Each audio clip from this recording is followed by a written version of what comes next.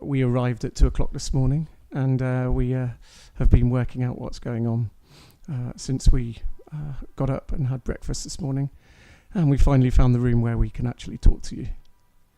This is a huge venue for the 2024 World Championships Othello, and the game that we're watching here is, as you can see, Li Chunwang on the left, from, I don't even know what that flag is. We will find out what that flag is. And Yoko Sano from the USA. Multiple times, I think, world champion in the women's event. So this year we're in Hangzhou in China. It does mean that we've had to work out some different ways of streaming the video to the rest of the world. And it might be a bit different to other years because of that. But we will do whatever we can to make it as enjoyable for you as possible. And I'm here with my son, Luke. The upgraded version of him. Yeah, so far it looks like a tiger opening.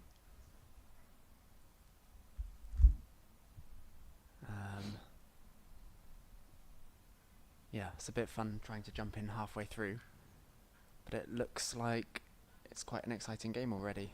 You see the X square sacrifice this soon into a game. That's yeah. Yeah, as you say, jumping in halfway through a game is quite difficult.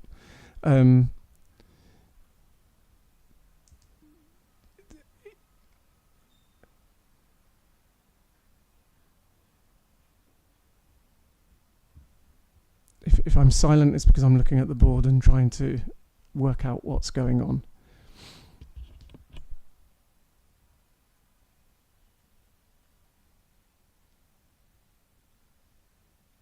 Was it a good breakfast this morning, Luke?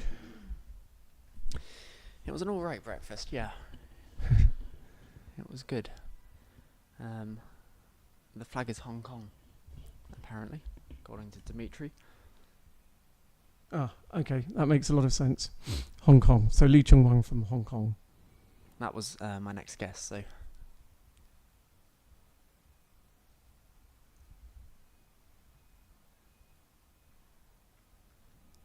So we've got several tools in the background that we'll be using to help us. One of them, you can actually watch many of the live boards at the same time. It's called flipthedisc.com. It's a place where we do all the pairings, and also we upload the results as they come in. And some of the tables have a live referee. The top 1, 2, 3, 4, 5, 6, 9 tables have a referee at the table, and those games are being recorded live. So if you go to flipthedisc.com, you can actually choose which games to watch alongside this live stream. And it might be a bit intoxicating for most of you, because it's a beautifully designed site. It just has everything, which is quite nice.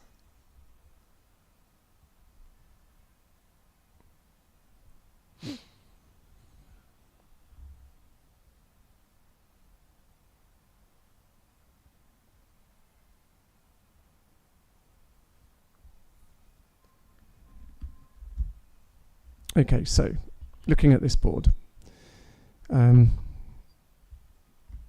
what white needs to be really careful of is black being able to take the A1 corner and white not be able to take the wedge at E1. And it looks really, really safe. It looks like there's no reason why white won't be able to get in there. But you have to be slightly careful, because if the G3 disc gets flipped to black, then white's only way in at that point is from C3. But if Okay, so there goes the G3 disc. Now, if you look now, white has no access to E1 should black take A1. And so white has to somehow maintain access.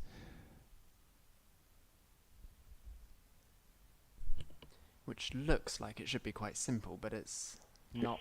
The problem is, any way that white can now play to get access, to be able to play in E1, it flips quite a lot of discs, and so that's what we call a very loud move. Yeah.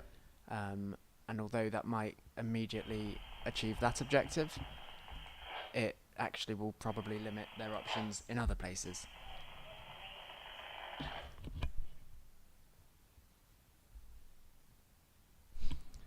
Yeah, but the other interesting thing is that the C3 disc is one of the safe ones. Like if white gets that, then it gets access back to E1. But if black gets another disc on the A1 to H8 diagonal and then takes A1, it flips the C3 disc. So in one move, black can take the A1 corner and deny access to the E1 wedge. And that's what white now needs to be careful of. So white has to get access, maintain access, and not lose access with one move to A1. So I would say that I think, especially as it's white's move now, I think this is quite a strong position for black.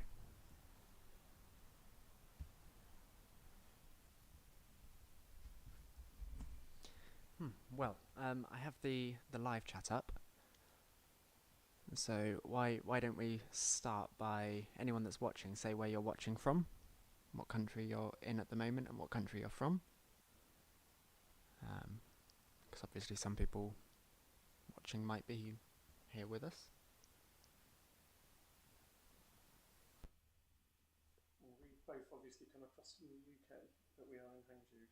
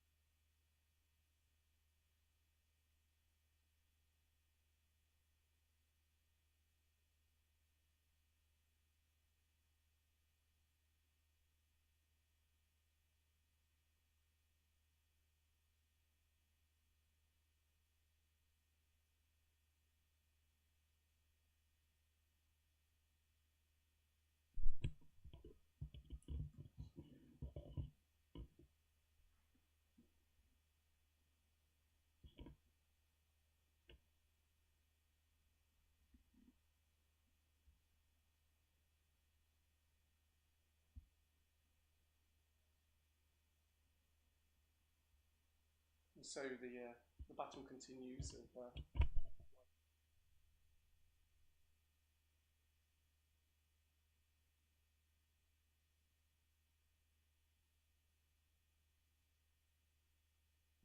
What about the top right corner? Because black obviously can't play in there to sacrifice back the other way. At the moment, but the only natural white move that is up there as well is G4, and that gives black access to the sacrifice, and white doesn't. Okay, so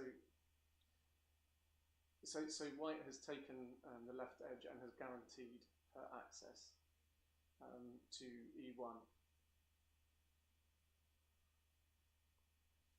And if black does take the corner, then black doesn't have access to A2 either, so it would go A1 and black, and then E1 white, and then black doesn't have access to A2. So although the left-hand edge looks really, really dodgy, like black's got access to the A1 corner, and then the whole edge is white leading down to A8, black can't actually play that immediately. So white could then sacrifice the bottom left corner, and when that's taken, take A2 at the end and save all the discs on the left-hand side, whilst getting the wedge on the top. So that's pretty decent play there. It also gives white the A2 move now to kind of further.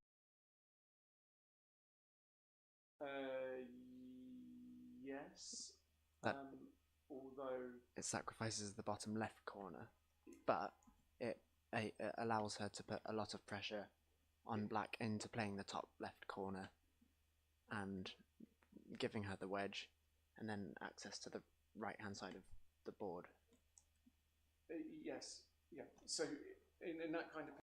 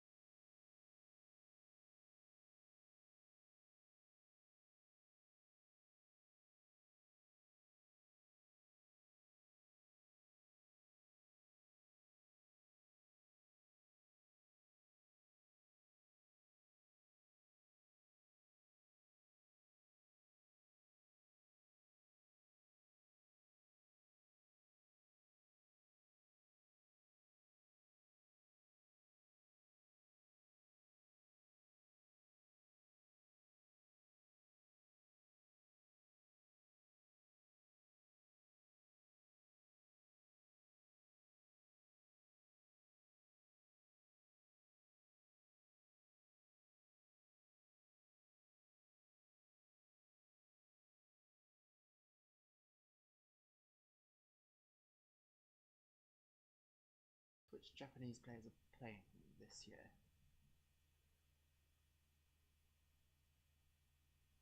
I don't know at the moment. I haven't. Yeah, we'll find out all of this information and we'll compile it so that in the future streams. You know who I am excited about though? Yan Song is playing this year For the first time since 2019. 2019. Yeah, and he's a player who plays. He's my absolute favourite player ever. We like him. He plays the most just crazy, beautiful moves. And obviously the last World Championships he played in was Japan 2019. Which means that I haven't got to comment on any of his games in a live tournament before, so I'm looking forward to that.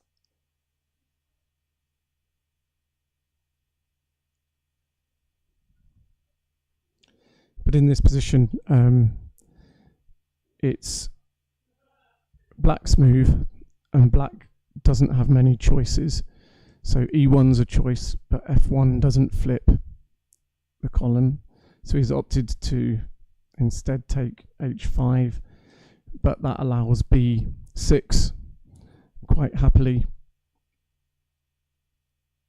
for Kurita. Might this be a wipeout? Or?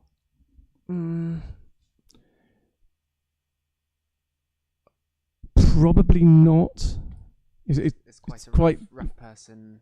It's quite difficult. Icon to get paired against for the. It is. That's a tough first round. I think I say it every year, but in 2019 I got paired against Takahashi in the Swiss section and got wiped out in the most brutal fashion.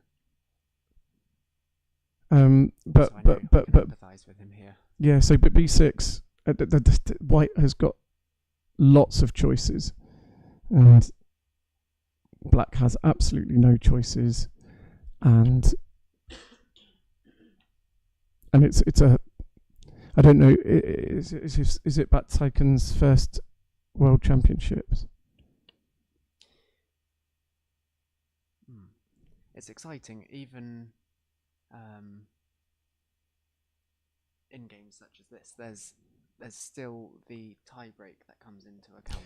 So Kurita will be trying to maximise the number of discs he gets at the end of the game, because, for example, if it gets to the end of the Swiss section of the tournament and he's tied on points with another player, then the tie break, which is essentially based on the number of discs he gets in his games, will decide on who goes through between those two tied players. So he'll be looking to maximise and play as strongly as possible. It's not just a win or a loss. Yeah, D2 looks like it's a difficult disc to get now.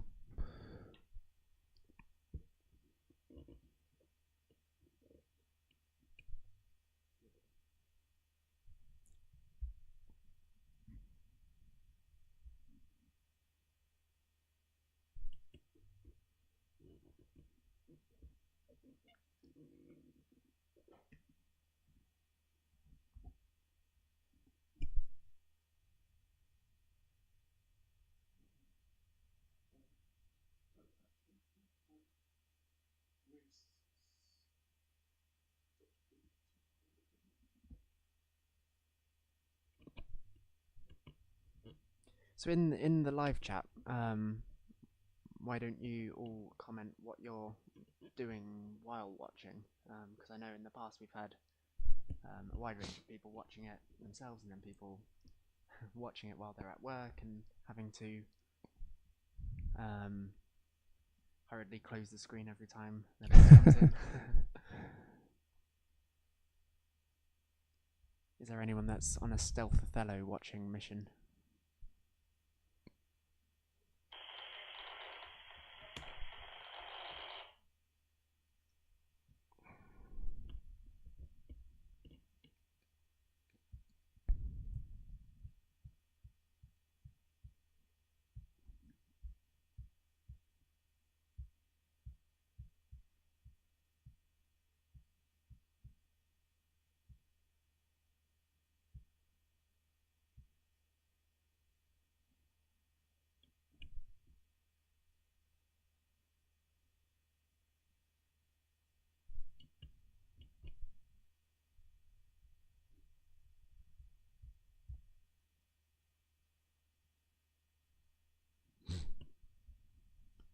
Ivan's at work.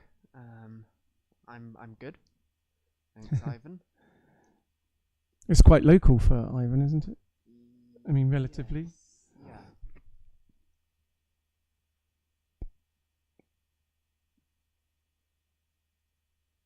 Yeah, it was a 13-hour flight for us here, which is the longest flight I've had to suffer through.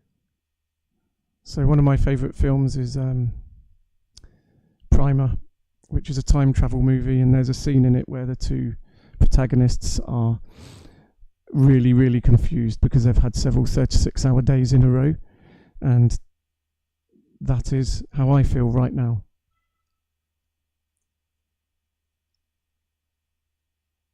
So Kurita's sweeping up all the discs now. So it's not going to be a wipeout, but it'll be a pretty healthy disc count towards his tie break.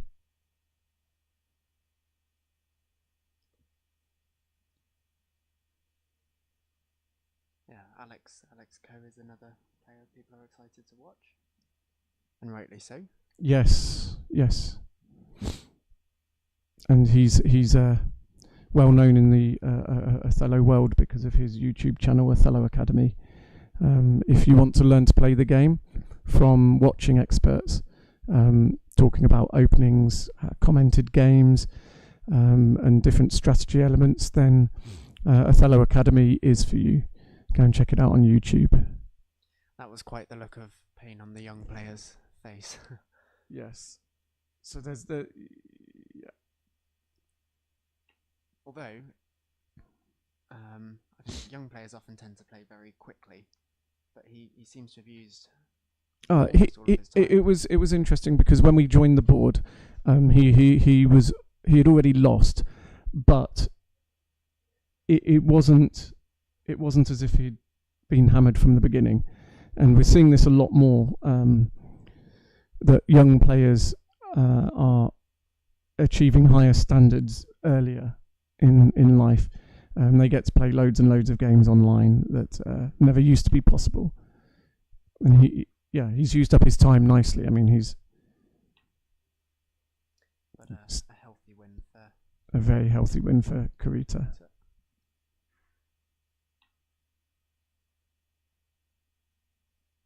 Shame about the two black discs, though. Okay, we'll just see if there's some other games that have finished.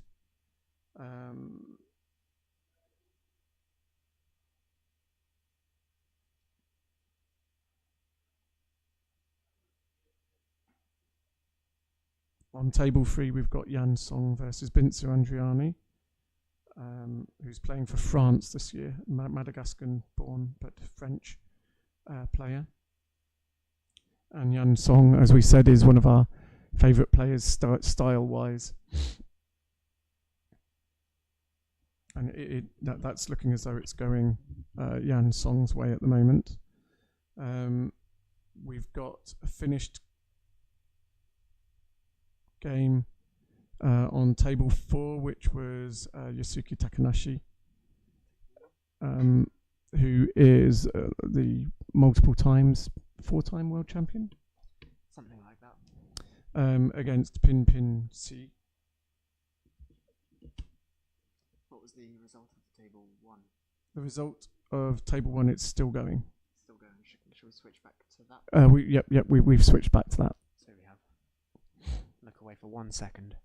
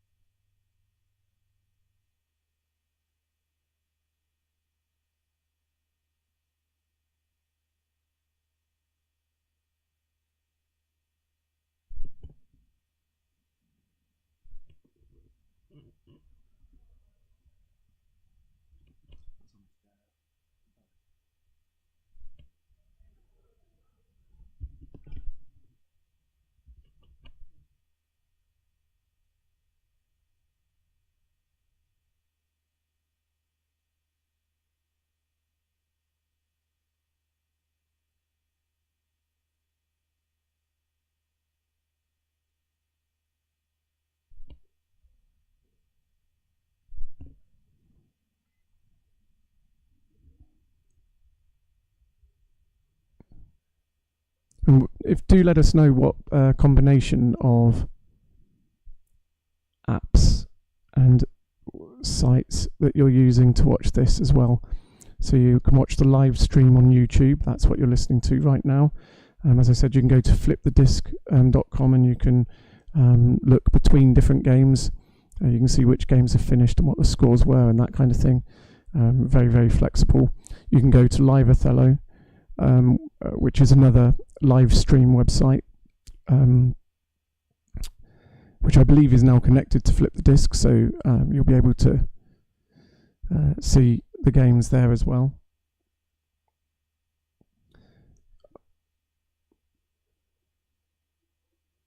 But I would recommend having this YouTube channel open and Flip the Disc at the same time.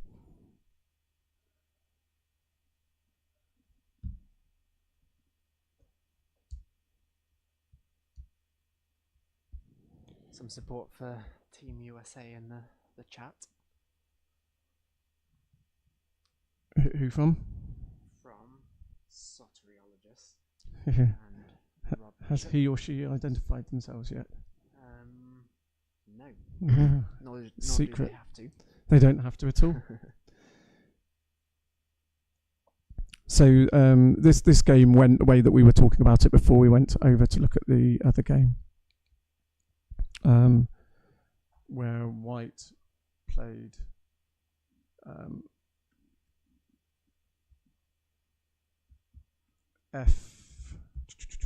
F7, and then no, it didn't. White didn't play F7.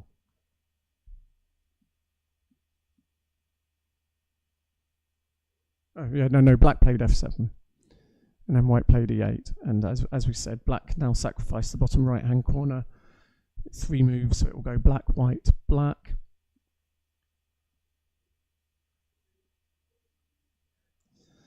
And then White will need to play A2, and I just can't see how White can then get enough discs.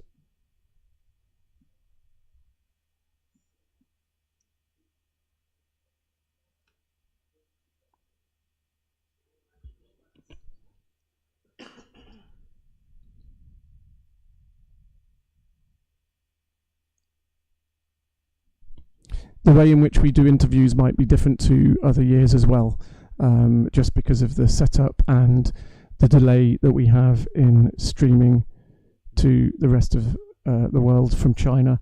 So yeah, we might can't see the player being interviewed.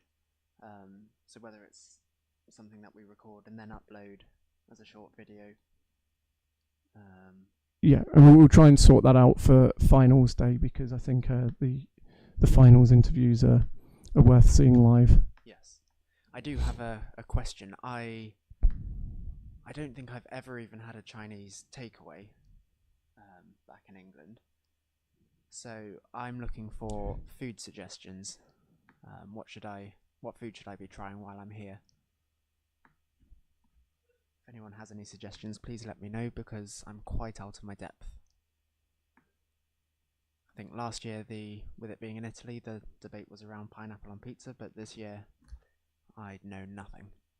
Whereas I obviously know that pineapple is good on pizza, so.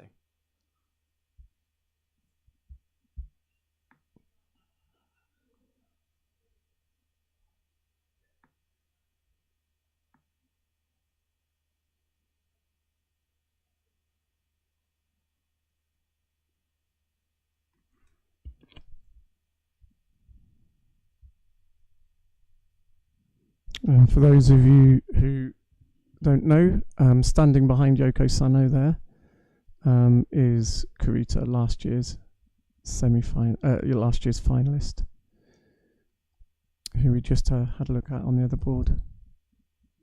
He seems interested in what's happening. Oh, did seem interested, and just as I said that, he turned away. I think he's probably looked at it and worked out what's going on. So Li Chunwang's an interesting one, because his rating has been as high as 23, 25-ish, but is currently 2100. He dropped down to 2050, and he's gone back up to about 2100, just under. And so he's obviously a player that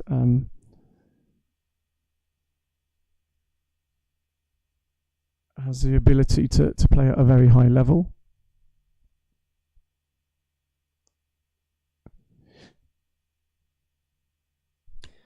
How is the sound for everyone?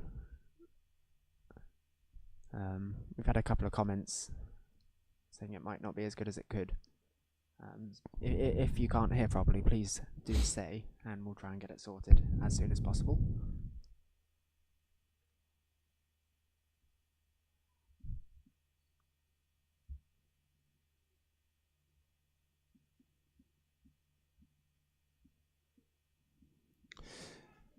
So Black, I think Black is winning this.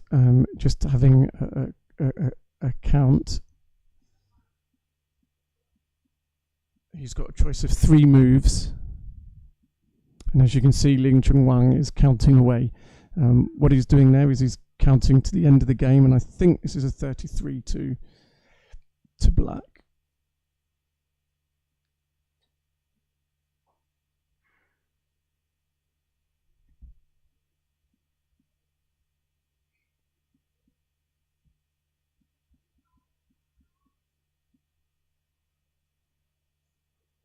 Yeah, it's 33 to Black.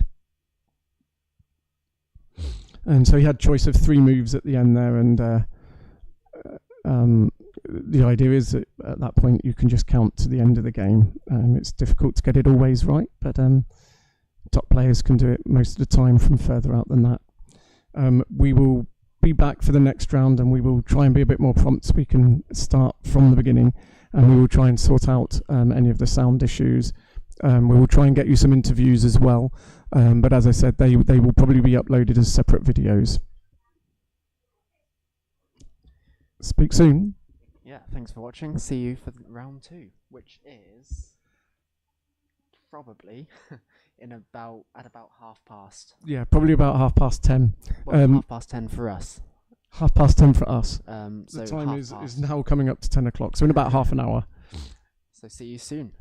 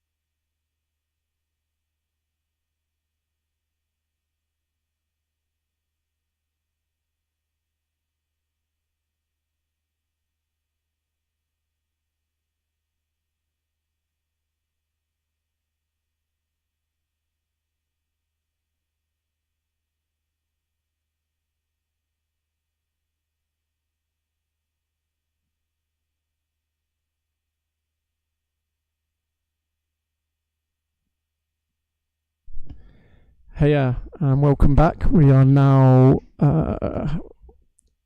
we've got board one up. I recognise the person on the left. It's Matthias Berg, long-time player. I'm sure the player names will come up soon.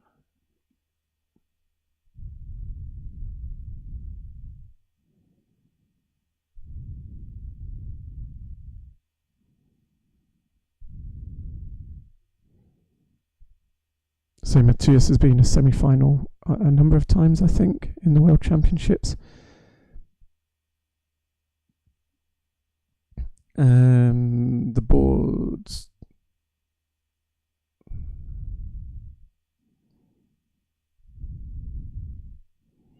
Yeah, so just a comment on this starting position.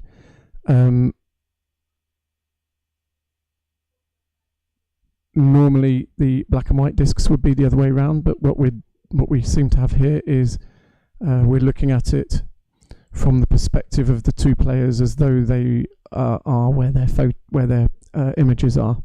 Yeah, so if you look at the Othello logo on the left and right hand side of the board, the board's actually 90 degrees to where it should be. And this is something that's not actually a problem on Flip the Disc, because when you rotate the board, the letters and numbers rotate the side that they're on, so the coordinates remain the same no matter your perspective. So another reason to go and look at it.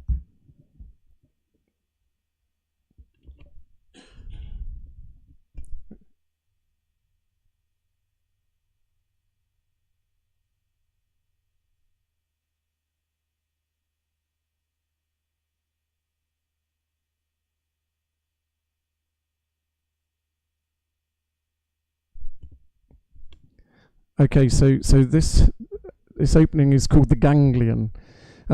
Matthias is a really interesting player because he's studied a lot of openings and he knows a lot of openings very deep.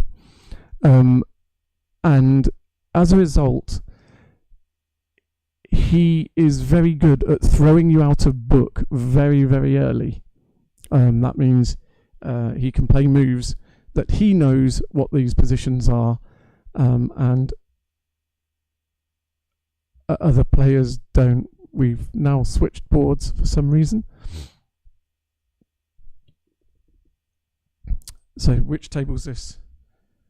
We'll find out through Flip the Disc.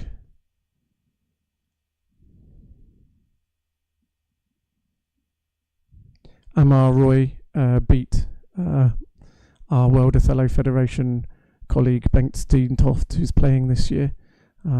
He beat Amar Roy beat Bengt in the first round. So this is a game between two winners from the first round.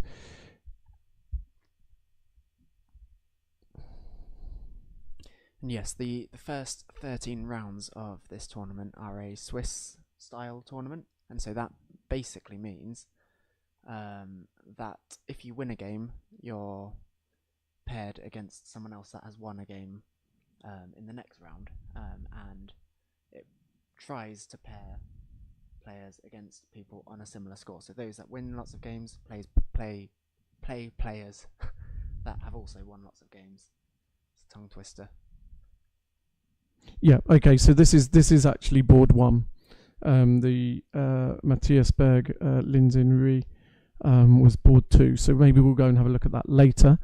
But for the moment, we will stick with this one. We've got Roy Amar from India on the left, and Po Yung Cheng from.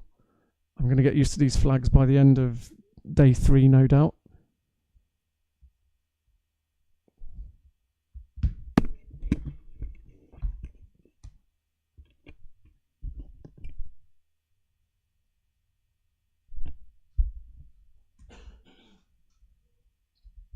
We're still trying to sort out our technology here. Luke is really muffled. See, I was being told that I wasn't close enough to the microphone. Is this better, Kevin, or?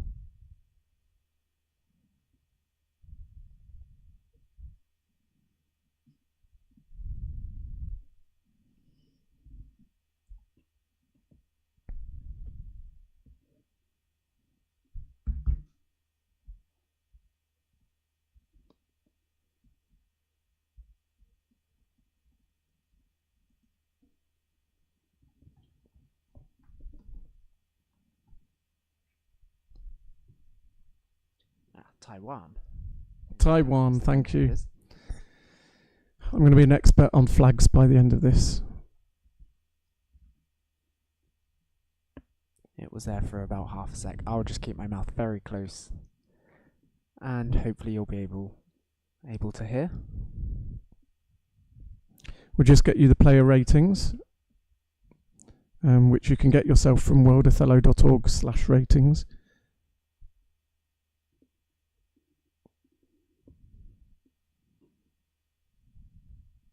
For any of the players in the tournament.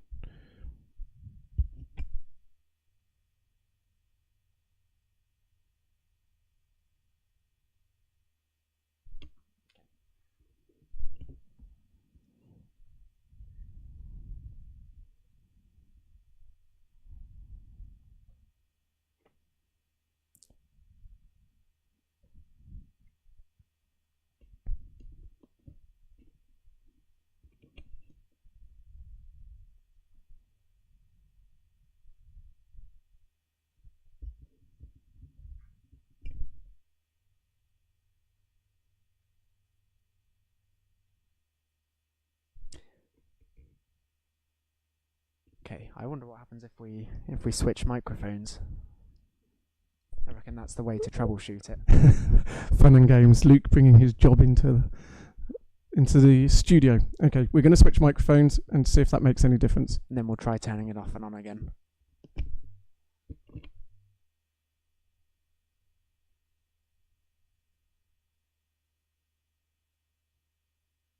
Because the thing is, I'm being blamed for not talking close enough to it, but I'm pretty close, and apparently it still sounds muffled. So, and now we'll see, because I'm on the other microphone. Am I now sounding muffled? If you could comment and let us know.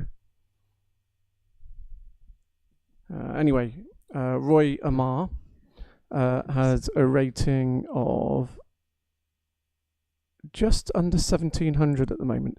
He's been above 1800 at some point in the past, not too distant future.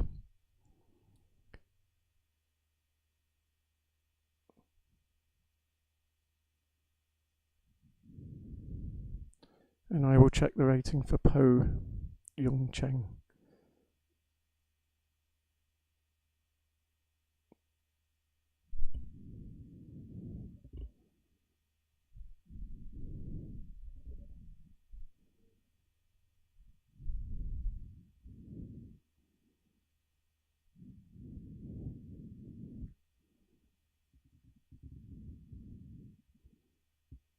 Okay. Now that's a very interesting rating graph. I wish we could share some of the things that we can see. You can go and check this out, as I said, at World Othello,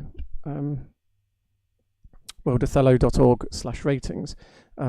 But Cheng Po Yung has a rating of about 2650 at the moment. But in June 2023, he was down at about 2250.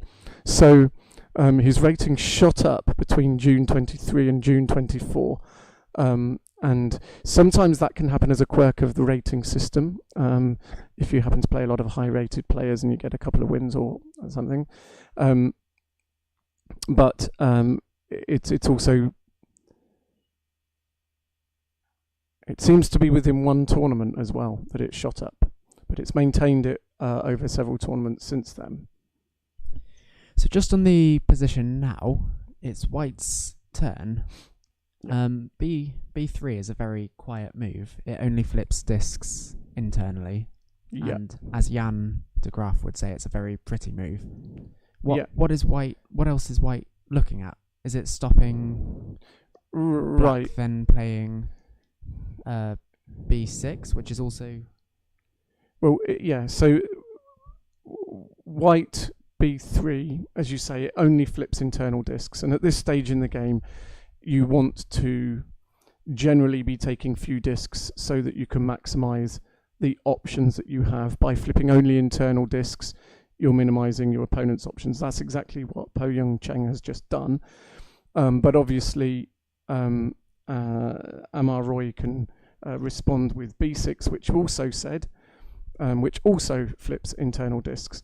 So this is a very, very even position, and you can tell that because basically, if you look at any of what you think might be good for white, black has similar structures, and if you think of what might be good for black, white has similar structures.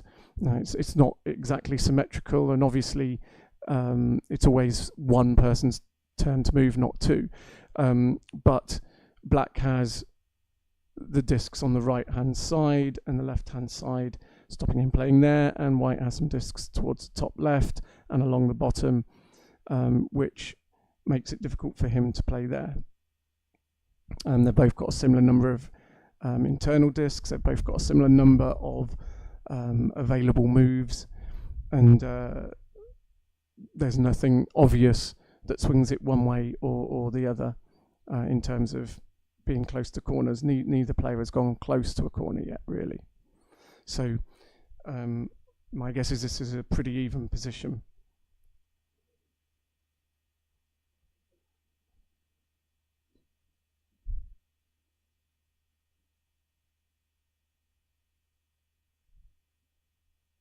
And I think Brian Rose, in his Othello book, which is free, by the way, and a very good resource if you're looking to learn about the game, he says the mid-game starts in general when a player has played onto the edge.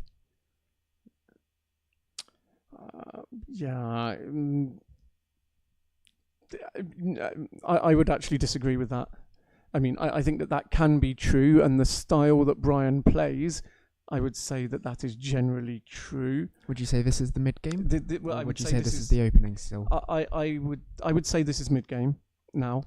In which case, if it's a close position, does that mean white actually will find this more straightforward? Because black tends to get a lot of control in the opening. That's one of the advantages often of being black. Whereas white now just has to respond. No, yeah, but it's not necessarily true in the mid game.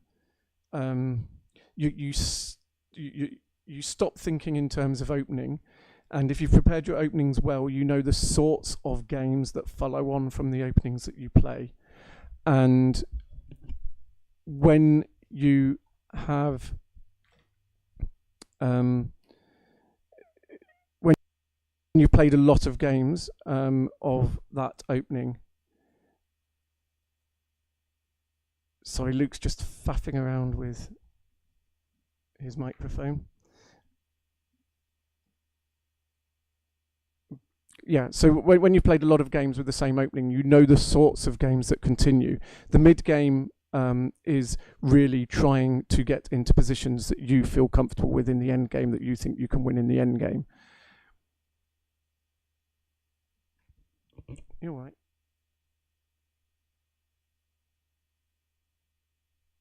So in our little experiment, where we swap microphones, Luke is still the muffled one, so I take all the credit for not being muffled. Yeah. You can take all the credit for being muffled. I will take all the credit for being muffled. I brought you up to speak well. Speak clearly into the microphone. I can't see anything I'm doing differently, so this is... Yeah, gonna see if I can figure this out by the end of this game. The other good thing about Flip the Disc is you can watch several games at once. So I've got board 1 and board 2 open. The board 2 position is the Matjesberg versus Lin Xingri game that we had a brief glimpse of as it started. Kevin's asked, are the games played inside of a Go Center? I think it's not a Go Center, it's more a Mindsports. Yeah, so it's a really, really impressive building. We're on the 39th floor, and I've been trying my hardest to walk up and down the stairs rather than take the lift, but it's a bit of a killer. But as you do, they've got stickers all over the floor with different games in. and the building is what's it called? What did we put on our visa stuff? The Hangzhou Intelligence Hotel. And the whole building is dedicated and then I'm here too. The whole building is dedicated to Mindsports. So yes, I can see in the corner of this room there's a stack of about 20 Go bands. Although Go is called Weiqi or Weiqi in China. I can see some Go bowls with their stones. The stickers have loads of different mind activities, such as computer programming and Rubik's Cube and chess, Chinese chess, Go variants. But yeah, the whole building is dedicated to this. I believe that Kang Lee, who is our host, I think he mentioned that this is the Centre for Mind Sports for the whole of China. And we cooperated with the chess branch to be able to put this event on here. And it's done really nicely as well. There are big posters on the outside of the venue. Yeah, it's very, very well promoted, very nicely done locally. Can people hear me now better? Is that good? Write in the live chat if you can or if you can't.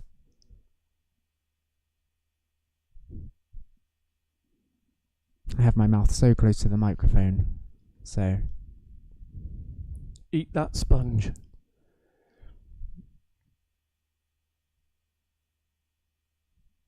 Because I also don't want to be breathing down it for everyone, so... I just won't breathe.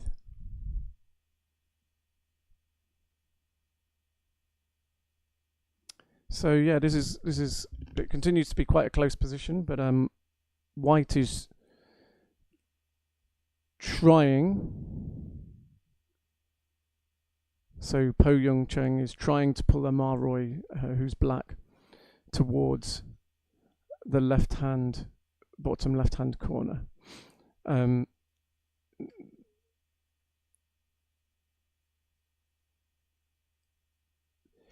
It puts a lot of pressure on black because black's got now a lot of pieces on the right-hand side. There is the F6 disc, which is still getting in white's way. It kind of poisons some natural moves. But black's wall is getting bigger. And one of the interesting things, so Graham Brightwell once said that interesting things in Othello happen when, so Graham Brightwell was the British champion a number of times, and he was runner-up in the World Championships. I can't remember what year it was. But he once said interesting things happen in Othello when you get lines of one colour. And so in this case, you look at the E column, it's all one colour. So D8 would normally be quite a natural move for black. I mean, it's not black's move, it's white's move. But D8 would be quite a natural move for black, because if white... Oh, no, it wouldn't, because it flips across to A5 anyway, diagonally, so no, it wouldn't. I take that back. But interesting things happen when there's when there's lines of one colour, because you can get swindles where you deny access, and you can get quiet moves where you don't flip. We'll see if we can find a better example than this one, which was my... And that goes both ways error as well. That doesn't just mean white will get all the interesting moves as a result of that single row of black. Sorry, say that again. Well, you say interesting things happen when you get rows of one colour. Yeah. And that's interesting things and interesting moves for both sides that can occur. It's not just white will be able to play on an edge without making it a loud poison move, and black will also likely have interesting options because of it as well. Yeah, we'll find a better example at some point during the tournament. So white's applying a lot of pressure here, just pulling black towards the left-hand side, getting black to build up his wall on the right-hand side.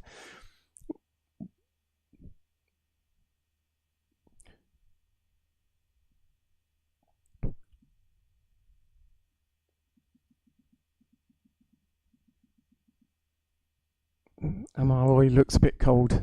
He's jiggling around. Cold or nervous? It's just the adrenaline. It is just the adrenaline. I remember my first Othello tournament. I think it was in 2013. And I was 13. It was in Cambridge, and I knew the rules, but I wasn't good at all. I think I lost all my games in my first tournament. And I remember like being so shaky in the first game from adrenaline. Had you played in chess tournaments at that point? Oh yeah, no, I'd grown up playing chess and in chess tournaments at a national county level. I think it was more just that I was bad. I was quite comfortable with chess, whereas playing Othello against Po Young Cheng here, still pulling towards the left-hand side, still trying to build up. See, now, this is a good example. This is a better example than I said before.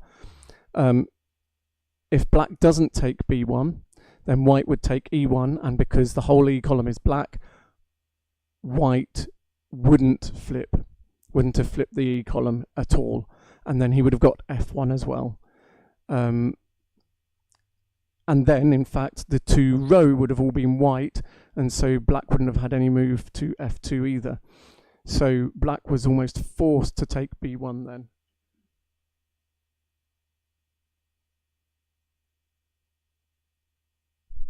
And I think often when there's only one piece on an edge, it's quite natural to play 2 squares away from it. So, for example, white has a disc on c8. And a natural response often to that would be to play on e8. One space jump. Yes. They'd call it in Go. Okay. But here, because white is playing quite aggressively and trying to pull black towards the bottom left corner, black doesn't actually have access there at the moment. And if black plays to d8, then again, because of that black column, the e column, white will be able to take the edge there without flipping that way. So we'll then get the f8 move as well. Okay, now this is interesting because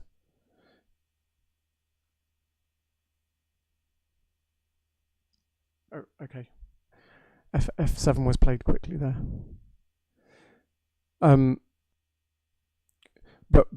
So black looks like they're really, really, really short of moves. But what often happens when you have this kind of game is if white has to play through that wall, there's often not a good way to do it. It looks like white still has moves that he can keep applying pressure and keep applying pressure and keep applying pressure.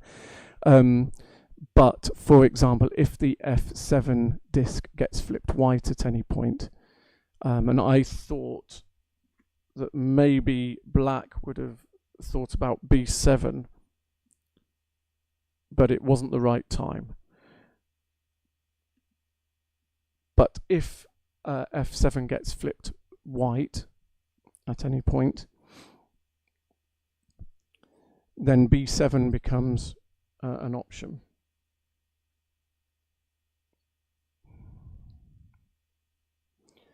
Because, as we said before, when you get long lines of one colour, interesting things happen. And if the 7 row and the B column are both white, playing B7 means that if, for black, if white takes the corner, then black can get both moves, A7 and B8.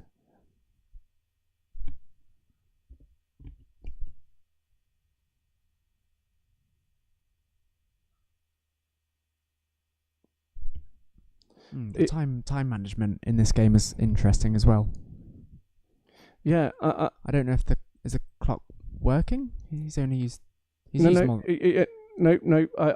been playing pretty spontaneously every move. That's my kind of way to play. Yeah, no, his clock is ticking down, so he's used less than a minute. He's used less than a minute, That's and Oh, no, it's at 30 minutes. Oh, it's 30 minutes. Yeah, so he's used 6 minutes. I was gonna say. So Black has continued to apply an awful lot of pressure here. Another strategy, another good thing to be thinking about is getting internal discs. So White has a block of internal discs, and that means Black can't play outwards too easily. He's got G5, which picks off at the edges, but then doesn't have access to F3 or G4. Black probably can play down the bottom right-hand edge, but after playing H5, possibly before playing H5, he should have played D8, because the G6 disc would have been White at that point, and had White taken E8 after Black's D8, he would have flipped F7, which would have allowed Black to at some point make the sacrifice to B7 that I was talking about before.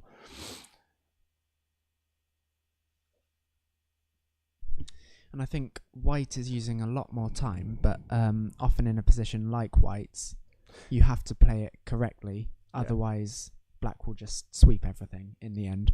And also in this position, he's using a lot of time now, but if he's able to get it to the point where he can kill the game and deny Black any access anywhere, then he'll be able to play the rest of his moves quite quickly. So I think his time management strategy is good for this game, even though it might look like he's used a lot more time. Yeah, he's got a very real possibility of completely killing Amoroy's position. And then the game becomes easy, but he needs to be careful, because in this position you can make one wrong move and it can swing the potential score quite drastically in one move. You can go from a winning position, a strongly winning position, to a strongly losing position, from what seems like a small mistake in this kind of position. But if you're White in this position, what you should be thinking about is where Black can't go. So Black hasn't got F3, he hasn't got G4, hasn't really got a good sacrifice at the moment. Maybe if F7 gets flipped, then B7 becomes a good sacrifice. It's got A2, which cuts. A2 has its benefits because it cuts, it flips D5, which gives access to F3, and it flips What about E6, which gives access to G4. D8, which is similar because it also gives access to those quiet moves. Yeah. Well, I mean, it's White's move at the moment anyway. Oh, yeah. But yes, it does give access to those moves. White would, if it was Black's move and Black played D8, White would play E8, which would take away the G4 move again immediately. It would leave F3, but White doesn't flip F7, so at his convenience, he can play G8, although that opens up the sacrifice in the bottom left. So it would go D8, E8, F3, and then White would probably go something like G4. And just keep up the pressure. There's an awful lot of pressure on Black here, irrespective of what he does. He has to sacrifice something to get mobility at all. White also currently has the bottom right to top left diagonal. Yes. Which I guess further adds to that pressure that he's putting on. Right, but we keep talking as though it's Black's move, and it was actually White's. Anyway.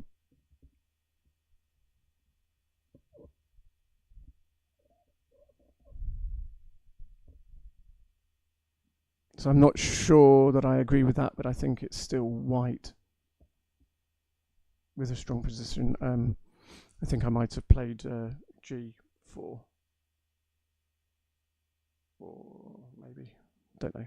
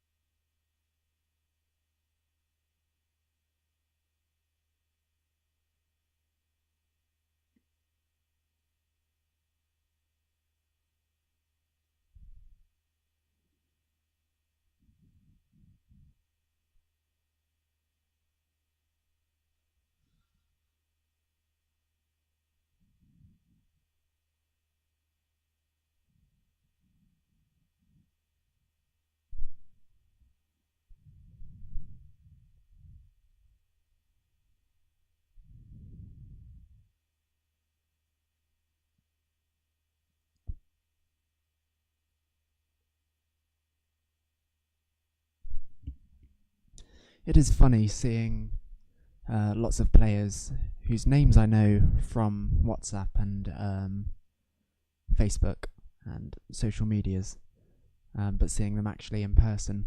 It's something that's so nice about these tournaments and being able to compete against each other in person as well.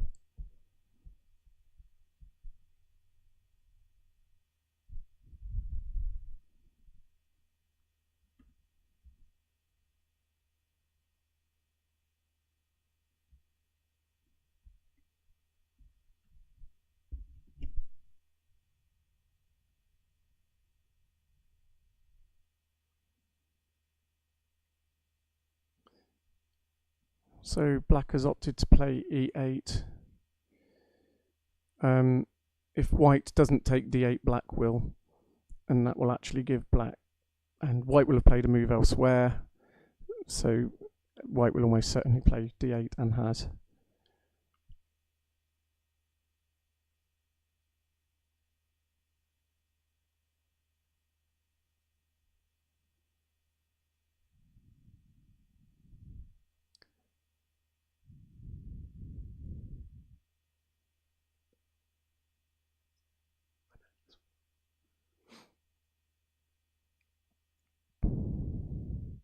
So the theme of the game continues, white applying pressure after pressure after pressure.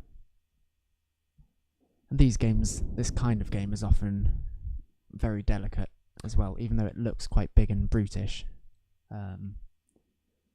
It's often the case where one small move can just make the whole position collapse.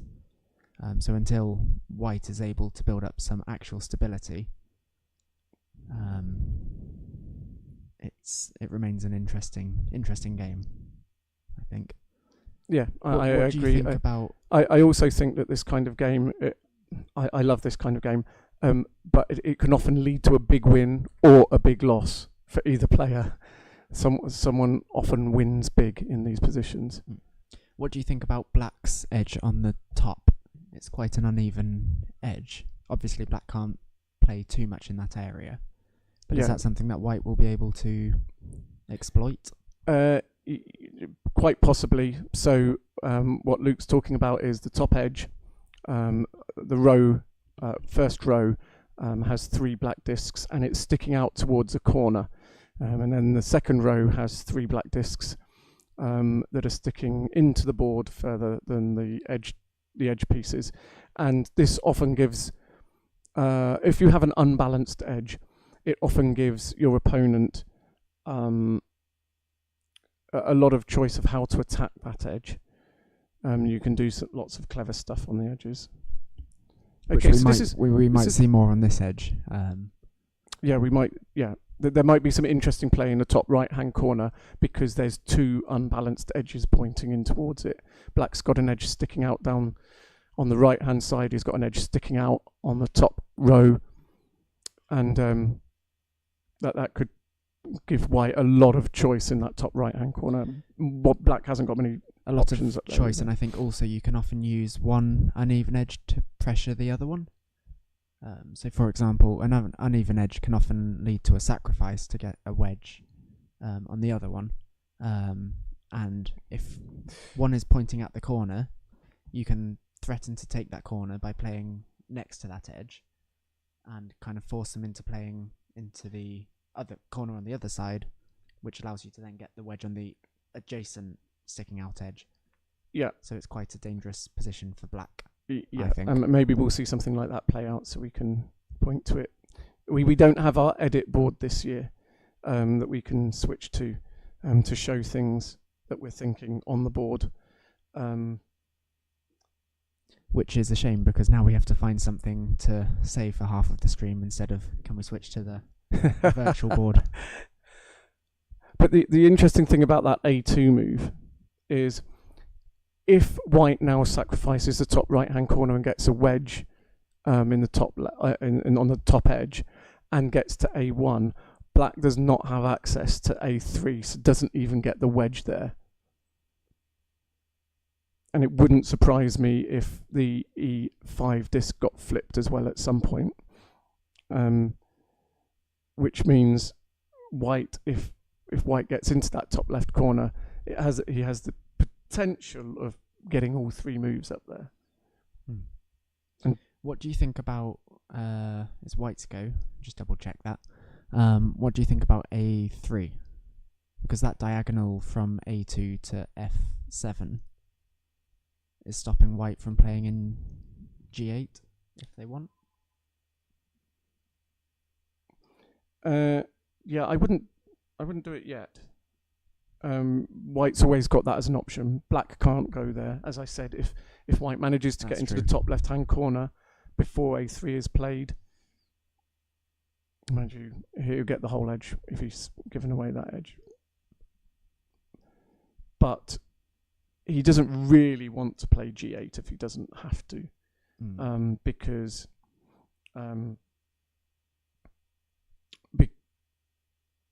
it takes a 5-on-4 on the bottom. It probably gives black a little bit of play.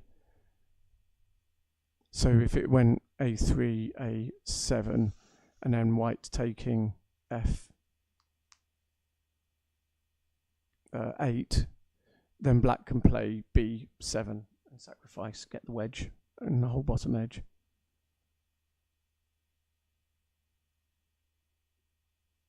But Po Yung Cheng is actually now down to 4 minutes, and he should be fine, I think, but he's still thinking it's still possible to do something that swings a score big that you wouldn't notice normally. So he's still being careful, but he's only got 3 minutes and 46 seconds left, and that is starting to get to the point. This is late mid-game. This is not really end game yet. And when you get down to 3 minutes, you don't want to be.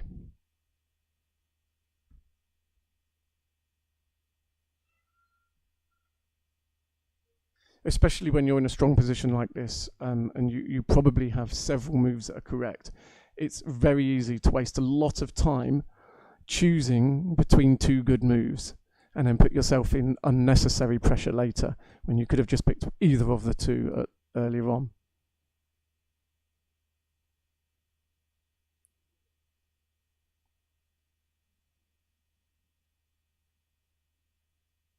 But I mean, F3 here probably just works. Because where does black go now?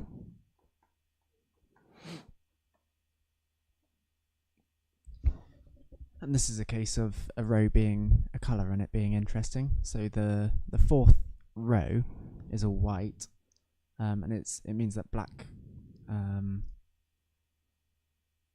can't play in H4 if they were to, for example, sacrifice in the bottom right corner.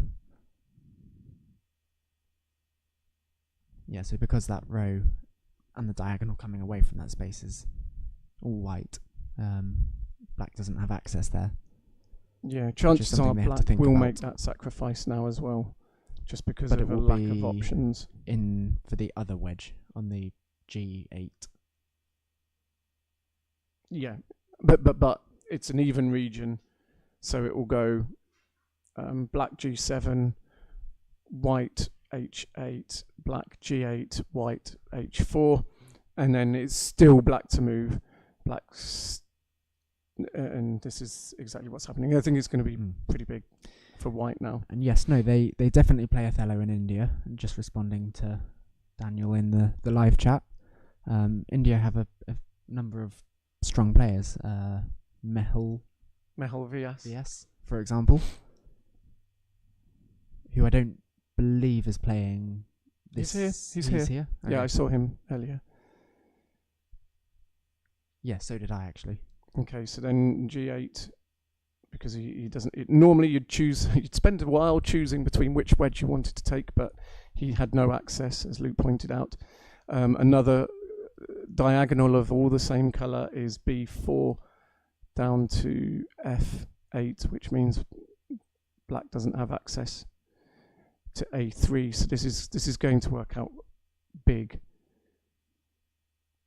Yeah, I think white's played it quite well. Yeah. Do you think there was anything white could have done better, or white or black? White. Like to actually. It depends what you mean by better. I mean, there's probably moves. For example, in this kind of position, you can sometimes kill the game off quite early into it, but there wasn't really a chance. No, it was always a lot of pressure. What White did really, really well was apply a lot of pressure and minimise the risk of collapse. And he did that really, really well. And now he's reaping the benefits. Now the second row is all black, and White is able to, for example, play in H2 and then play in the H1 corner as well. And the G column is also all black, so he could play G1. But I think can only choose between one of those two. Yes. If he were to do that, because... well, yeah, maybe not. Because after G1, if after White G1, if Black plays E1, White takes the top edge, then he's got the swindle open for H2, H1 as well. I'm not saying that's what would happen, but it's not obvious that he can't get both of them.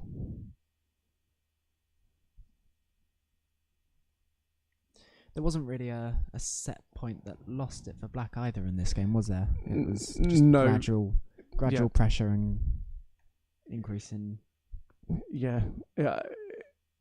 In some ways, it's a bit harsh on Amar Roy, but at the same time, it's that the best players see things. The top players all see things, and the best players see them slightly earlier.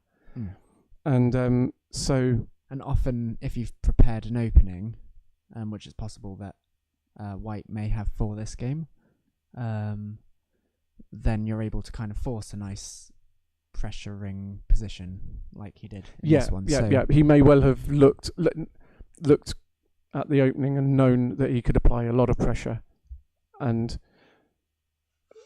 not have lots of poison moves. So Po Young Cheng has 1 minute 28 left on his clock, but as we said earlier, he used all his thinking time earlier to get into this position where he doesn't need to think now. Well, doesn't need to think too hard. Is there a way that White could still lose from here? I don't think so. I think it's impossible. No, of course it's possible if he allows Black to play A8 and then White goes and plays G1 or something really, really stupid. Even so, it's tricky. Close. It's interesting. But especially as White, he's going to Black passes. Yeah, so Black can't actually play here, which in Othello means that you skip a go, but essentially, so it's White's go again. Which, unless something changes, means that White's going to get A1 and B2. I can't see how Black's going to... I mean, this is big.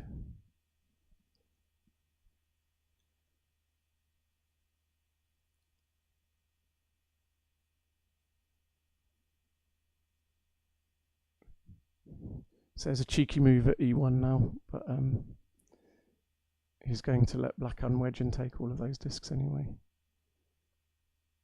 And both moves in the top left-hand corner. And a huge win there for Po Young Cheng. It was very, very nicely played. Applied a lot of pressure and throughout the game. Often you can have a big win and it look like it therefore not be a close game. But it was an interesting game. Yeah. I wouldn't say it was close, but I would say that Po Young Cheng had to be very, very careful not to make a small error that made a big difference. Yes. But he seemed to be being very careful, and that's why he's down to 46 seconds on his clock.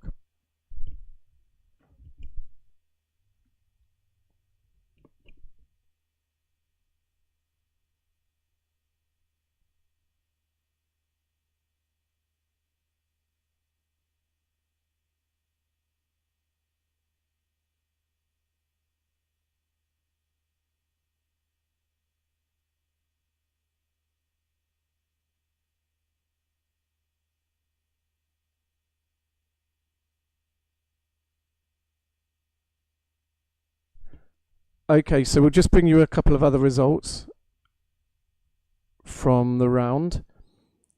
So we just saw Cheng Po Young beat Royama on board 1. On board 2, Matthias Berg won 59-5 against Lingxing Rui. On board 3, Kurita is playing Li Chengwang, who we saw in the last round. That game's still going. Black's applying a lot of pressure. We've got Takuji Kashiwabara, the French player, has beaten Shi Pepe 41-23. Ashok Chowdhury from India has beaten Sana Zilig from the Netherlands 42-22. And Du Zhuji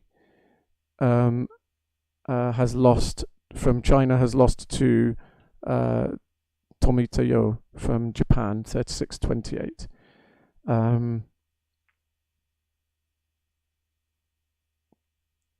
Just seeing if there's any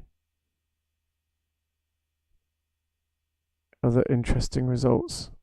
You can get a full list of results at flipthedisc.com or at the World Othello Federation World Championship website. But we're going to ring off there, and we'll be back in time for the next round. Speak to you soon.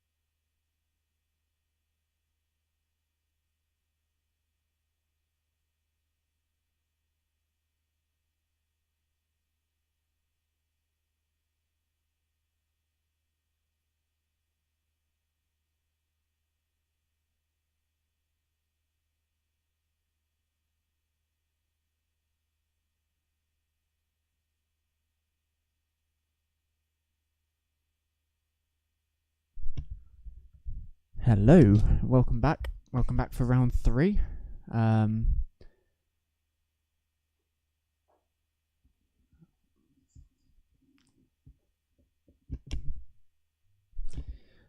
Yes, I believe we will see who we're watching in a second, but I can see the players are getting ready now.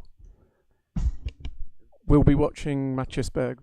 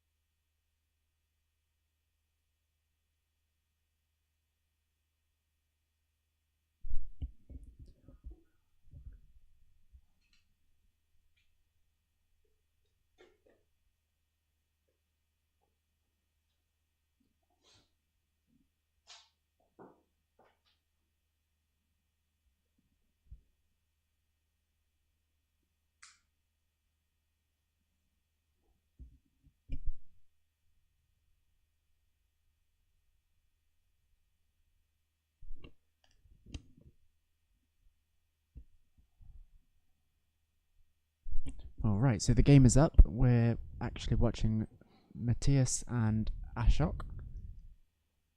We spoke about Matthias in the last round. Did we, or was that a conversation I had this morning? I'm tired. Anyway, Matthias is...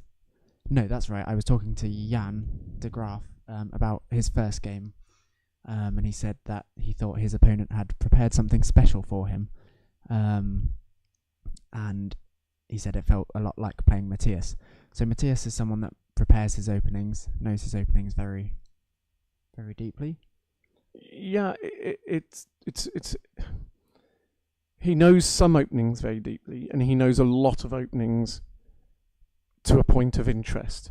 I.e., if the player gets this wrong, then they're behind. So I'll play it once in a while because I'm not too far behind, and I've got a chance of them making a mistake because it's not played very often.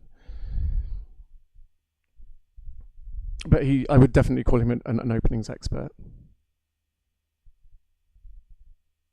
And so Matthias at the moment is at the top of the standings on tiebreak. There's obviously a number of players on to 19 to be precise.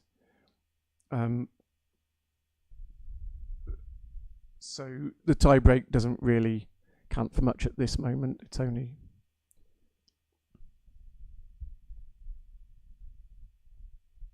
But you can see Matthias is very much still in opening book. He's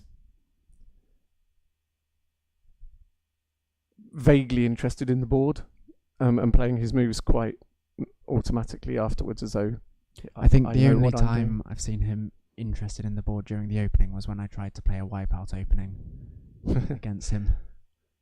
And no doubt he laughed at you. Yeah, he laughed in my face and then probably proceeded to wipe me out instead.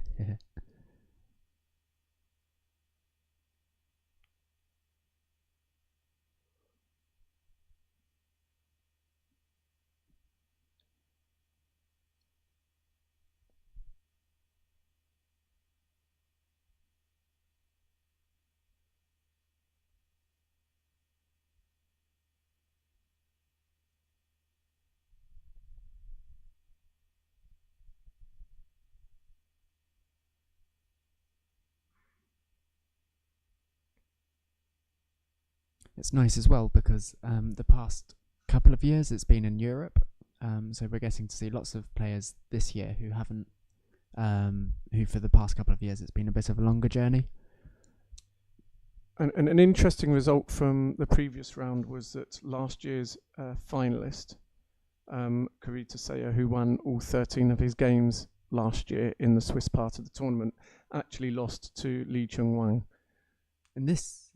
Yeah, in the last round. It was one of the last games to finish, so we weren't able to bring it at the end of the last program. Oh, wow. I don't know. Yeah.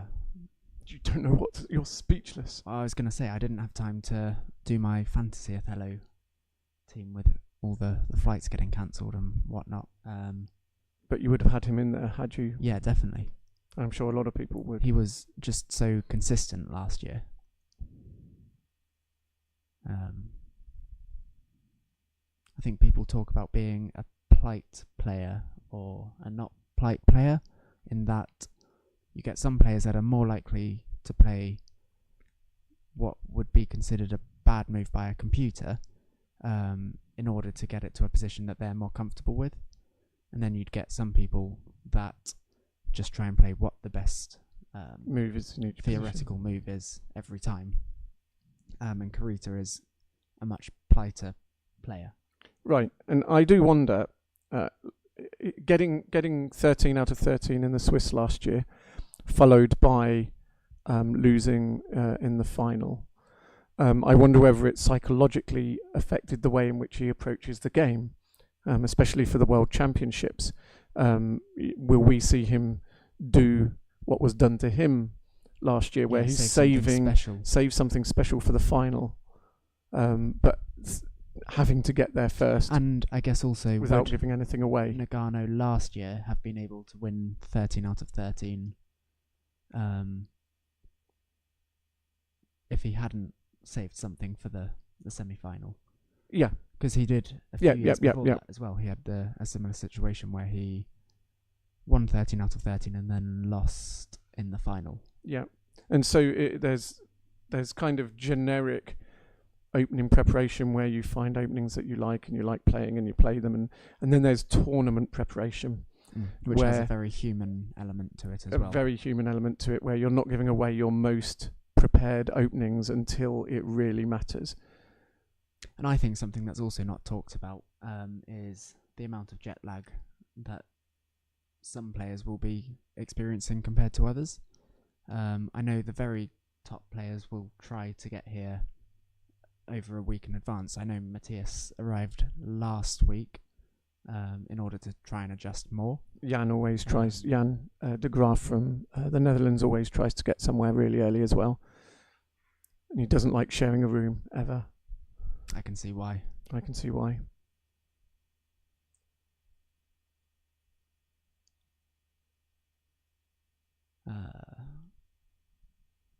So, Matches's rating at the moment is about 22.57. And if you know chess, then these ratings are comparable to chess ratings. The ELO ratings, it's based on a similar system. So he's pretty good. Yeah. I would say that the Othello ratings, the ratings are lower for better players than in chess. Like Matches has been consistently at the top of the game for a long time, and his rating doesn't really reflect that. And he's actually German by nationality. But yes. Again, representing Switzerland because he's lived there for...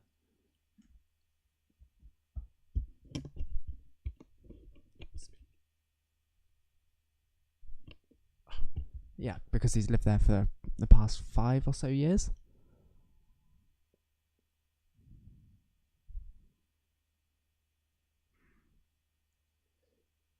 And Ashok's rating is 1909.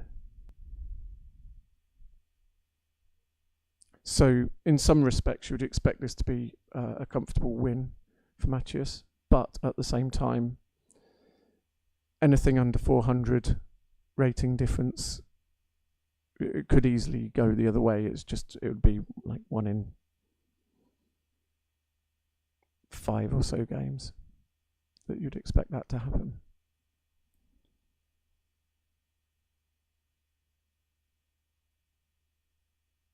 The position itself looks fairly even at the moment.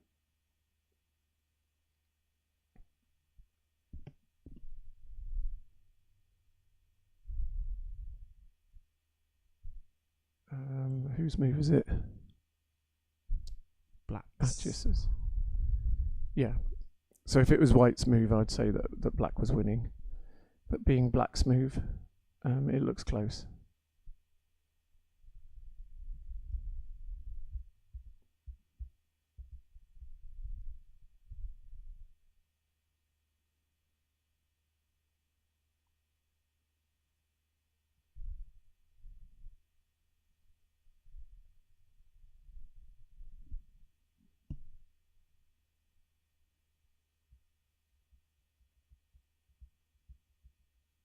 Where would you go as Black now, Luke?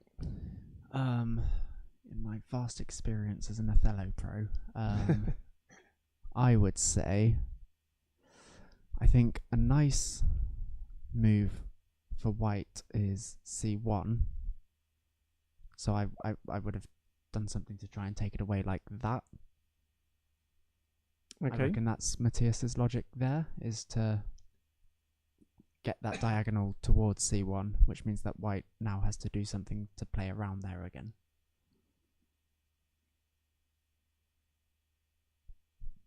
I've done quite a lot of this commentating with Matthias, who told me about looking where the best move for your opponent is first, and then doing something that affects that.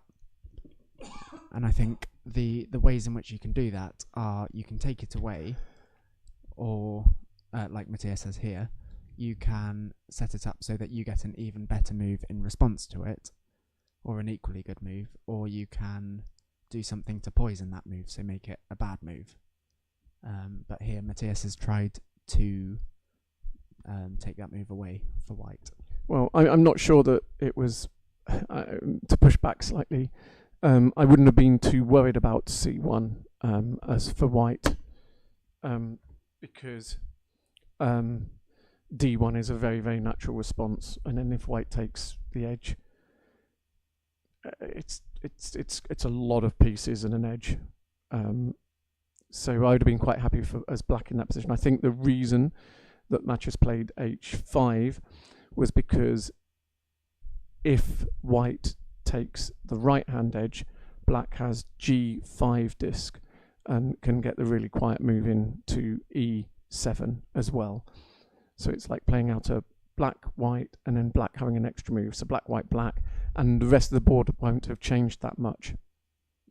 So is that why White played there? That's why White played there. That White's doing what you suggested, is taking Black's good move away from you. Now Black can play or there, I right, suppose. and so this is looking a bit like the previous game that we watched, where there's an awful lot of pressure on White and Black's pulling towards a corner. But Black now can't play in C1 very easily, because he'll flip the C column, and that's quite a loud move. Oof. As is this, in a way.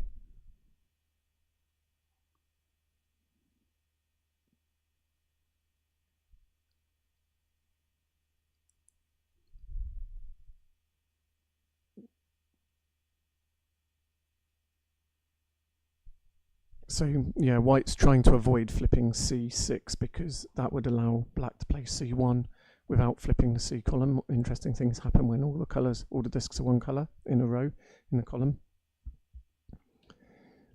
So he's gone for an early sacrifice.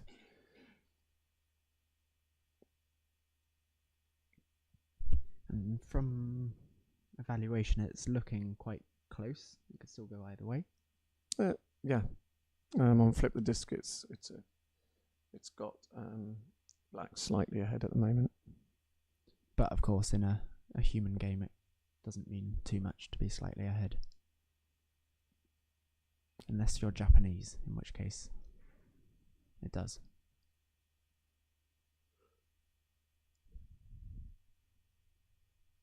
I never quite know what to do in this kind of position. So I thought that b6 might have been played. When I asked you the question, what move would you play, I might have played b6 at that point. The natural response is obviously b5. And then I wonder about a5.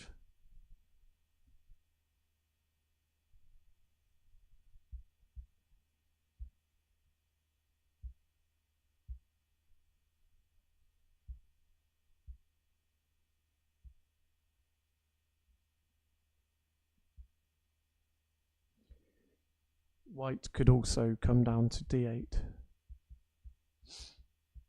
But that leaves c7 as a really quiet move. So white's gone to f1. Yeah, which is also a decent move. I wasn't thinking about it myself, but it does ease some of the pressure. Black hasn't got all of the pressure.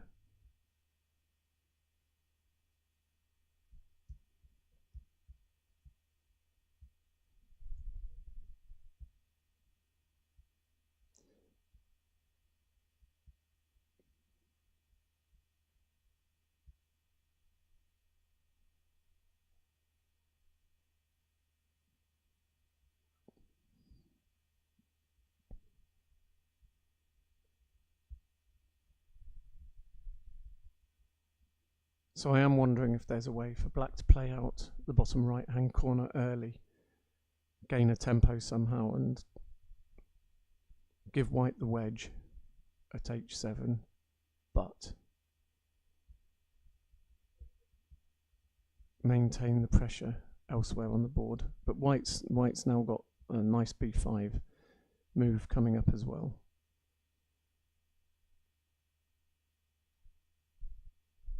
That was a good move. I like that. The f1 from Ashok.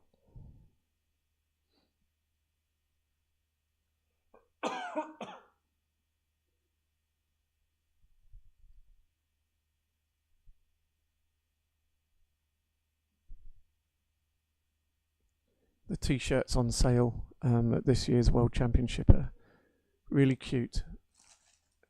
They're all based on... Oh, they've got dumplings as Othello pieces. They've got dumplings as Othello pieces with pandas. Yeah, really good. Cute pandas playing Othello with dumplings.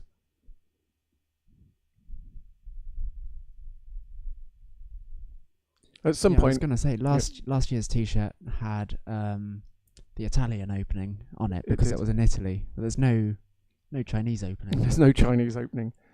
So they're in a bit of a pickle there. You'd think there'd be a Japanese opening or something, but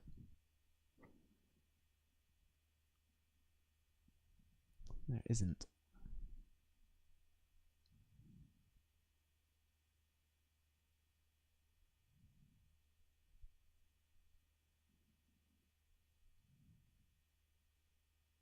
Yeah, which countries have openings named after them? Italy, Danish.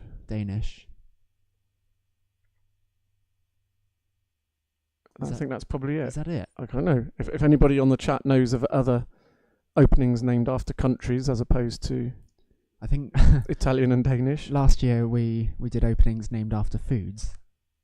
You've got the lollipop and the lobster and banana.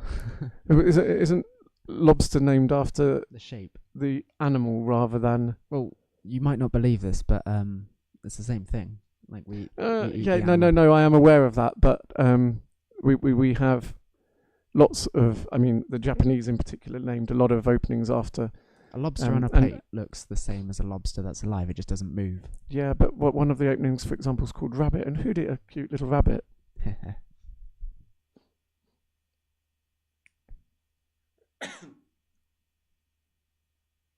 So Matthias is actually having a decent long think here. Which suggests that he's out of book. Oh, he's definitely out of book now. Oh, yeah, of course, but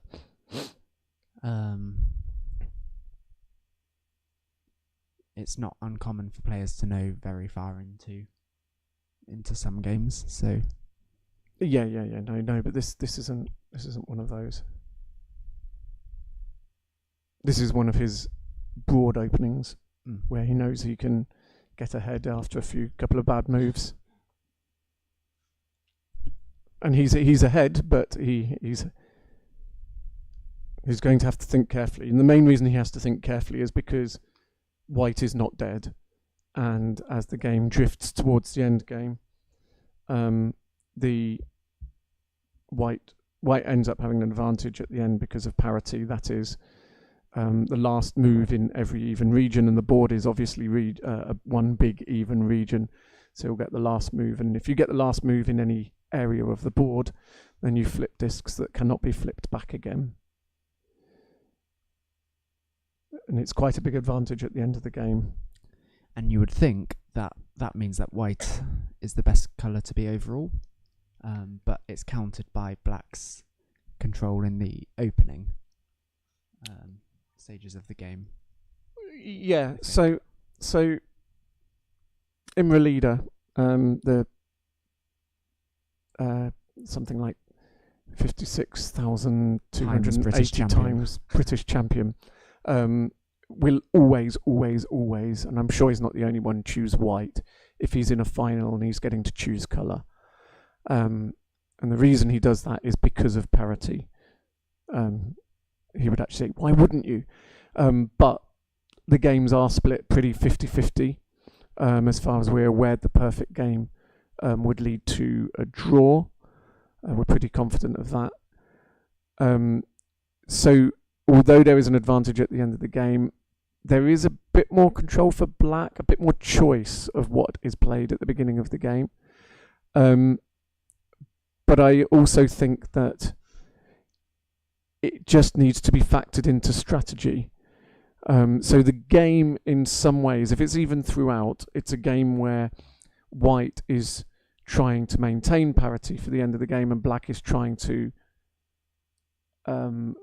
get parity. Yeah.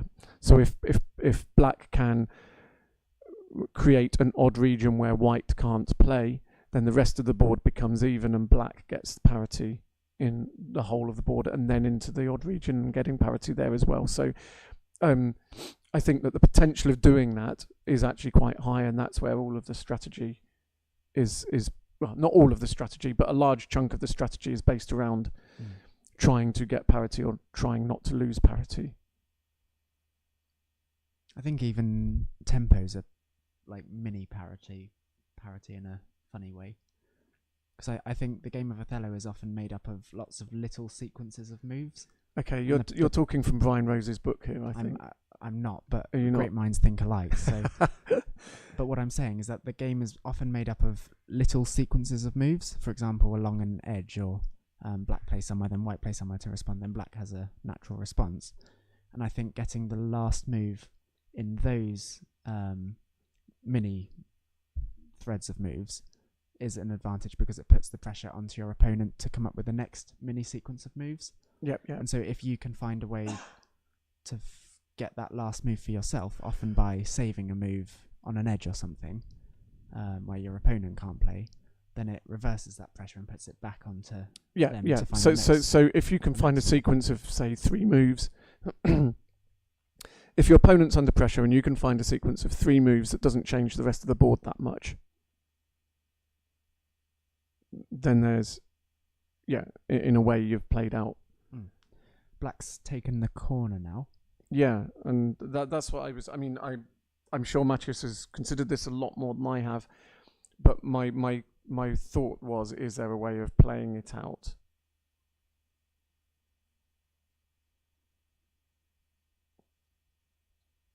So, for example, if white does take the wedge,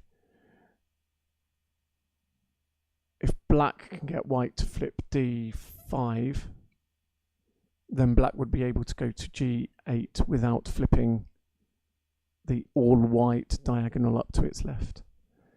And then he'd also get f8.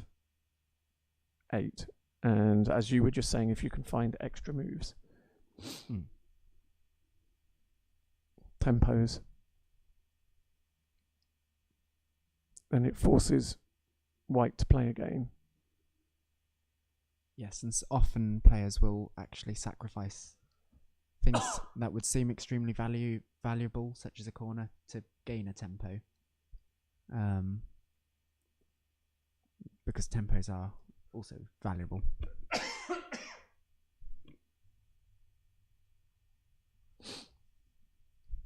And hopefully there'll be some examples during the next couple of days.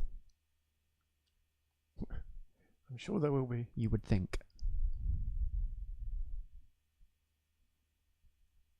Hopefully parity happens.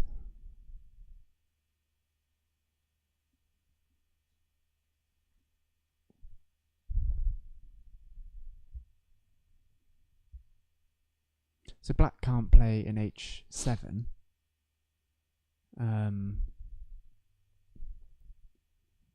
Does that mean he'll need white to take the wedge and then unwedge himself? Is that what he's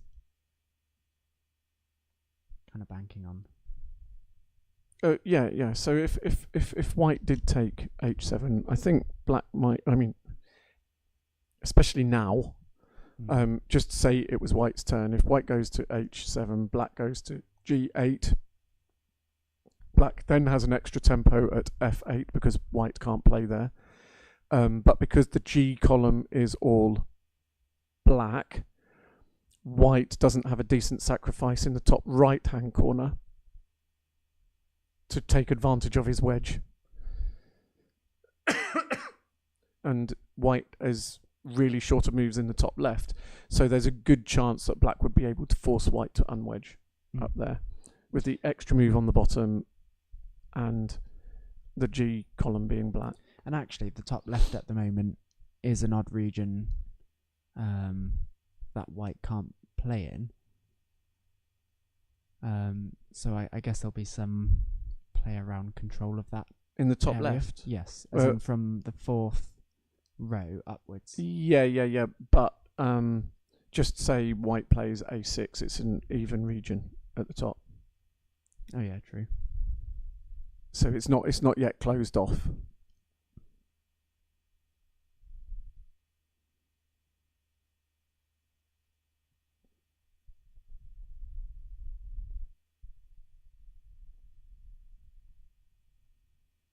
I mean, white's just about clinging on here.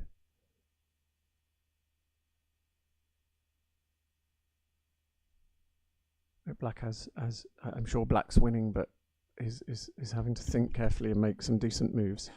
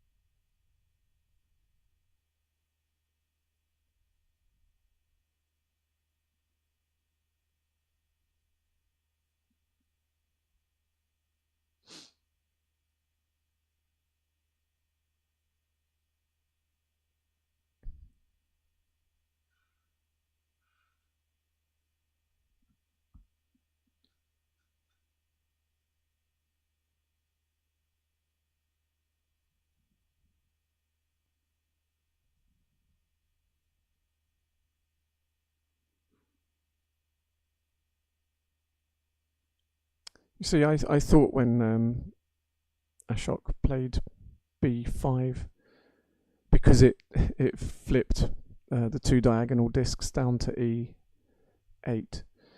I thought, what's he doing? Is he not even seen that he flips diagonally there?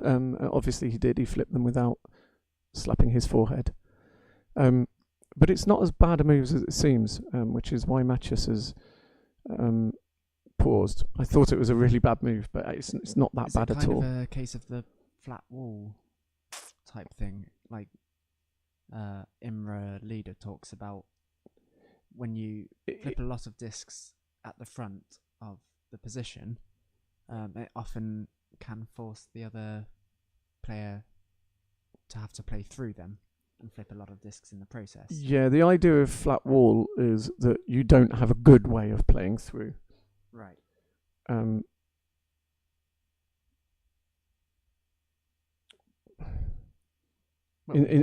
this case, I just think it was a matter of looking. I think it was just a matter of looking at what moves Black had available after playing that white move, and the Black moves weren't as good as it seemed like they might be if you hadn't looked ahead. If you were just playing it positionally, then B5 looked dodgy. But if you're actually reading rather than just playing on a position, then Black just didn't really have any. I wouldn't say good moves. He had a number of moves that were still probably in a winning position-ish, but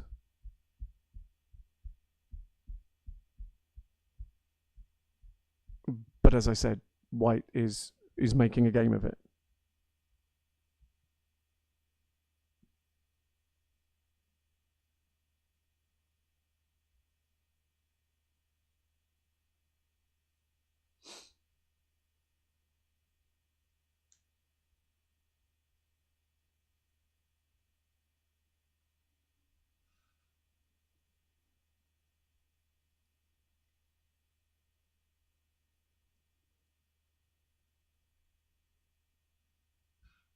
If you're going to make fun of my accent, I'm just going to call him Matthias, I think.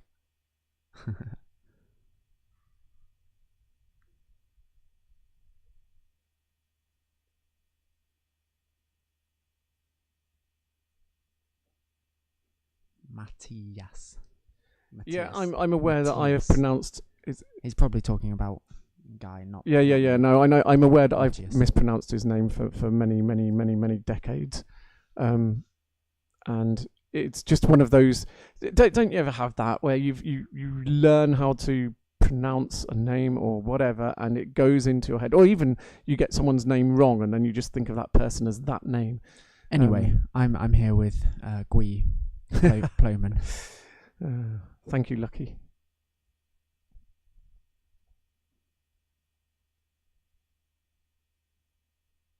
Matthias. No, it's got the emphasis on the E. Matthias. Matthias, not Matthias. Not, yeah. Matthias. Typical English people. But the man himself has never complained to me about it. So either he's too polite or he never complains. And speaking of the English, there's no British team this year, which means that third place is up for grabs. Third place what? In the team championship. Because Britain always comes third, I think. I don't actually know if that's true, it's just I feel like they do. They're always one of the contenders for third place. Yeah, it's not always, yeah. But China is quite the trip from the UK, so... We actually had a joke on the flight over that we could make up a British team of 2 whilst we're here.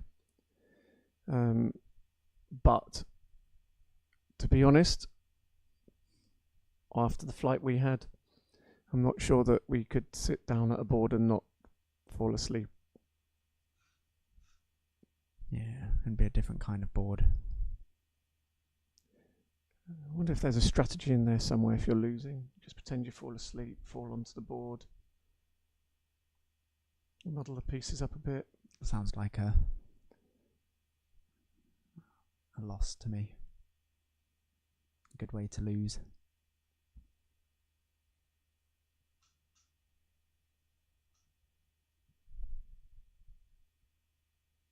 So Matches has played for Switzerland for a number of years now. And it was That's just Matthias. Matthias. Matthias. Yeah, Matthias. And I was it last year in Rome that the team was made up of a German, A French. a French person, and an Italian. Yes. And it was a Swiss team. And it was a they very were all strong- working in very strong Switzerland at the team time. as It was a well. very, very strong team. Yeah, semi-finalists and finalists and world champions. They were all at least semi-finalists in previous world championships. And in fact, Matthias,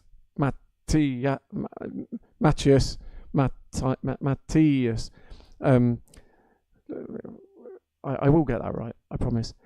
Matthias was probably the weakest of the three players. So that shows you just how strong that team was.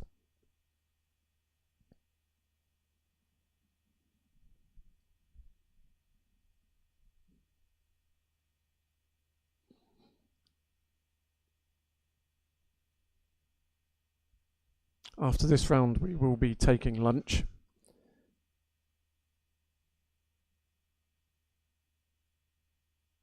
And then we'll be back for round 4 after that. Just call him Matt. Can you imagine calling him Matt to his face? Bergie. Bergie boy. Bergie boy. Matty. Yeah, if Matty you've got any better suggestions for a nickname for Matthias Berg, we can put them to him. See which one he likes and stick with that. He just looked at the camera. I think he heard what we were talking about. Flicked his eyes up. Disturbance in the force.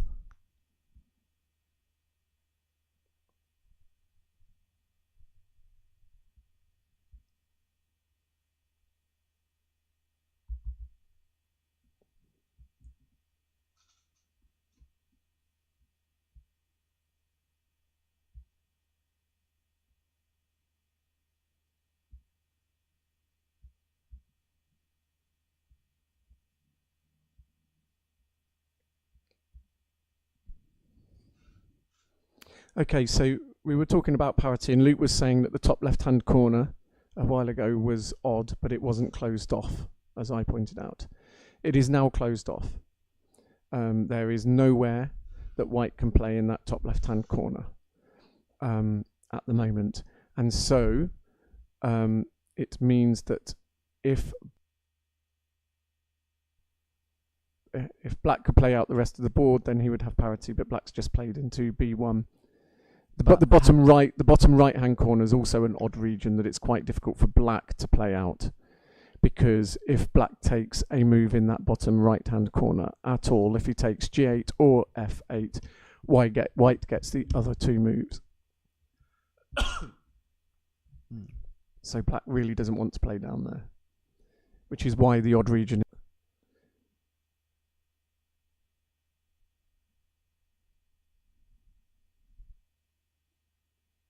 I'm not sure who's winning.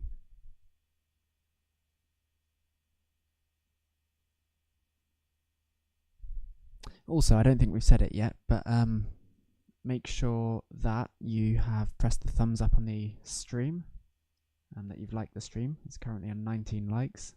And obviously, the more people that like it, the more it can be pushed out. And if you haven't subscribed to the channel, make sure you subscribe and turn notifications on. I believe there's also a Chinese stream, a Japanese stream, and a Spanish. Daniel? Yeah. A Spanish stream. That you, if English isn't your first language and you prefer to hear streaming in one of those languages, just let us know. We'll send you a link.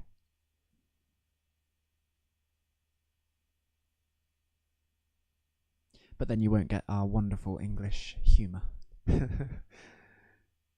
To be honest, I'm not sure. A lot of people get it anyway. Doesn't mean it's not better.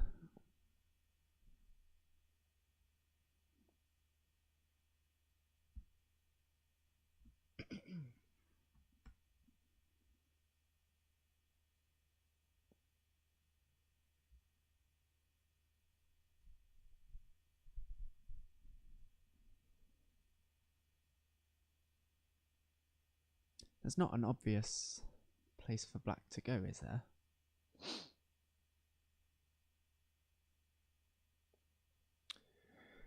The B1 disc is almost a bit messy.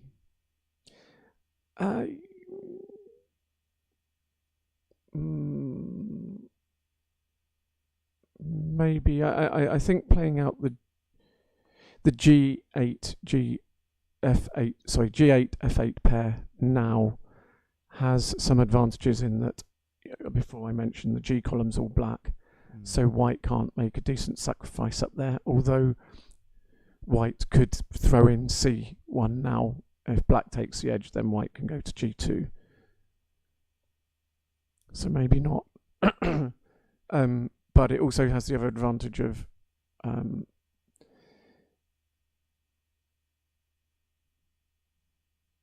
keeping the G7 disc, which sometimes makes a difference in terms of the main diagonal from top left to bottom right. But the C3 and the E5 discs are looking like they're like that, especially that E5 disc looks like it's not going to change. So maybe the advantage is not. I don't know who I'd rather be in the game. What you mean, as opposed to in In life? real life, In real life. I like them both. So, I feel like with parity, white has quite a nice. Yeah, so this is a good example of. I think that black has had more pressure, the stronger position through the game, but it's not obvious as time passes and parity plays a stronger and stronger role.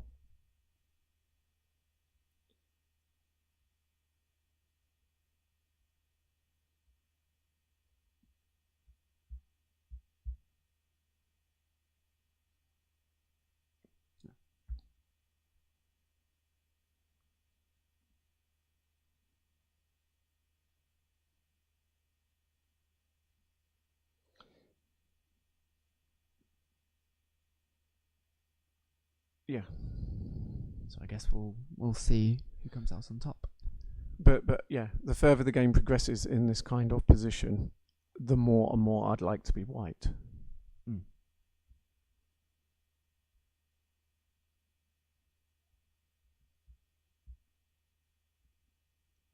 Feel free to comment your thoughts in the live chat. Who would you rather be in this position? Normally at this point in the game it's easier to tell who you'd rather be, but it looks quite close.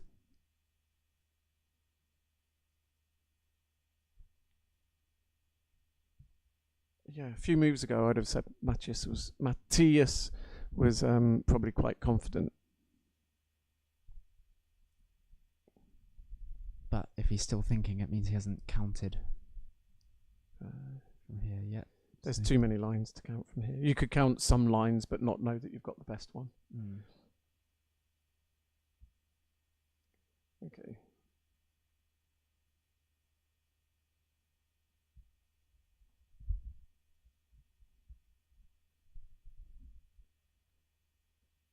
It's a horrible position to be in, to be the worst rated player, quite significantly as well.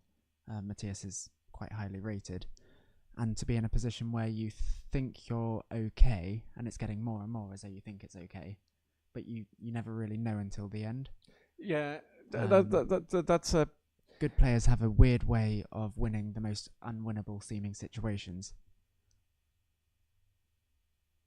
throwing in weird moves that might seem worse, but Yeah, are harder to respond to, and yeah, but it's only necessarily weird moves to those of us who can't read.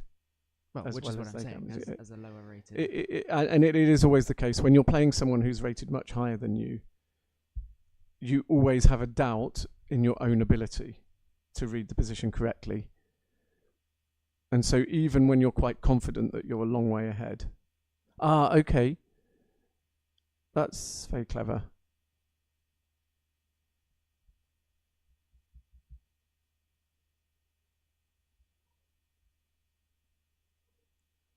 Because now black can go to b2. Didn't quite see how it all worked, but black has now managed to, as I said, when it was back at the g8 move, I said that black might want to go there because it keeps the g7 disc black, and that gives potential for the diagonal. And then I didn't see how e5 could get flipped, but Matches has found a way to instead flip d for white to flip d4, and that allowed Matches to take the diagonal.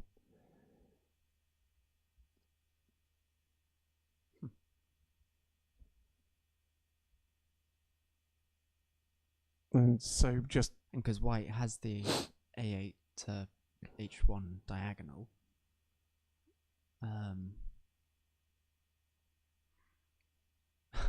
but can't play in g2. Yeah. And you see a look of almost amazement from Ashok there. So that actually, their faces, looking at their faces now, he thought he might be winning, and Matthias has just pulled a rabbit out the hat, and yeah.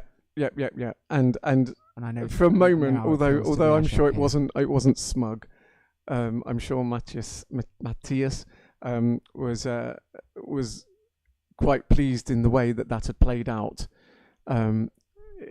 Matthias it's quicker to say Matthias, like shorter syllables. Anyway, Matthias is very, very good if he's slightly behind, playing moves that can trick you. He'll lure you into playing moves that look good. Though, however, you can't read it. Whatever the rating gap, like if it's that kind of position for a good player, they'll always be nervous because it can always go either way. Yes, sure. But now in this position, everything that we talked about before with white not having a sacrifice in the top corner. White goes c1, black goes g1, white goes g2, so he has got that sacrifice.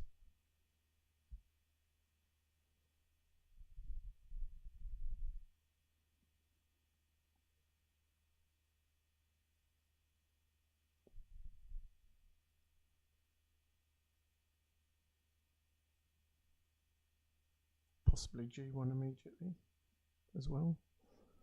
It's now kind of what white is just trying to play parity now and hope that it's enough discs.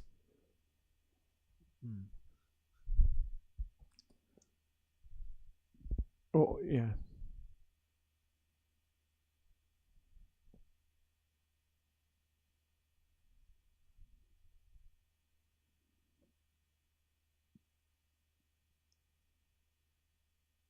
You can see Matthias counting. Oh no, not G1 now. What? I was imagining it's black's move. Duh. Jet lag. Just blame the jet lag.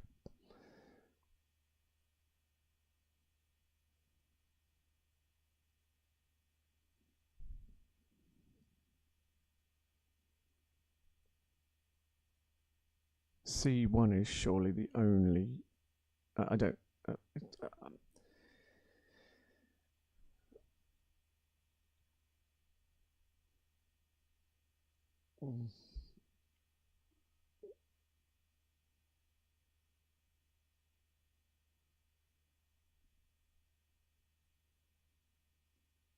Or A2. They're the only two moves that. I mean.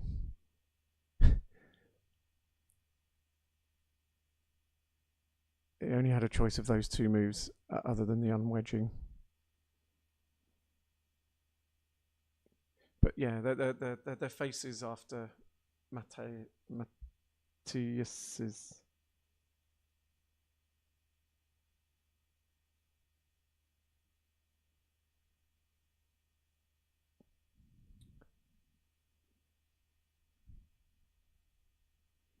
So white has managed to play parity, and he will keep the right hand edge. This is really close. 1, 2, 3, 4, 5, 6, 7, 8, 9, 10, 11, 12, 13, 14, 15, 16,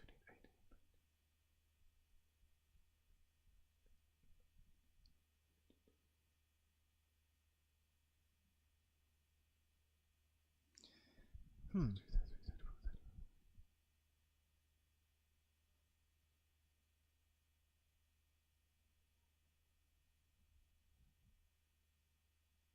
I think it's a draw. How did that happen then?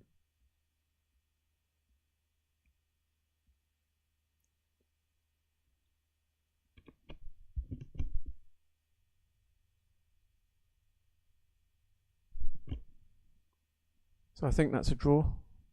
Yeah, it is a draw. But nevertheless, I still think Matthias will be pleased. Well, actually, no. I mean, he'll I think that given how the game went. Yes and no. I mean, I think the game was swings and roundabouts. But given how it was just going into the end game, I think he will be pleased that he got the draw. Yeah. He was in danger of losing that. Ashok doesn't look thrilled with it though either. So no, because I think he probably had wins going into that end game.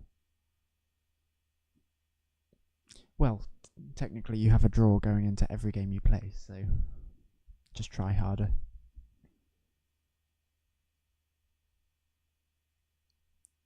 That was a very interesting game. And it was interesting because it was one of those games where one side was trying to pressure the other, and it didn't end up as a big win. Yeah, but it was a lot of pressure, but it wasn't like Ashok always had a number of options. But Matthias is very good at playing that high pressure game as well. He is. Yeah, interesting. A good game. And one of the things I love about Othello is the way that top players don't just storm off afterwards. They like to discuss the game, as we can see them doing there. But they're getting kicked out the room because they'll be making noise.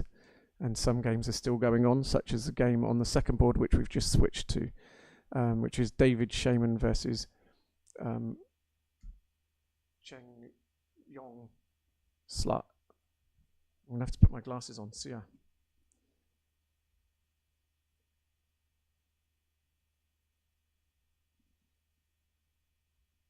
So David Shaman is the multiple-time world champion, and was just chatting to him between rounds, and I can't remember what year it was. He said it was in the 6th World Championships when Tanida became the youngest player at the time to have won the World Championships at the age of 15, and it was David Shaman that played him in the final at the age of 16.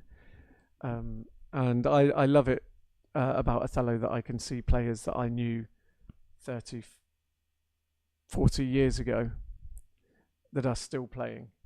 And David took a long time out not playing, and he came back again a few years ago. And doesn't look he a day threatened over to 25, when I saw it. So he came. The World Championships in 2011 were local to him, and I was playing in that one.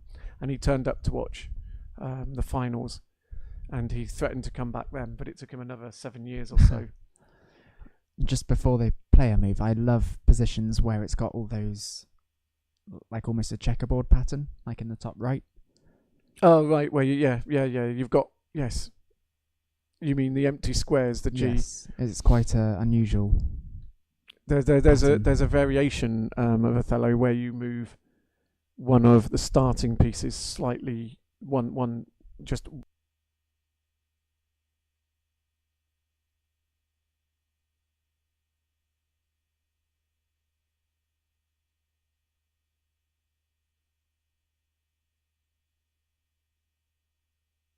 Variation. And it's not that this is impossible to play into, but I guess white has to be careful about how they choose to.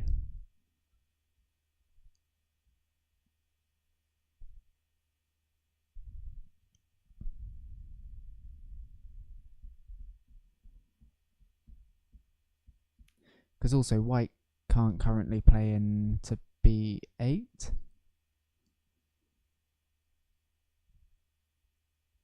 Yes. White can't. And so to get to b8, white probably needs to play in the top right. But it's where? has to do it in a way that, because they'll then be making that region odd. I don't think it's black more. be able to I keep don't that think it's just about making that even that odd region. I mean, if white plays, for example, g3, then black plays h2, and white still doesn't have access to b8. If white plays f2 and black plays g3, white still doesn't have access. Yes, but it is quite a complicated position. It is. And you definitely get some players that prefer complicated positions. Yeah. Such as Fukuchi. Oh, yeah, Fukuchi, yeah. Just didn't. So he was the 10-year-old who won in 2015. No, not 15. No. 17. Wasn't that Takahashi? Well, no. 19 was Prague, wasn't it? Was Takahashi. 18. It was the year before. Was 2018.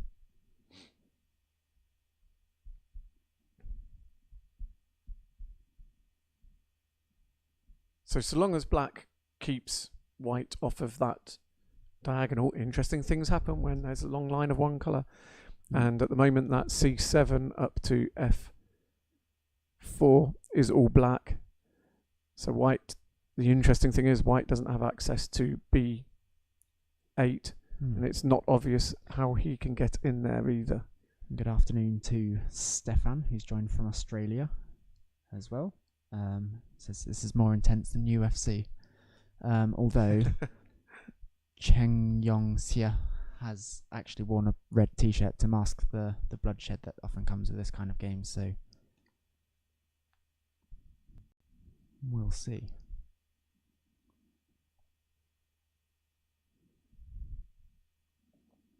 It's definitely an intense game, though. And Xia Cheng Yong is ranked, has a rating of 21-21, so he's no slouch. I'd like to see where David Shaman is 21-30. So this is a very evenly balanced game on ratings. David Shaman just has an aura about him, though, I think. I think some players just have that. Matthias does, Imre does, where they just seem like they know everything. Yeah. And I feel like David's real strength is viewing the whole board position. Yes. So how, and this is a really good example in this. So a lot of people can play locally, tactically very, very well, and then they get into a good position and then they just force it home. David sees the whole board as one position. Yes. And you can see that diagonal that we keep talking about, that means that white doesn't have access to b8, is an example of whole board position. Like what you do in the top right corner affects what. But I feel. Oh, okay. Actually, I feel like there are some very good players that I would give myself a chance of beating every once in a while, but there are some that I just feel like I cannot beat at all, and then I kind of think so, like Imre and David here and that kind of player. I do get what you mean. And Matthias, and I kind of see them as the final bosses of leveling up in Othello. That's a comment about. So now it's interesting because black doesn't have access to G1.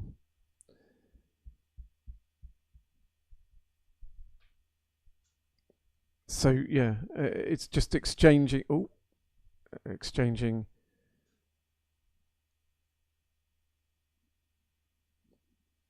pairs.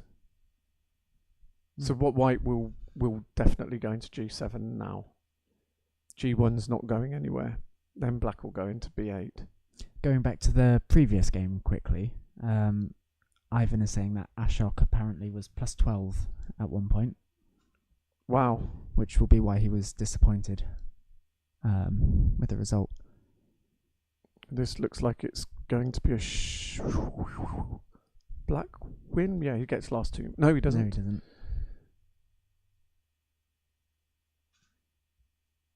Yes, David Shaman apparently as well, according to Kevin, has won the World Othello Championships whilst representing 3 different countries. And that's in 3 different years. That's not representing 3 countries in 1 year. Okay, so what's the score on the board there? It is. It looks black to me, just 34-ish. No, 33. No. I could just count, but I'm too lazy. So I'll wait for Luke to look on. We're used to having like 6 different laptops to have all the different stuff up, but we're having to switch back and forth on our phones this year. But it looks like it's 36-28 to David. But so that's a good win. Another interesting game, interesting positions. We'll try and grab David for an interview at lunch. So yeah, normally we'd call players in and we'd interview them after each game. We just haven't got the setup to be able to do that this year because of some of the complications with streaming. But we will try and get some recorded on our mobile phones, and then we'll try and get them uploaded as separate YouTube videos in this channel. With some dramatic background music, I think. I think so. Pros and cons, you know. By Ian Aldi. Ugh. Luke's not an Ian Aldi fan. Wow, plus 12 for the 50-second move.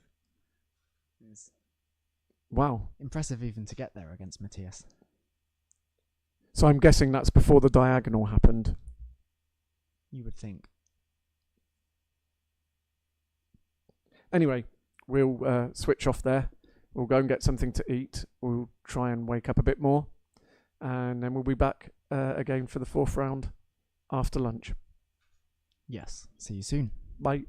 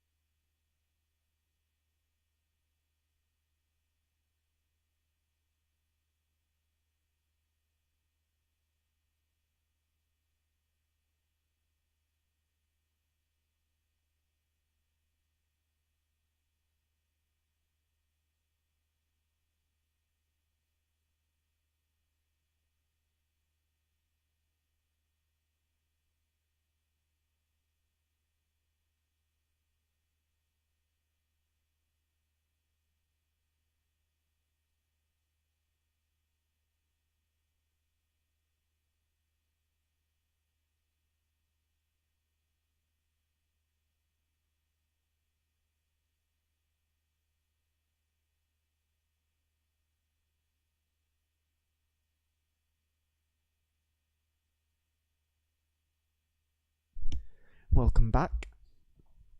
We are going to be watching, I'm sure the names will come up soon, switching between screens to find pairings.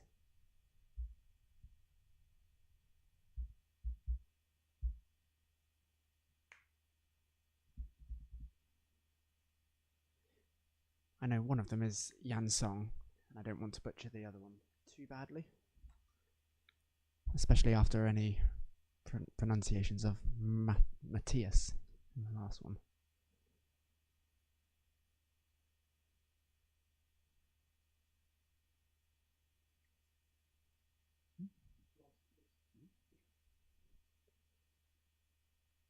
Yes, so table 1 is Yan Song versus Chen Po Yun, and I'm sure the names will be up there soon. But we've talked a little bit about Yan Song in previous games as someone that plays very, very cool moves, so hopefully this will be quite exciting.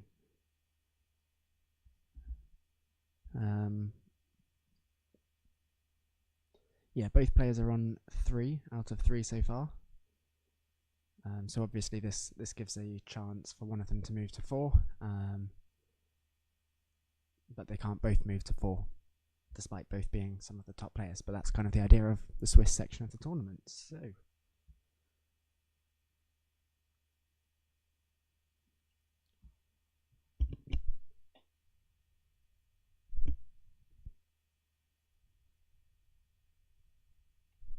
I'm just actually catching up on some lunch, as I went to a meeting at lunchtime with the big boss of this whole complex, who was telling us how this is a building which is the centre of Mindsports in Hangzhou and I think China, but they're building a university specifically for Mindsports. That's already been built, and they are also building a city specifically for Mindsports.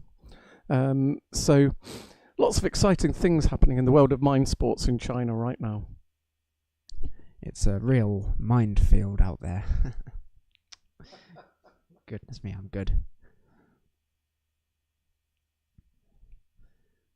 Alright, do you know this opening? It looks like quite an interesting. There are pieces flying out everywhere. Yeah, so it was diagonal, and Yan Song played the Heath move, which was D7.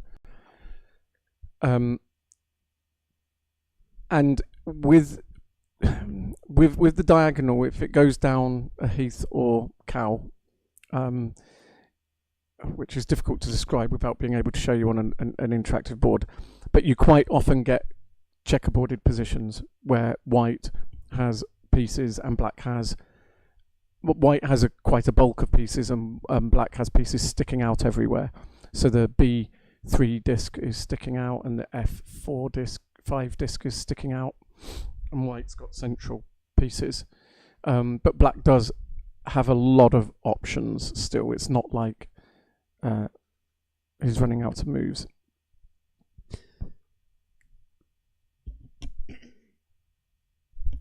And this was something that struck me from watching Suakuni last year, in that he often plays much more around the edge of the position as opposed to centrally, but has lots of small, quiet moves.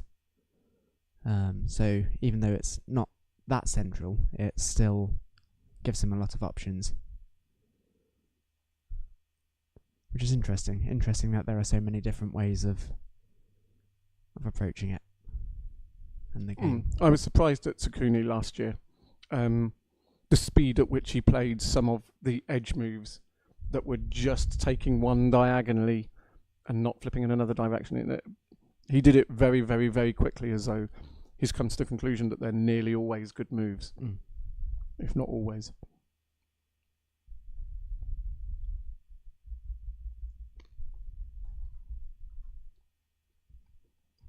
So white has blocked himself off from the bottom left-hand corner already, an odd region.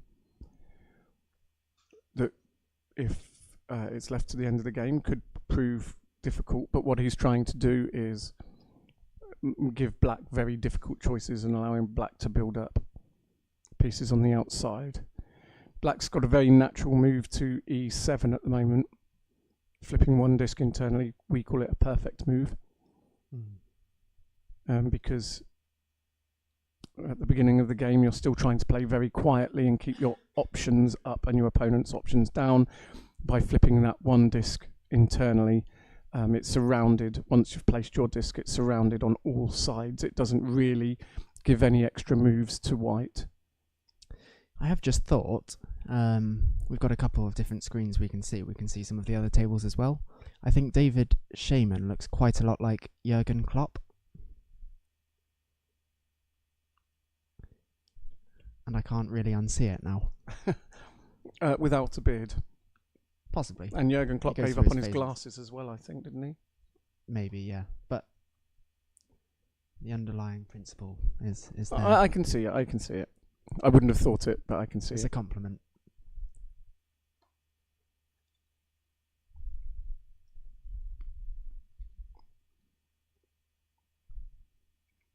Okay, so Yan Song went to a3 instead of the quiet move at e7. I think he was worried about the checkerboarding pattern and big block of white discs if white went to a3. But white decided that he couldn't allow black to have e7 as well, and using the tactic that you were talking about earlier of your opponent. I think in Go there's actually a saying which is your opponent's good move is your good move. So he went there.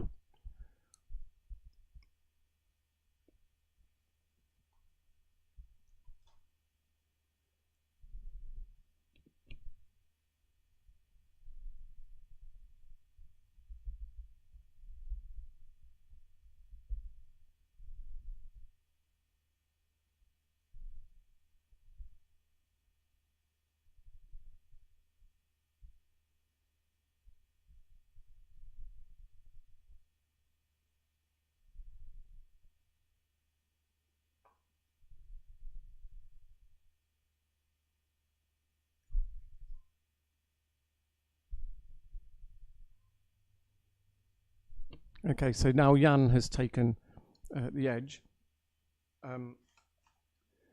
and is that pressure that white was applying to black is now trying to apply to white. There's very okay. That was quite a quick response. It was. He'd obviously looked at it in advance.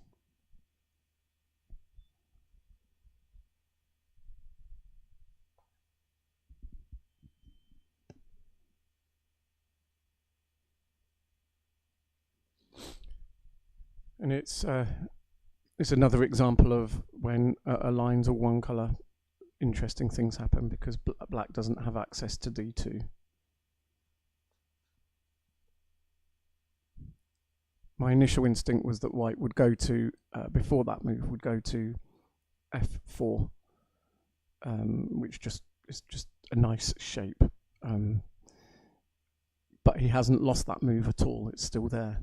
And he's forcing black to play a game first. So I think this is better than my move.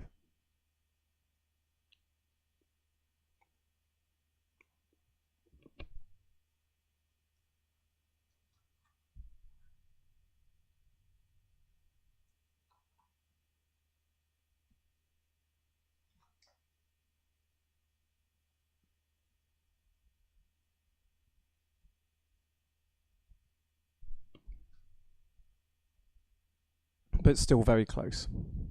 There's lots of options for both of them lots of decisions for them to make, not just options.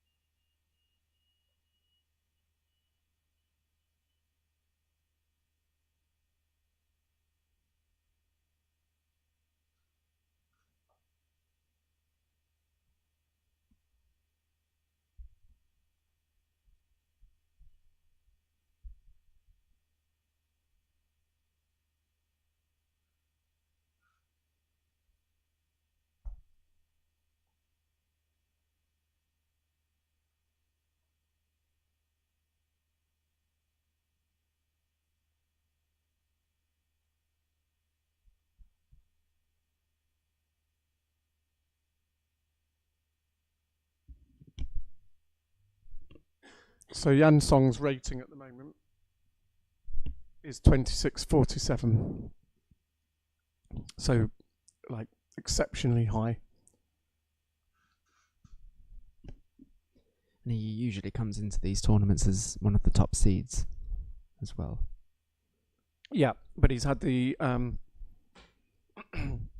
he's got the advantage this year of it being his home country. Yes. Yeah. So, as we can attest, when you've been travelling, sometimes your brain doesn't work quite properly. But when you're not travelling as far, you can take advantage of that.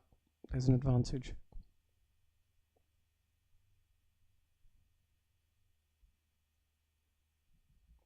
Given the strength in depth of the eastern countries and the fact that it's in an eastern country, I'd be very surprised if the overall winner this year is not from Japan, China, or one of the other countries in the region.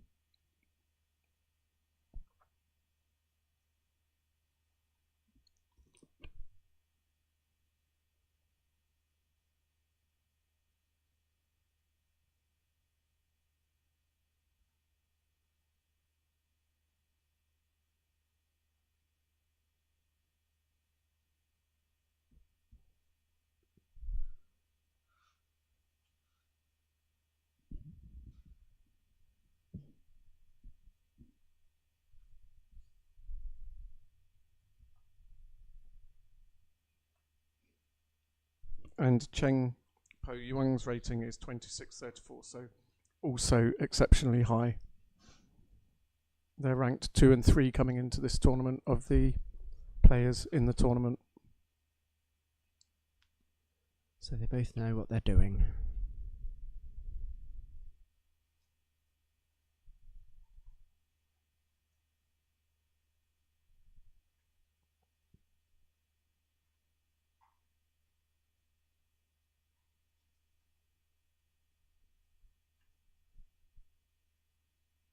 It looks to me like White has a couple of quieter moves. Is there anything else he's thinking about, or? Well, if you've got 2 quiet moves, which one do you play? Well, sure, but was there anything in Black's move? What was the purpose of his move? To allow White to have the choice of quiet moves.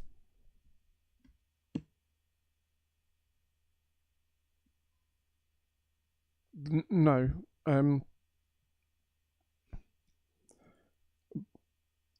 Black's trying to get to he's now that he's taken the left-hand edge, he's trying just to run White out of moves, or run him very short of moves. Yeah. And give him not much choice. So yeah, White does have a good move at f6, another good move at f4. Other than that, there's not. So that's a good example between difference between strategy and tactics. So tactics are very local. F6 is a quiet move. You can see it's a quiet move. You don't have to look a long way ahead. You know that even on a computer that's going to be okay. Right, whatever. But there's not much further thought behind it. You just know it's a good move because it's quiet. The piece that's flipped is completely surrounded. It doesn't really open anything up new for Black. But if White is thinking and looking ahead at those naturally good moves there, tactically, and they're not working, he needs to start thinking strategically. And that means thinking more in terms of words about discs that might make a difference later on in the game. So for example, thinking I've got a potential sacrifice in the top left corner. That's thinking strategically because you're not thinking about the specific moves yet. I mean, he's gone for the obvious f6 anyway.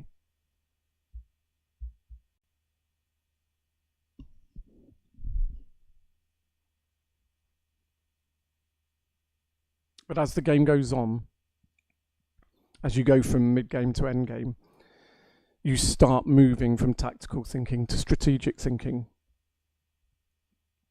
quite a lot. You're starting to think, how is this game going to end?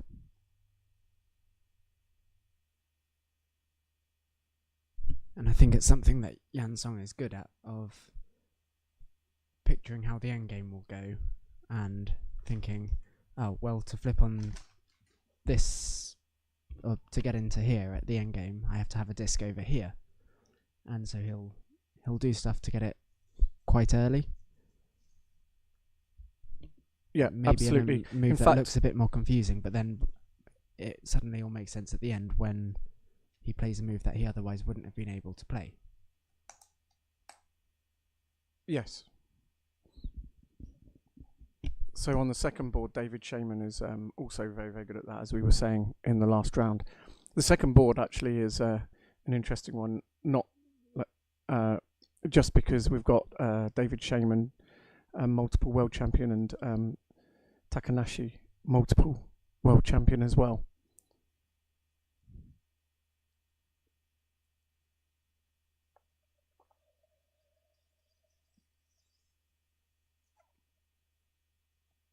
So I expect Jan to go to d2 here for similar reasons. I don't think that White has a nice sacrifice at the moment, so long as Jan keeps the e2 disc as the most right-hand disc, then White cannot sacrifice at b2 against the left edge. So if Yan Song does go to d2, that meets those criteria, and I think White would then just pull through to d1. So the position would be very similar to this, but with white discs at d1 and d2.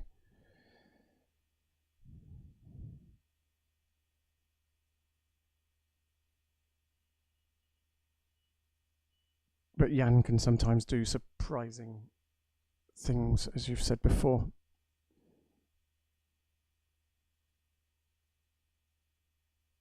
He's not afraid. That's what I like about Yan Song. He's not afraid to take a lot of discs to minimise his opponent's good options. Whereas a lot of players try to minimise, and that is their only, I'll say only strategy. But with the top players, of course, they can change things up. But Yan will be looking for big moves that minimise his opponent's options earlier than anybody else. He is cool. He just always looks so unfazed.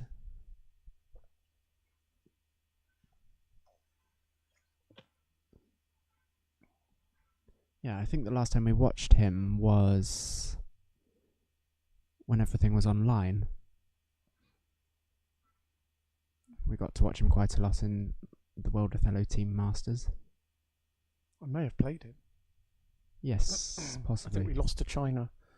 I think UK got knocked out by China.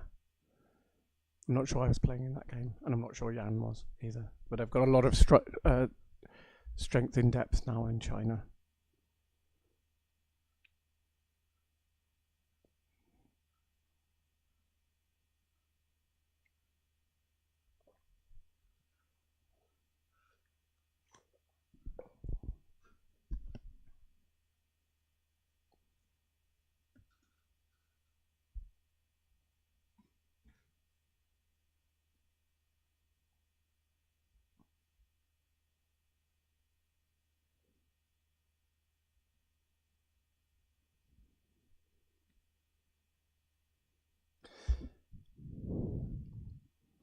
What Black would really like to be able to do now is go to f4, but doesn't have access there. So g6 would get access there. But White would probably then play it for himself. But are there other advantages to g6? So the threat of playing there would almost force White to play there.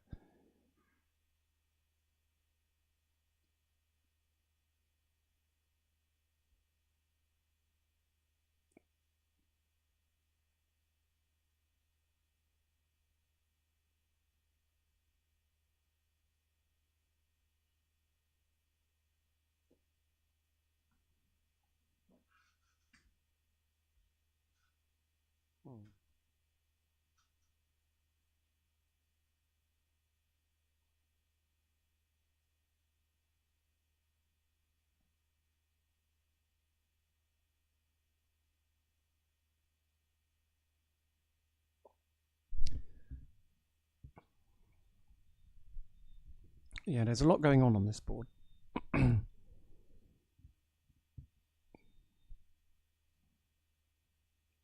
Okay, so now white has to play one of f4, g4, or g5, in my opinion, because he just doesn't really want to let black have f4 without having played there first.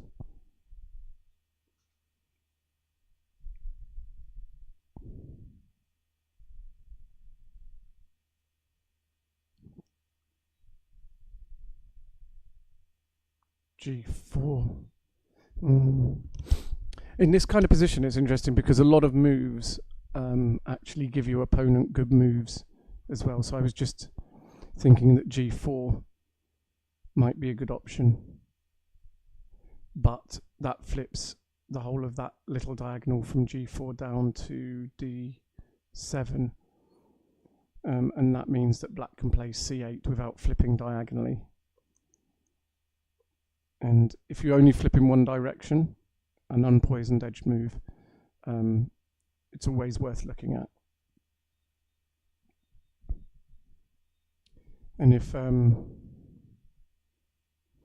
white plays f4, then black can play e8, and white wouldn't have access to c8, so would either need to allow black to take an extra move and take that edge, or take the edge himself, but he'll have poisoned taking the edge himself by having the f4 disc.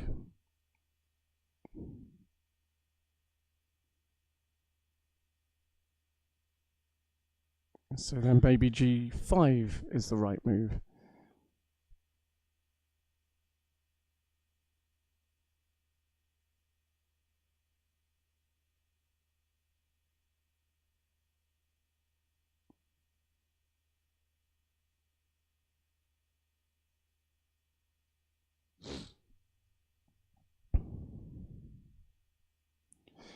These are kind of the subtle moves that the top players get right. That the next level down won't necessarily get wrong all the time, but it's a minuscule difference in each move that can build up over a game when you're playing someone at the top level. They just consistently make moves that are a tiny bit better than the moves you're making up, and it just builds up.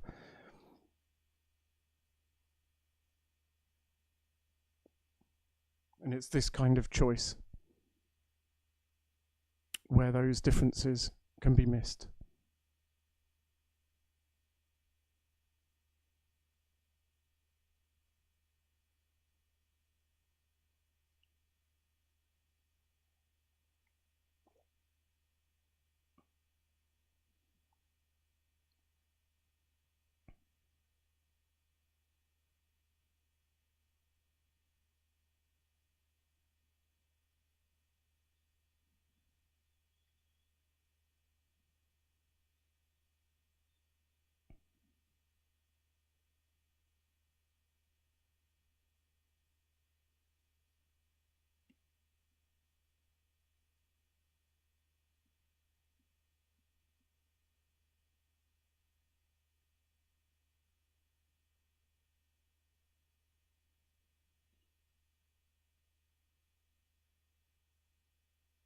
So Chen Po Young is taking quite a long time on this move.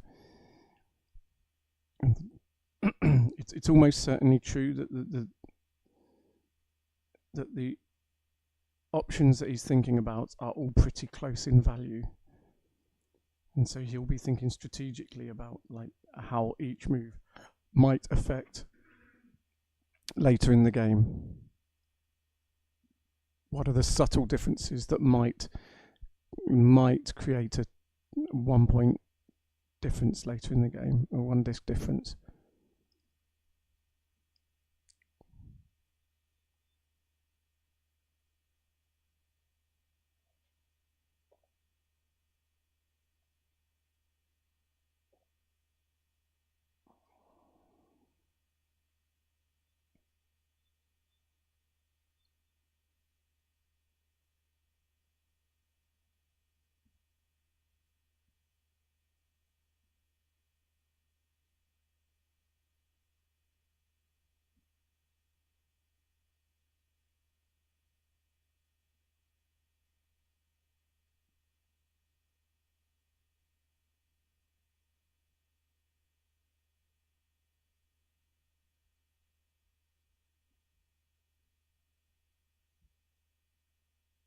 I can't see the clock from here, Luke.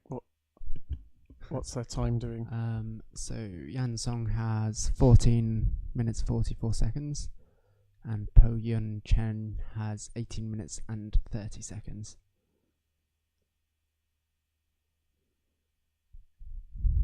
So fairly close. Okay, neither of them in any trouble, but there might be a lot of decisions of this nature that need to be made. Navigating your way through them one by one can take quite a lot of time.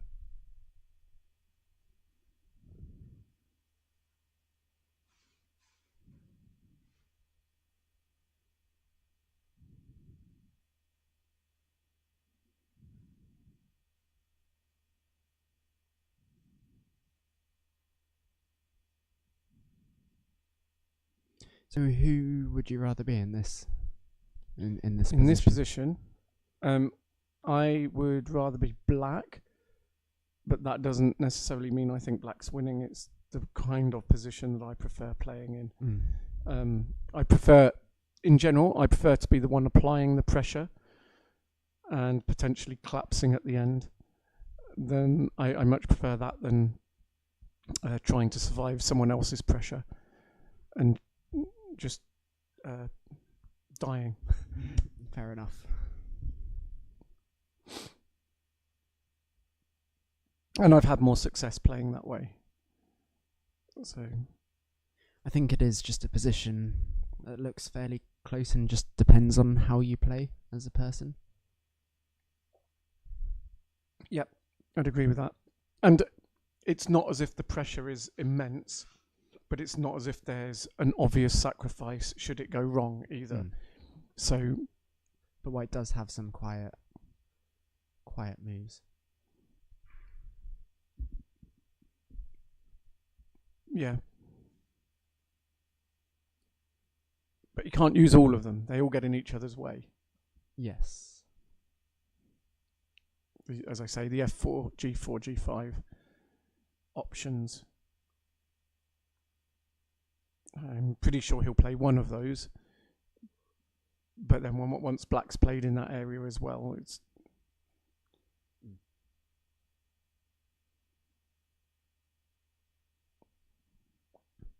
And black also maybe has D2. Yeah, but as I said before, if black plays D2 and white plays D1, it's exactly the same position, just with... Yes. Well, not just... But with white running all the D column. Sure.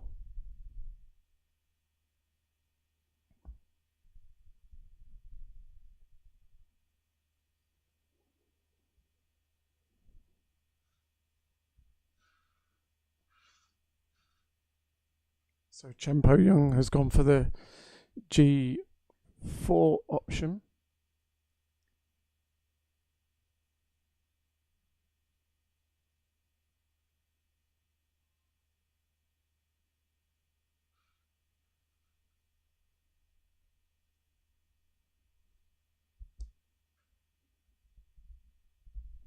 D2 is actually quite interesting now.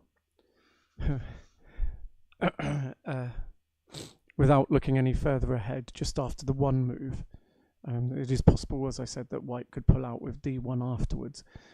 But it's worth looking at because D2 takes the D4 disc, and then black doesn't have a move to F3 or F4. White doesn't, sorry. But I think white's also eyeing up G5. It's a quiet move. It's almost perfect. The only open square around that disc is the X square, the square diagonally in from the corner, which is always risky. You don't want to play that just because it's quiet. You want to play it because it's strategically good, and it doesn't look like that at the moment. So I'm wondering whether black will leave D2 for the moment. Possibly F4. So this is the kind of position that I wish I like playing, and I wish that I was as good as Yang. Yeah, so F4. I wish that I was as good as Yan Song at doing it, but he's already thinking about that diagonal from E4 to C6. Not just that it's black at the moment, but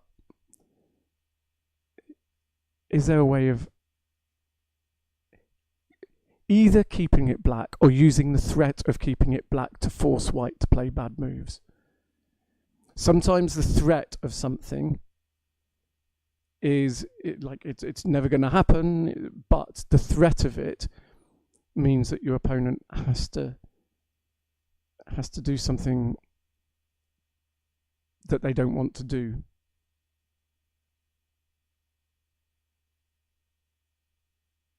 So yeah, if I was black in this position, I would be looking at that diagonal.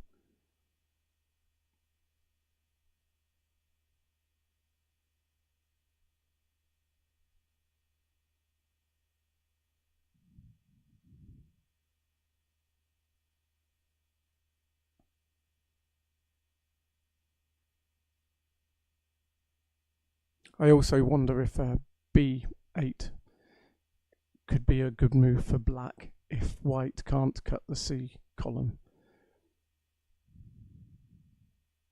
Interesting things happen when columns are all one colour. In this case, white wouldn't have access to C8, would need to sacrifice the top left corner, for which he doesn't have a decent sacrifice at the moment. Or just play B1, D1's a pair, so the C column would remain black.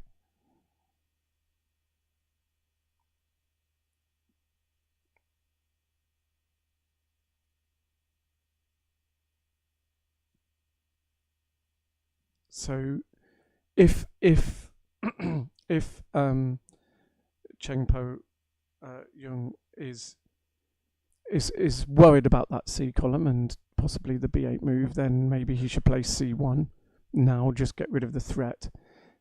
That does come with its own complications, because then the whole column will be white and black could play C8 and not flip along the C column. What about G5? G5 is also a reasonable good move, and G3 as well. G3 I'd be slightly more worried about, because that diagonal, top right, bottom left, main diagonal, the three black discs, look a bit stronger, a bit more isolated, a bit more contained, so that it slowly becomes more difficult to cut it.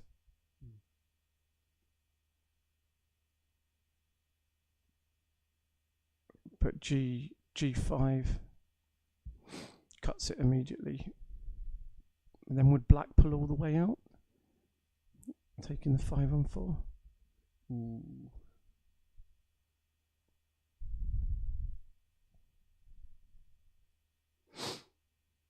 And it allows black to go to D2 without flipping diagonally. It does, and that actually flips the D5 disc back, getting that diagonal, that small but major diagonal, top right to bottom left. It keeps it black again.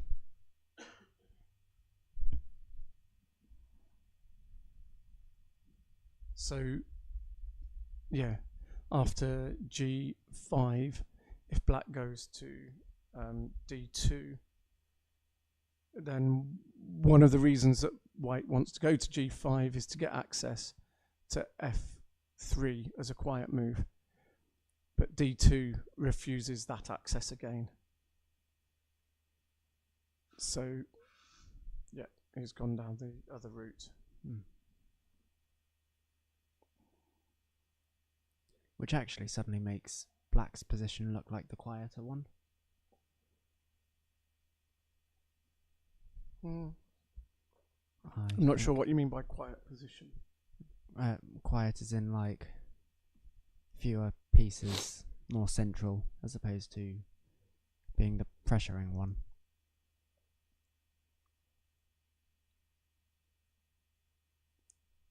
Yeah. I think you tend to either have two walls against each other, or you have a louder position and a quieter position against each other. I'm not sure I'd use quieter and louder for I would. positions rather than moves. I would, because quiet moves lead to quiet positions. Okay, I mean semantics. But there's lots of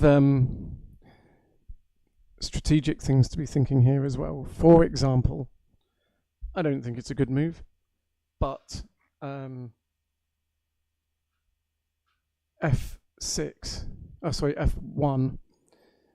draws out the B5 disc, which means that isolated 5-on-4 on the left-hand edge, by that I mean 5 discs on the edge and then 4 on the next column in, can't be sacrificed against in the top left, except at A2, which is rubbish.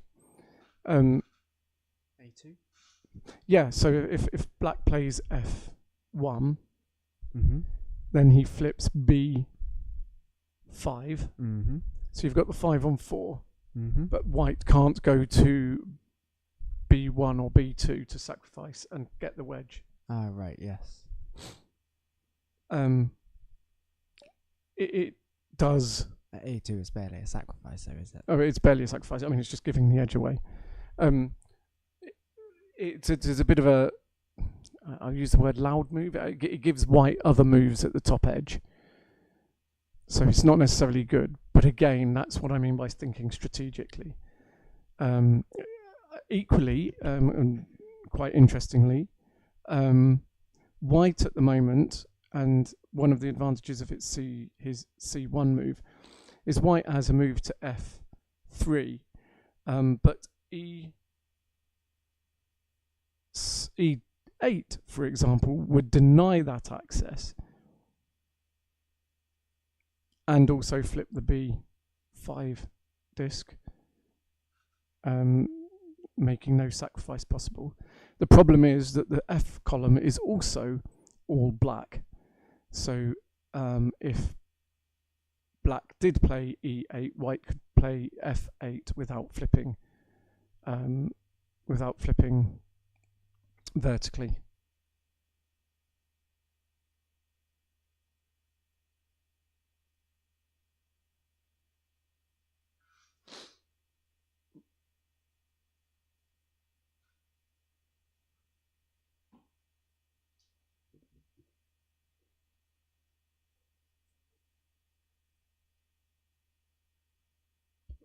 Go last.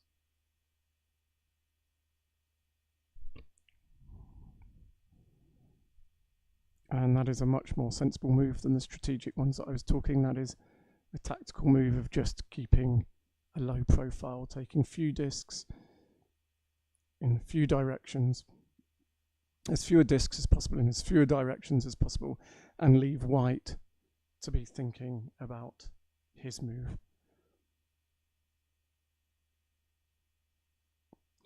I've actually got my glasses with me, so the distance I'm sitting from the screen that I'm looking at, I can't see their times. Luke's nipped to the loo, so I need to put my glasses on so I can see their times.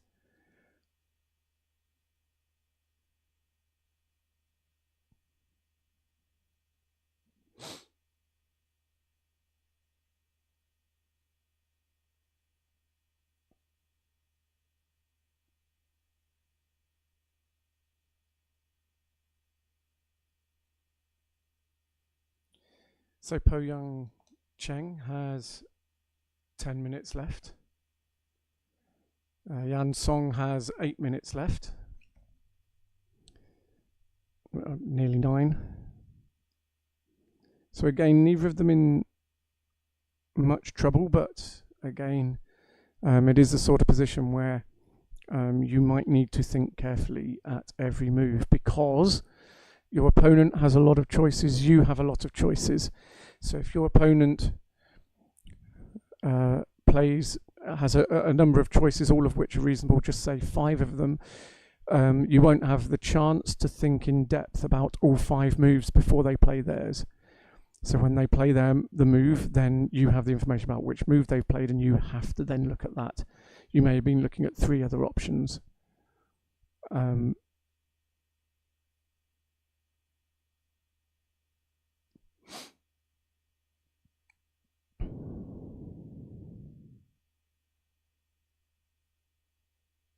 Okay, so F3 seems eminently reasonable as well.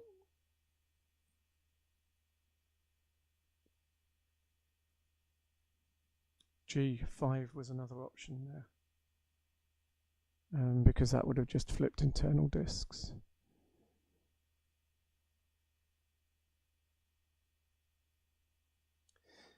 Now E1 here, I think, is a good move.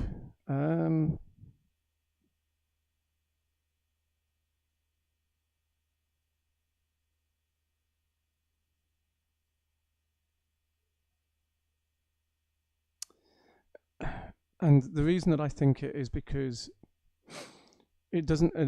The natural move afterwards would be D2. So Yan Song played D1. White can't now go to D2, which would be quite a natural response. So White now has to think again. Probably G5 is the move, because it doesn't flip diagonally. All of the pieces are inside. This game is good. The middle game here is going on for a long time, where they're both continually trying to flip few discs, few frontier discs at the edges of the play, and give as little to their opponent as possible.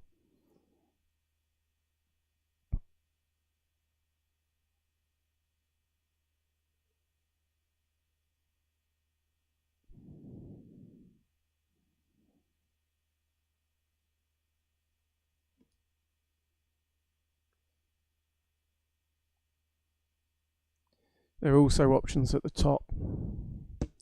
D1, F1.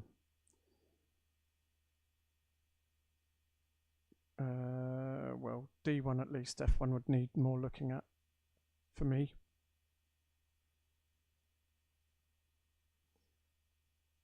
F1's actually probably not that useful. Okay, so he's chosen the G5 option, which I believe was the natural move. And again, I think that D2 is probably the right move here. Okay, he's gone for D1, and I'm sure he has reasons that I've not seen. Certainly it continues to make White think very, very hard.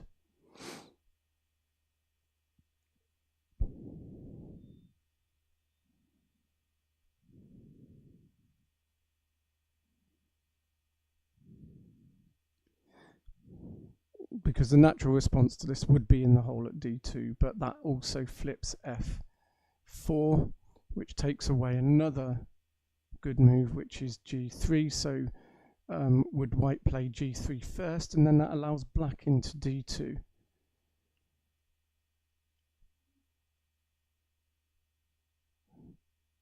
Would Black want to play that? I'm not sure, because it does also flip C3.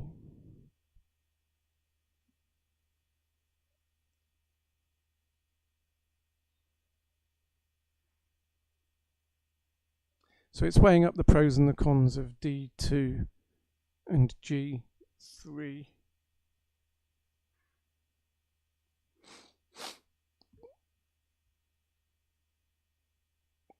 And in this kind of position, it really is just a matter of brute force trying to calculate what the position will look like in a few moves' time after good moves. Okay, so I think I would have gone for that option too, just because I don't like D2 for Black particularly, because it completely bars him off from, well, yeah, it flips C3 too. but at the same time, I can't see else what black might do. H3, unpoisoned edge move, always worth looking at, only flips in one direction. But I don't think that black can allow white to take d2. So I think black needs to go d2 now.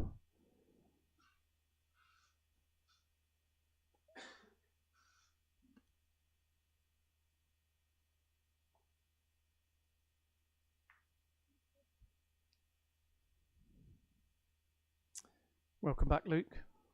Has there been anything exciting? Yes. I was on the edge of my seat the whole time. No, it's continued as it was. There's a lot of. I was just saying that there's when you get into this kind of position where you've got 2 or 3 reasonable moves, and they're all within 2 discs of each other. It's difficult to use your time wisely, because if your opponent's in a position where you've both got 2 or 3 moves each go, you can't look that much in depth at any one move before it becomes your move. And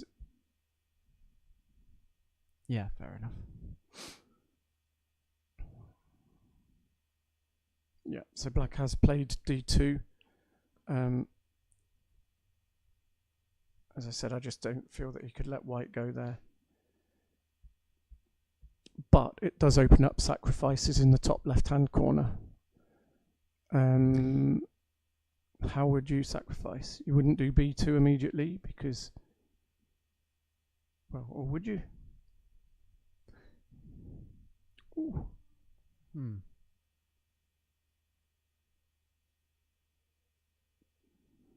Because normally, if you sacrifice against the whole second column being black, then if black takes the corner, you won't be able to go in a2. Whereas here, you mean the second row being all black? Yeah. Yeah. Second row. Well, column from their perspective. Ah, from their perspective. Yeah, okay. We need to sort out our terminology with these sideways boards.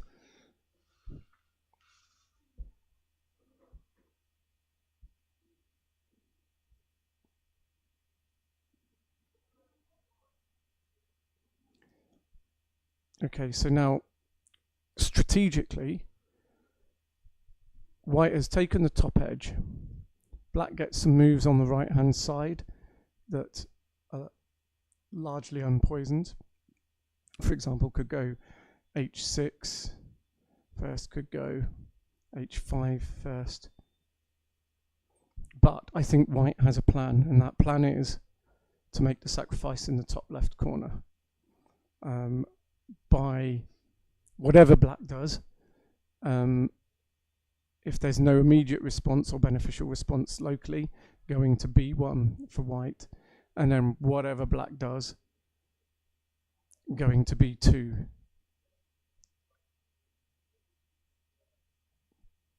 So is there a reason to play immediately close? They're incredibly... Does he need to respond to that?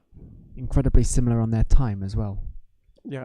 Po Yun Chen just ticked over 4 minutes 43, which is what Yan Song is on. So there's not actually a lot of time to think through quite a few variations. Yeah, quite a large number that's of moves why I'm remaining. thinking white needs to, if time is an issue, white needs to go down the route of playing b1 and b2 one after the other,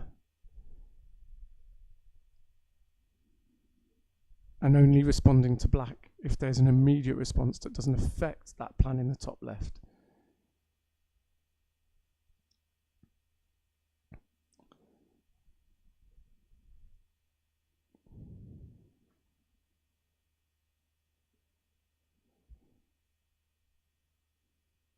But it is a tight position.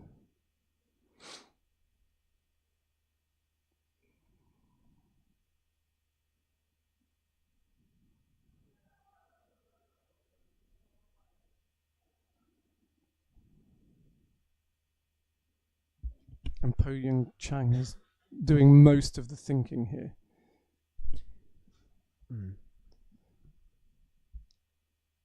I feel like Yan Song will have had a plan and won't need his time as much. He always does that. You're just fanboying. Of course.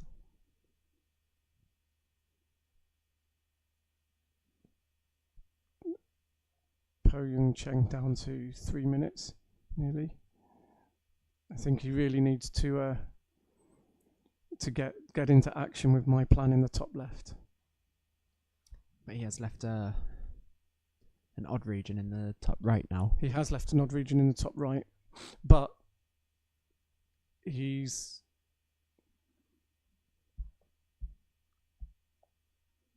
What else can he do, though? Well, I don't know, but in terms of parity, black is looking quite nice.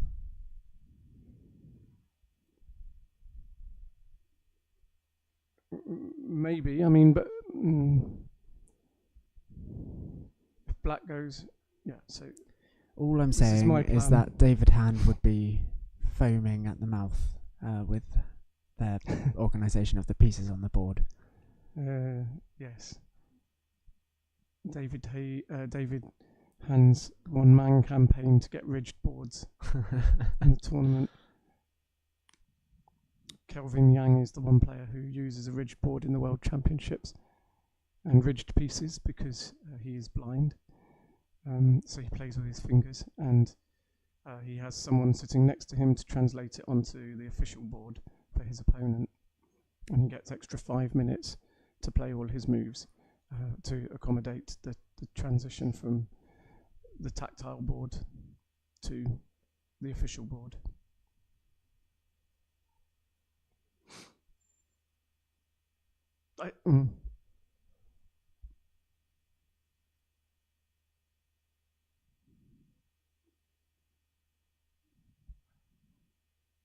So even with that top right hand corner, I think I would rather be white.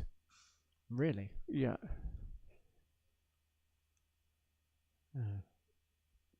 Like, where's black going to go now? He'll have a plan, I'm telling you. I'm sure he will. But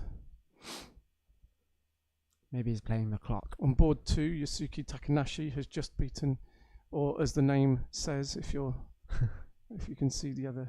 Takanashix. Takanashix. Sounds like something from Asterix and Obelix. Takanashix. And has just beaten David Shaman. Quite heavily in the end.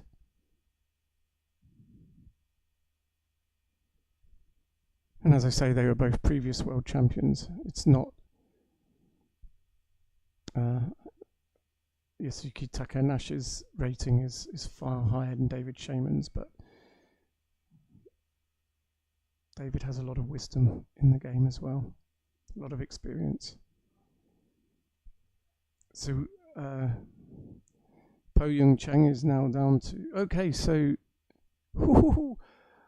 Yan Song took G7, so that somewhat interferes with White's plan of sacrificing at the top. I told you. But I don't think it's going to work. It will. He wouldn't have. I don't think he wouldn't have played all the moves he's at the done beginning it of the to game. keep the parity in the top right hand corner. But if White goes to B2 now and just continues with that plan of taking 3 of the 4 moves in the top left and getting a wedge and being able to come out. All I'm saying is that Yan Song would not have played every move he's played in this game so far if he didn't want to take that diagonal. This is... Okay. That's interesting. He's decided he's to down cut to a now, minute as well.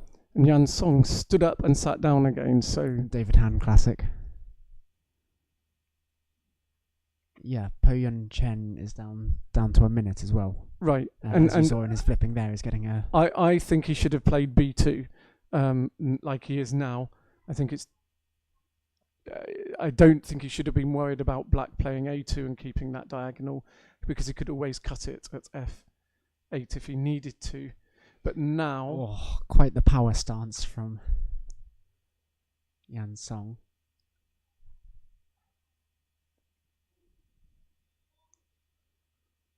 Imagine being short on time and having your opponent just towering in front of you. That's strategy.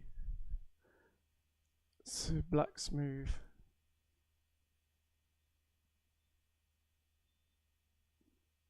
So he doesn't want to take a1 because it allows white to take both moves in the bottom right. He wants white to play h8, and if it goes h8, if white plays h8 and black h7, white doesn't have access to e8. So black wants to play a1 now, but not. But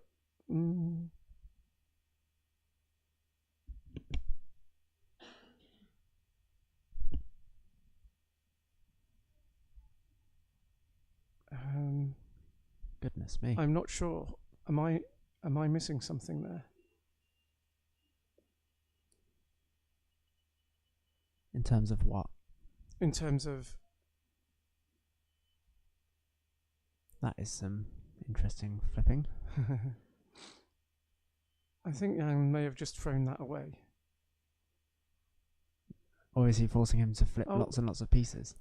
That's so strictly speaking, you shouldn't adjust the pieces in your opponent's time. Po Yung Cheng is obviously short of time, 29 seconds left on the clock. Do you think he's trying to make him flip lots of pieces? No, I don't. I think that instead of h3, which I just think is, I don't understand it, he should have gone h2 and cut the diagonal and then take a1 without taking the whole diagonal, so that when white takes h8, black could have done the h7 move and not given access. He'll have a plan. Well, this is his plan, I guess. See, that's the way to do it. Yan Song adjusted the pieces in his own time before pushing the clock. Oh, that was a little sigh from Po Yun Chen then, who's actually ahead on time now.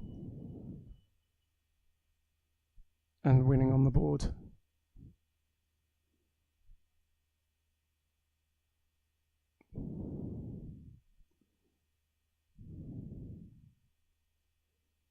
That was swings and roundabouts in the middle of that game then. And they were both short of time, so I'm not sure. And under the pressure, I'm not sure that they were making the right decisions, but that was a very exciting game. It was a good game. There was so much going on in nearly every move that they both had to use their time.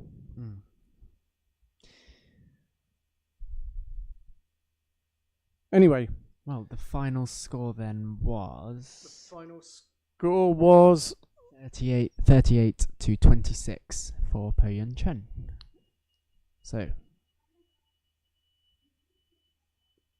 So, good game, yeah, good game. Good game, congratulations to him. See you all. Well, let's just see if there were any other interesting... Well, what we'll do is we'll come back with any interesting results rather than sit here waiting for our internet to catch up with our thoughts. We will go away, we'll see what other interesting games, other interesting results happened. There's still a few games going on. But we'll come back, let you know what the standings are in the different tournaments as well. Yes. So see you for round 5. See you soon.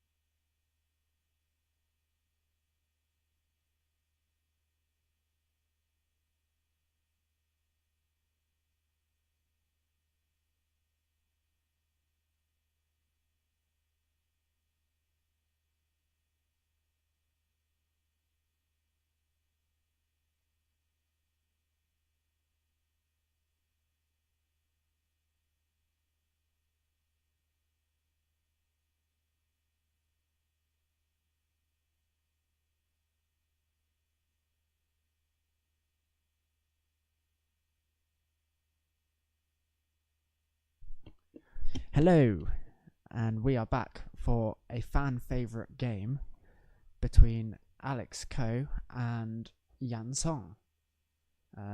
We did just watch Yan Song in the previous game, and it was so good that here he is again. Well, yeah, it was my choice, and it's actually the third board, but I decided to watch this one because I know that Alex Ko has been a student of the game. He runs Othello Academy, and he thinks deeply about the game, what it means at the deepest level, not just playing and winning, and you can tell that from, like, he's totally utterly in book at move 3, of course he is, but he spent nearly a minute thinking about what to do at move 3, which means he's not just thinking about the move and the openings he knows, he's thinking about his opponent and what his opponent plays. And Yan Song is thinking right back, so... And Yan Song is thinking right back. That's quite the thinking face. But this is why I chose this game. It's because we've got two players who can make surprising moves, and surprisingly insightful moves. If they take this long on every move, they'll both run out of time.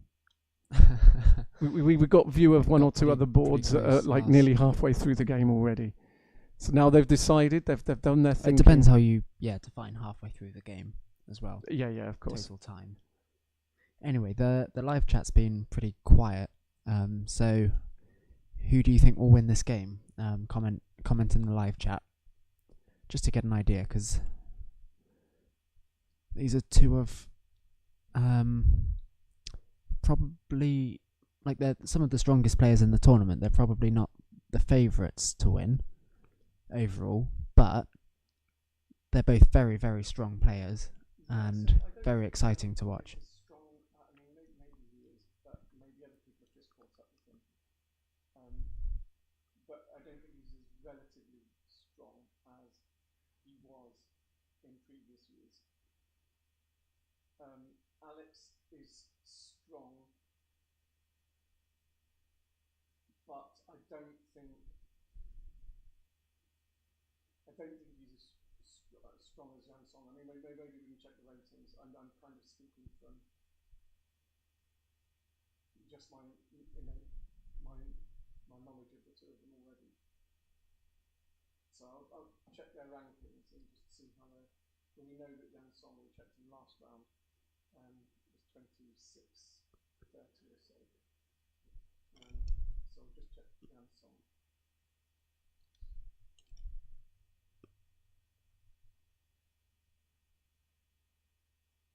Not Yan Song, Alex. Is that what they said? I'm trying my best not to doze off. So Alex Ko is 21.85. So he's, I would say he's like almost a tier down on Yan Song, who's 26.47. So actually, on ratings alone, you would expect Yan Song to win this quite easily. However, Alex is one of those players who has an insight into the game through sheer brute practice that means that he would be a fearful player for anybody to play. And he's built up quite the reputation as well as the expert. Yeah, just with his knowledge around the game. Yeah, so we'll call him Sensei. Master Ko, that was it.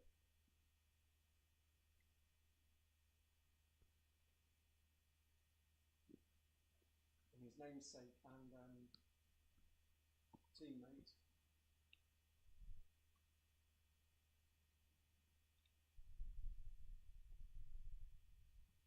is Zhejiang Province. I don't think they're related, but 4 points difference in the ratings.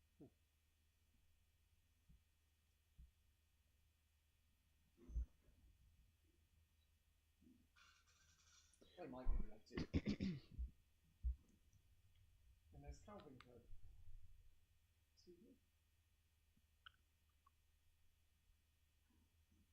Yep. Calvin Coding Sheng.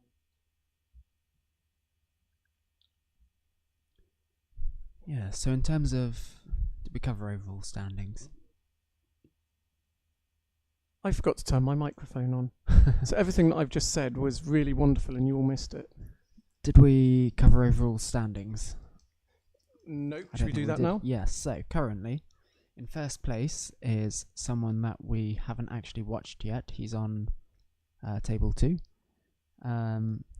which is the Japanese Narasuma. Po Yun Chen is in second, sorry, and they're currently playing each other for who will be on 5, who will remain on 4, unless they draw, of course.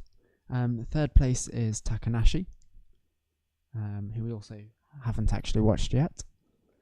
Alex Ko is in 4th. Lee Chun-wan is in 5th. Karita is in 6th. And then Yan Song, who we're currently watching, is down in 11th. But obviously, there are a number of players on 4 and a number of players on 3. So a lot of that is down to tiebreak. So very, very subject to change.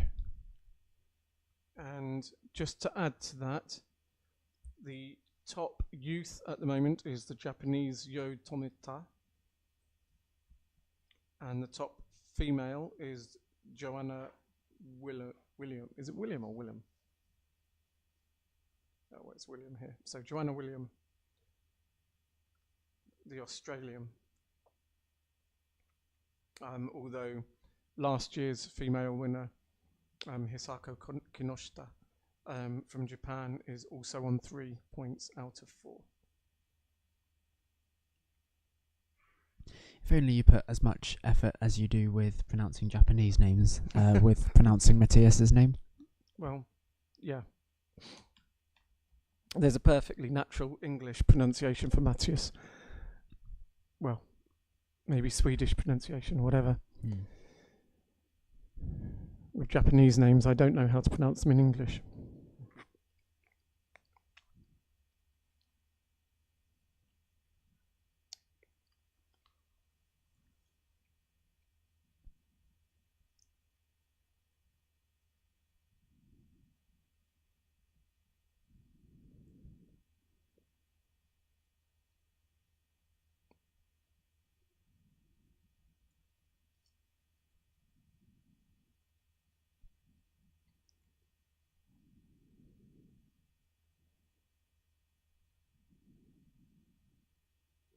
So the natural move here for black, for Alex Ko, would be D3, but, and he's played it, the problem is that it leaves F7 as a response for white, which is really quiet and gives white access to D2 as a future nice move as well.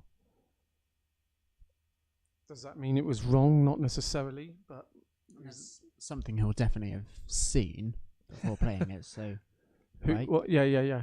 It may still even be in book, because we both saw right at the beginning that both of these players, whilst having strong books, are not book players.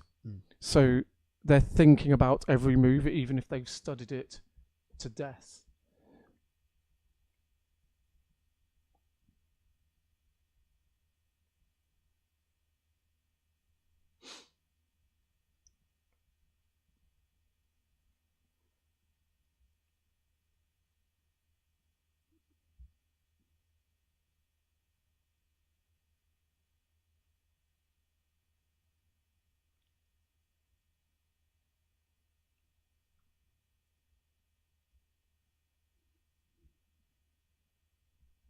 Oh, it seems people have been talking in the chat. It just Our internet wasn't connection doesn't. updating. Internet here is confusing.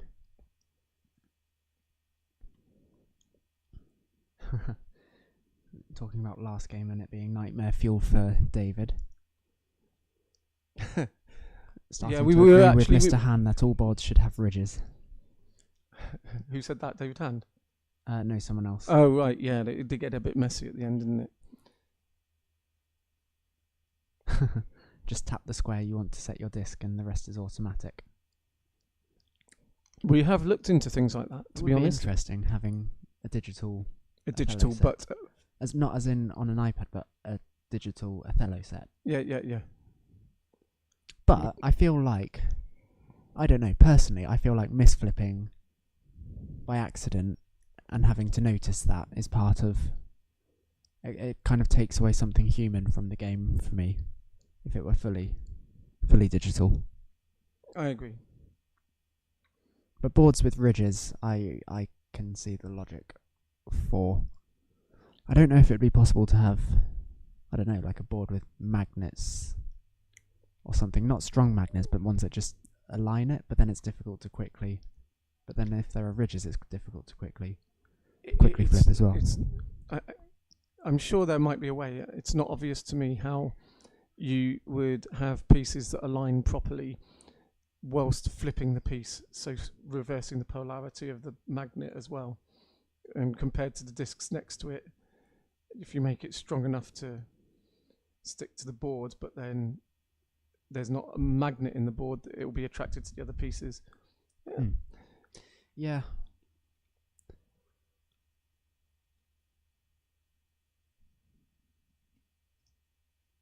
Yeah, hold on. Someone said, not that I could do that either, but the idea that a foreign word should be pronounced in one's own native tongue occurs nowhere else other than English native speakers, apart from Japanese, where they have like... I'm sure you have your examples with your learning what? Japanese. The Japanese words that are saying English words in a Japanese way. Right. So in Like, Japanese, they have things called loan words. And it's become, it's really an international thing where we borrow words from each other. So, for example, in France, they say WC for toilet sometimes, and that's borrowed from English, which is water closet. And we say toilet in England, which is borrowed from France, toilette. So in Japan, they have quite a lot of foreign loan words. They even have an alphabet, which kind of is used specifically for those loan words. Predominantly for those loan words, and because the sounds that they make in their language are different to the sounds that we make in English, but it doesn't always sound. Do they exactly do that like because it. they can't do it otherwise, or because they think it should be done that way? But I didn't say should. Okay, I'm going to defend myself here. Apparently, that's the English way of doing it. Right. So. I'm not saying that the English way is the right way to do it. What I'm doing is saying that I'm English, and that's the way in which it comes out naturally from me as an English person. I'm not saying it's right. I think it's absolutely wrong. I know it's wrong. I reckon, and hear me out here, I reckon it's that English people are aware that they're mispronouncing foreign words, whereas foreign people, when they try and speak English, aren't aware of the words they're mispronouncing in the same way. Because they speak English so much better. You say that, but I pronounced Matthias as Matthias for 20 years before anybody pointed out to me that it was wrong. So...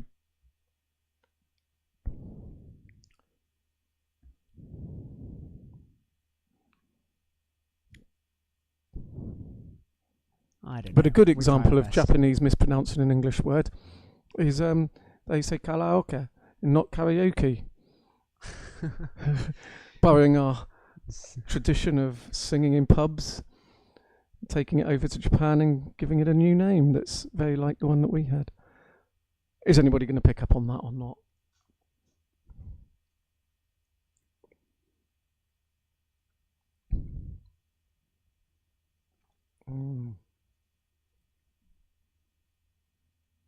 What's in a name?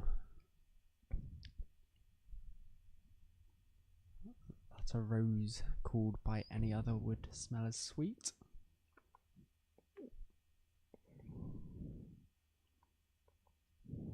Yo Romeo. Oh yeah.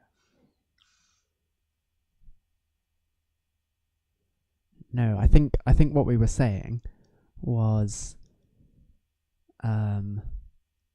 by in English, as in an English accent, I guess. Like trying to say it in the context of our English sentences without butchering their pronunciation of it, if that makes sense. So, because intuitively, a name like Po Yun Chen, that's how I would say it, but that might be completely different from how they would say it, and it comes from not wanting to mess it up from how they say it. So we call Paris Paris in England, not Paris.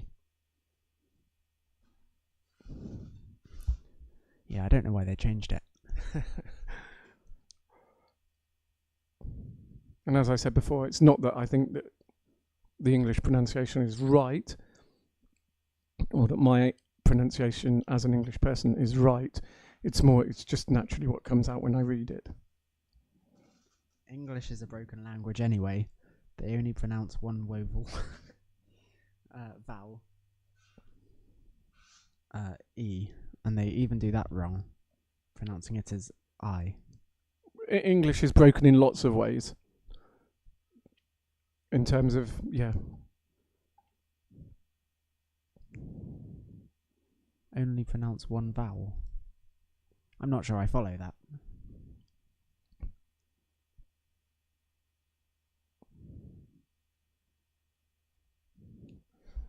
A, E, I, O, U.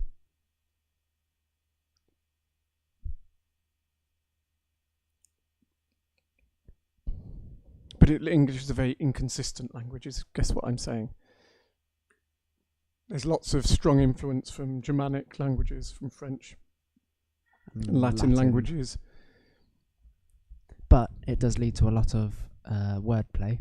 It does. So that's good. Crosswords are the best crosswords in the world, probably, because there's so many roots for similar meaning words.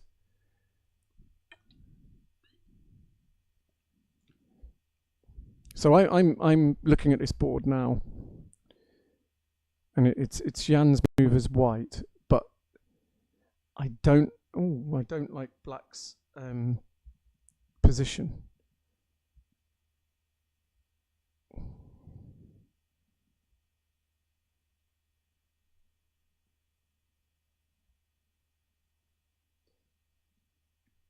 Although I wasn't expecting that, but I wasn't particularly looking at it either.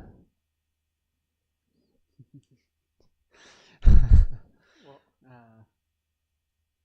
Matthias Andersson said, "That's not Swedish for Matthias, I can confirm." What do you know? That's a good one. How is it pronounced in Sweden? And does it make a difference if there's two T's or one T?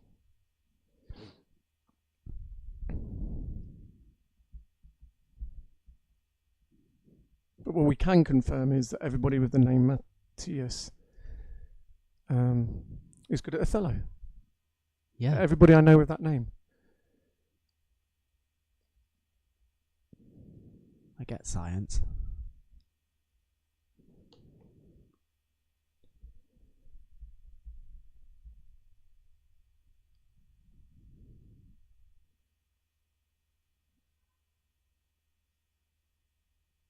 So this is a really tricky position for black.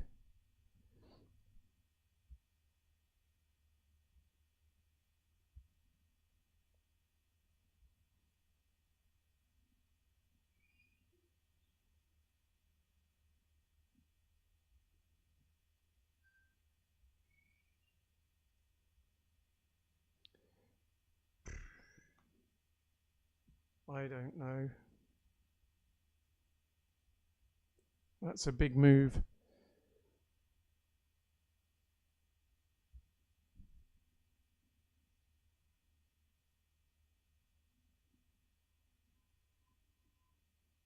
I'm not quite sure what he was worried about there, but he was worried about something. Possibly white coming down to D8, but I'm not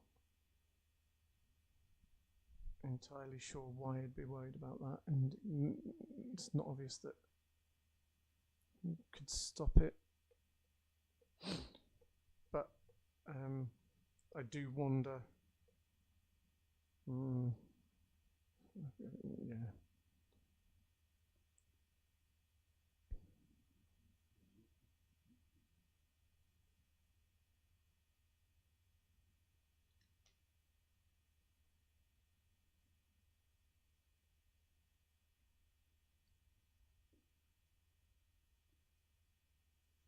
I can't believe I went the whole of the last game thinking people were just ignoring us. I just hadn't refreshed. Oh, you have Refresh to. the You have to. screen. You have to manually refresh. Apparently, yeah. Okay. You don't normally. No. So I apologise for Luke there. He had one job. It's actually pronounced luck in English.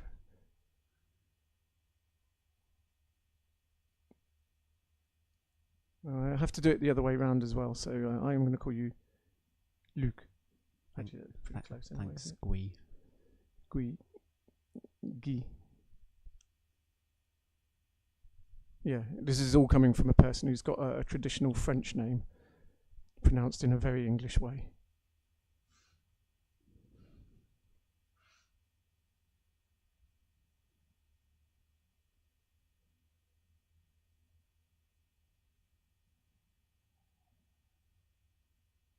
So H3 now is I like H3.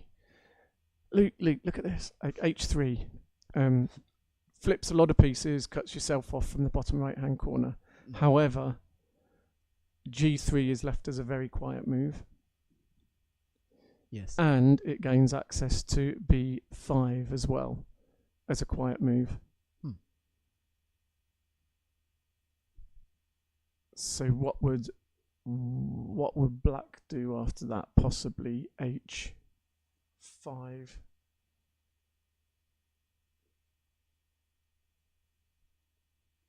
Yes, I do try with the Japanese names, Mr. Ruffle. It's Watashi wa igarisu jin desu. Yeah? Yeah, the Su of Igarisu Igarisu jin is- desu. and the Ri is a cross between an L and I think Na, my Igarisu. emphasis is all wrong as well. But hey ho.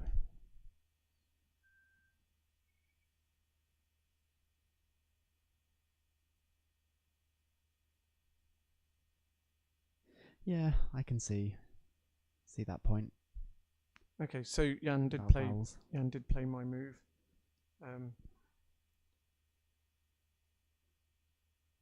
Now I don't know what to do here. So working from the left, the B column moves B4 and B5 for black, just completely cut him off from that whole side of the board, and Jan still, as white, still has G3 to come afterwards as well.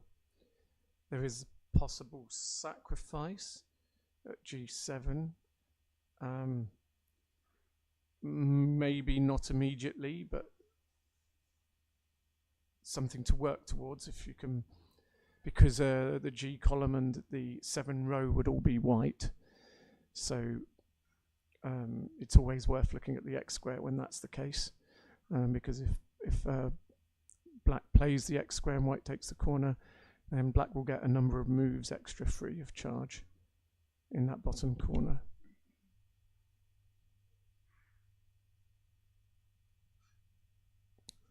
H4 looks like it's just responded to by H5, and then you muck up the sacrifice in the bottom corner, so I'm not sure what would happen after that. But it would look pretty similar to how it is now. Okay.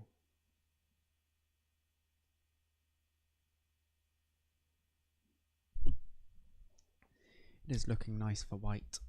Yeah.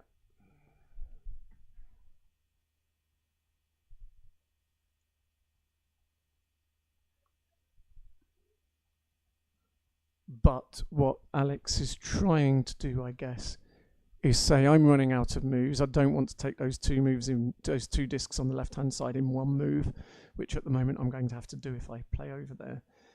So therefore, how can I sacrifice the bottom right-hand corner in such a way that I get a nice number of moves there, which is why Jan has given the edge immediately. He didn't want white to sacrifice. Black. He didn't want black to sacrifice the corner and get too many moves there, so he gave the edge away immediately. But this is definitely drifting towards the Anson victory.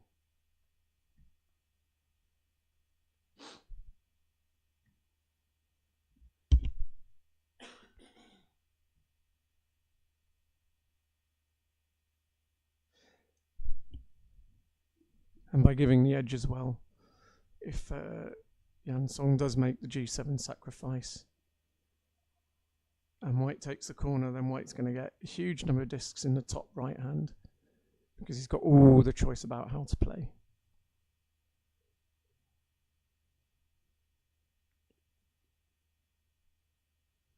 So I can't really see what black can do from here. And it's worth noting that the bottom right hand corner is an odd region that white can't play in, but because the top right hand corner is odd and black, it kind of cancels it out in terms of parity.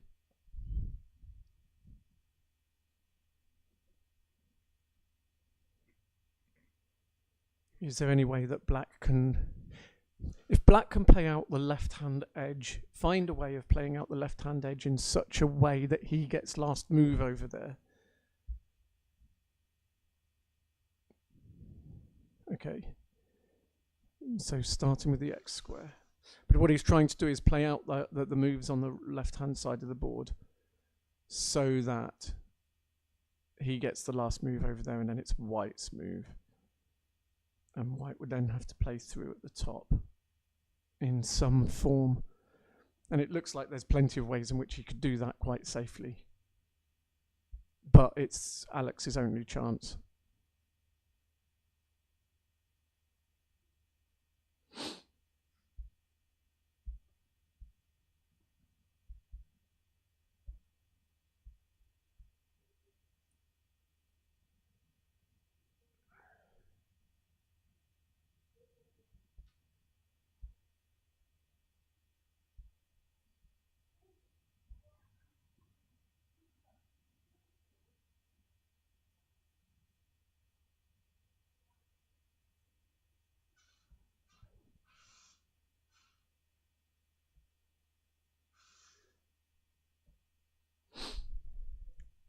What's the time doing? 14 minutes, 17 minutes. From right to left. Okay. Yes, we went to McDonald's at lunch, and I am really appreciating how the cups have a hole for the straw and then a separate hole for the for sipping from. So you can have a straw and drink directly from the cup at the same time. It's nifty.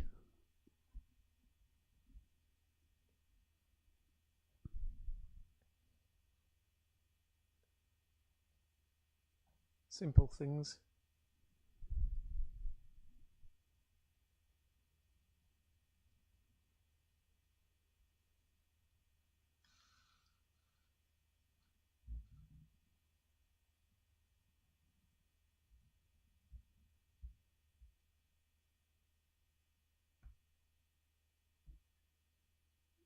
Yeah, so long as Jan's careful here, I think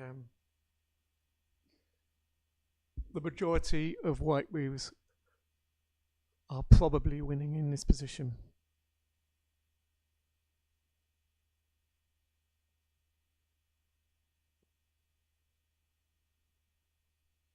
So what's the pick of the bunch?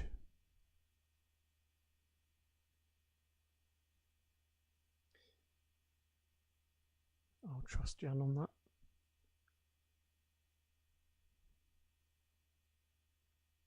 But again, the same ongoing thinking applies, just in reverse. So Alex Coe was thinking about, is there a way I can play out the left-hand side such that I get the last move there?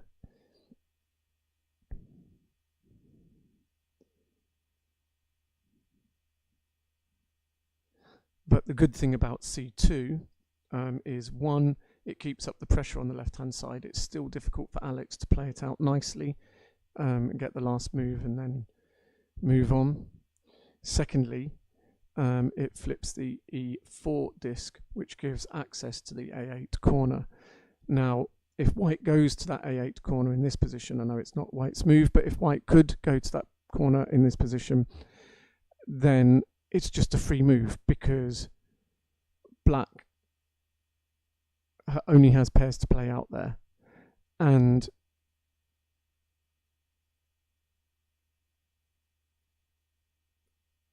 so I am wondering if black's going to go to B8 here, just to be able to play out that bottom corner, black, white, black, rather than white taking the corner first and then there being a pair which would go black, white.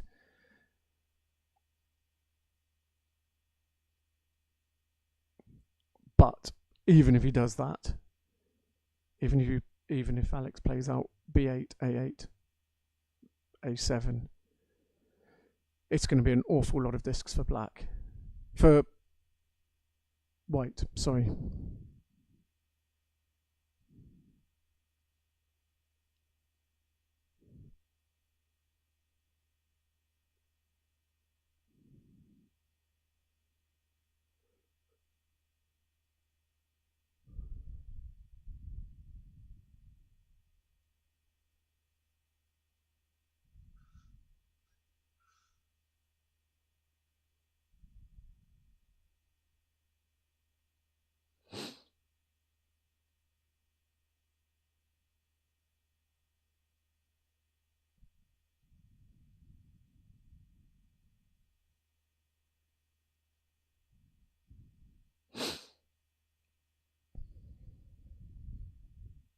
The lovely thing about Alex Kerr is win, lose or draw, he is always the ultimate gentleman.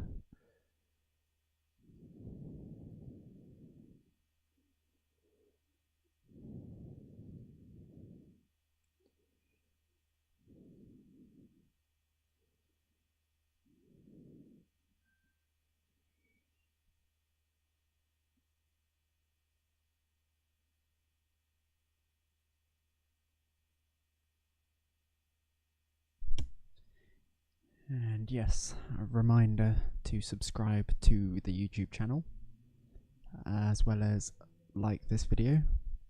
It's all free to do, and helps grow the game and community.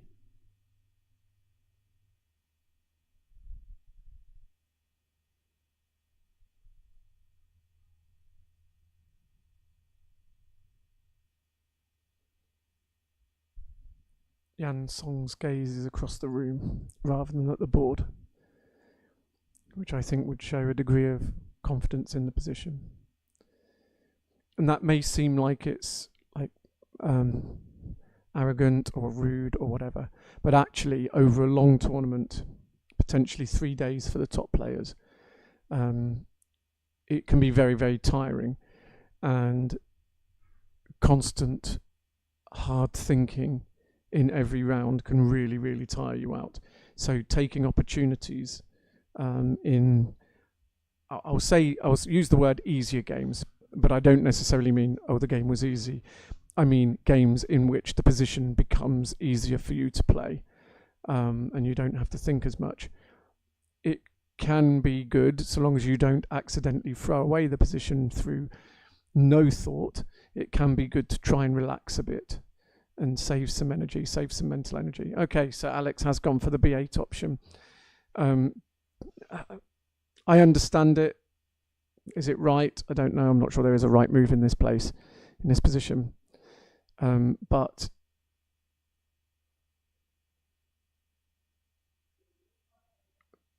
the reason he's played it is just because he doesn't want to let white go into that corner first without having access to A7.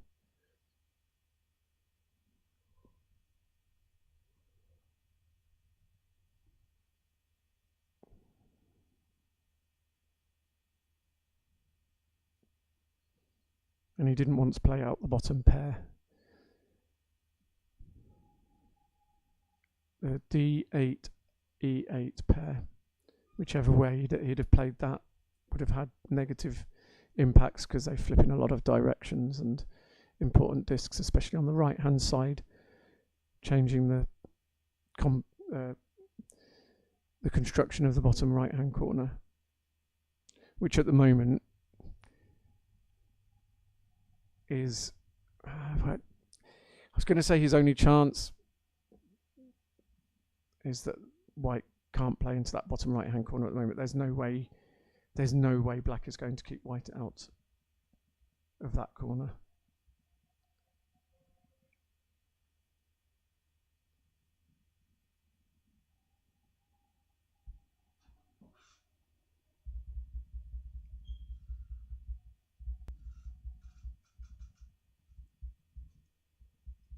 So I think white now just takes the corner. Black goes a7 to get the last move in that region. White goes a5. And then black has given up the bottom left-hand corner for next to nothing and still has to play out the top left in a way that gets him a last move. And so nothing's really changed except that black has given away the bottom corner. It didn't really gain that much. But as I say, that's sometimes it's this kind of thinking that helps the top players to win. He's probably looked at the rest of the board and thought, it's not working out in my favour. I can't play out this top left-hand bit. So I'm going to do this, and it may be a move that, for strategic reasons, works out well. I don't think it does on this occasion. But we have an Othello chat group on WhatsApp, and one of the channels on that is puzzles, and people put up puzzles there. And it's surprising how often a puzzle is put up where top players discuss it and try to find the right solution without checking on a computer.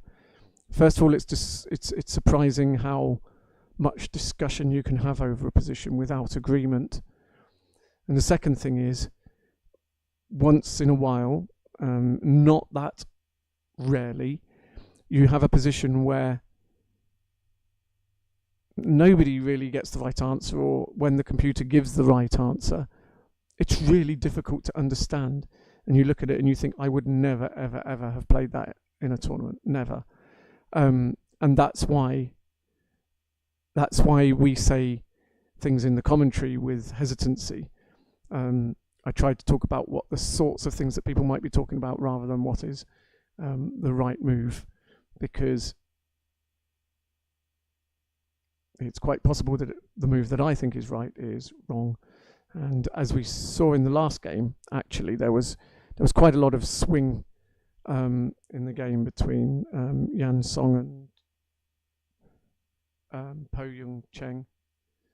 There was quite a lot of swinging, toing and froing because it's often difficult to spot the right move. And sometimes, even when you've been told it, it's difficult to fully understand why the right move is the right move. What about a3 or a4 here for white? Has been suggested. A3 or a4 for white? Yes. Yeah. Both perfectly reasonable options. Doesn't give much to black in terms of playing out the top left-hand corner at all.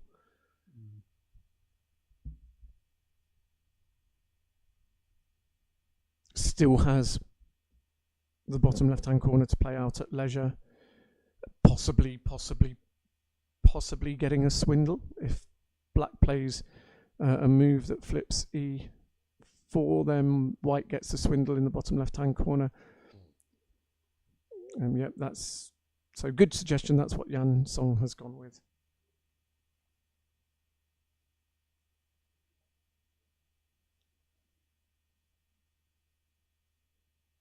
But I think they're all like I think a3, a4 A8 were all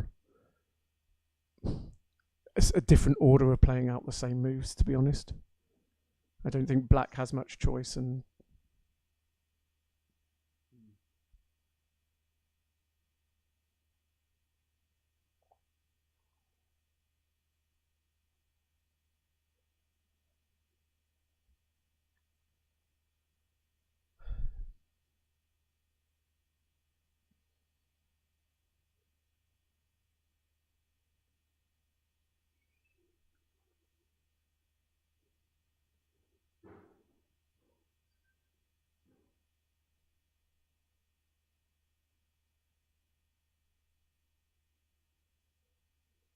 so has Alex got a plan that I haven't seen?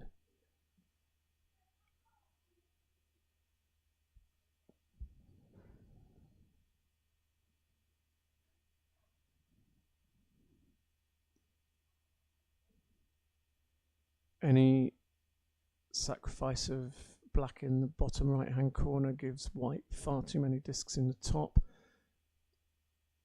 The bottom pair is playing out a pair at the best of times. Okay, so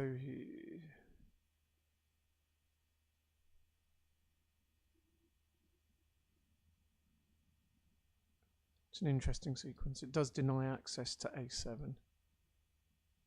Temporarily, at least.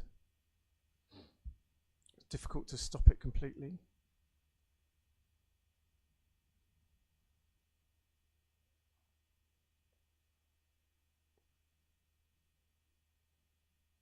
Okay, so black takes the wedge.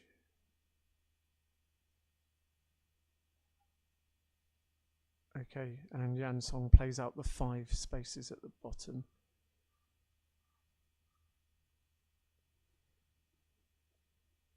And then play out the 3, and black has to unwedge on the left.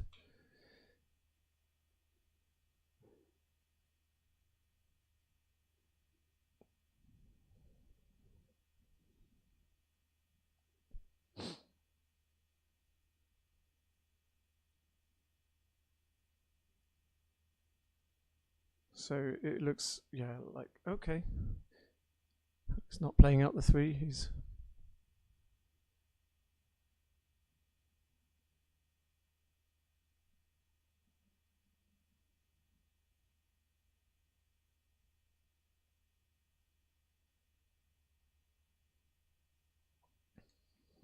I thought it was better to play out the 3 and then unwedge, but I could be wrong.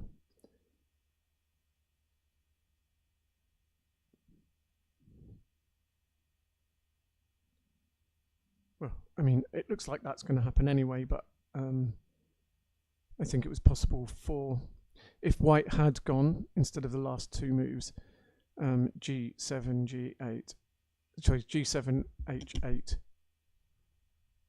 G8, then black would have had to unwedge, and white could have gone to B1 before doing so and saved the whole of the B column.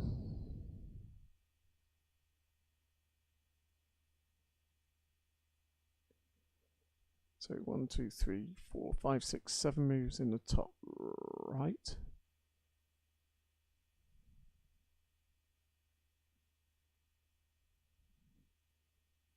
So white isn't going to have a problem here, but does he need to feed first? To maximize discs. Yeah, so he's feeding first. And by that I mean there was an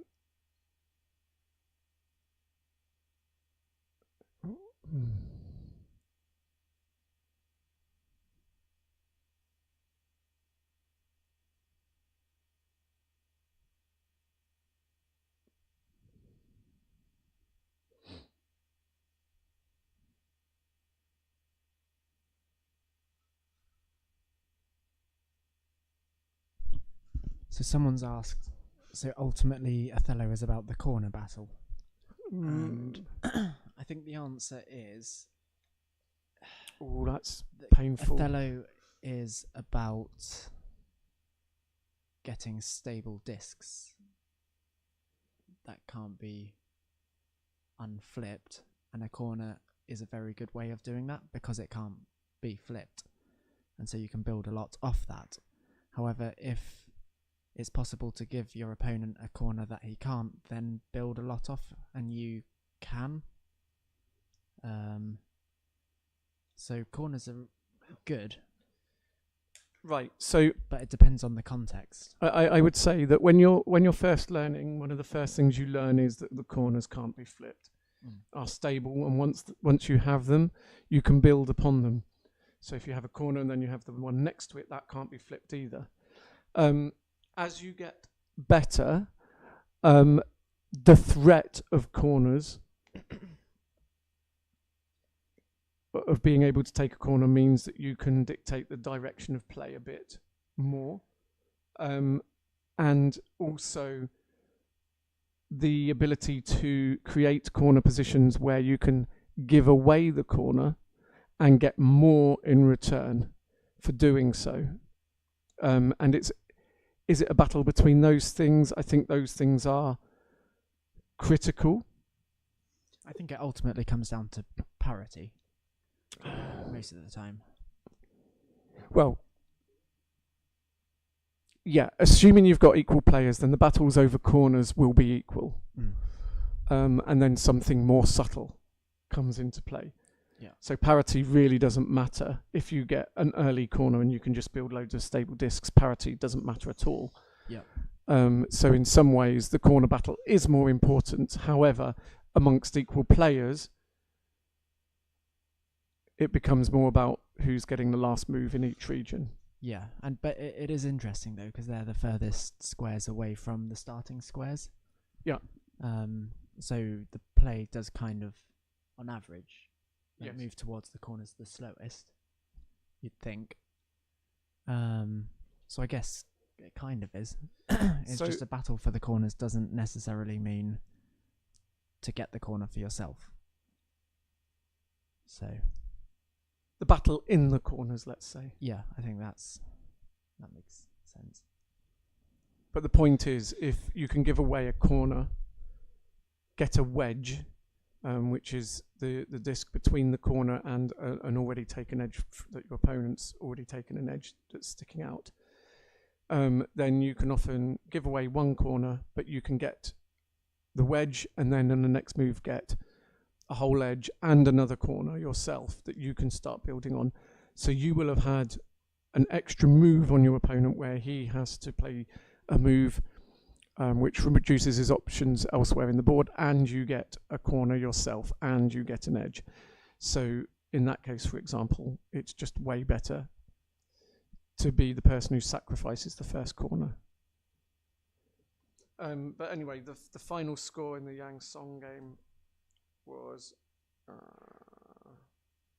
really am being lazy and looking it up and not counting.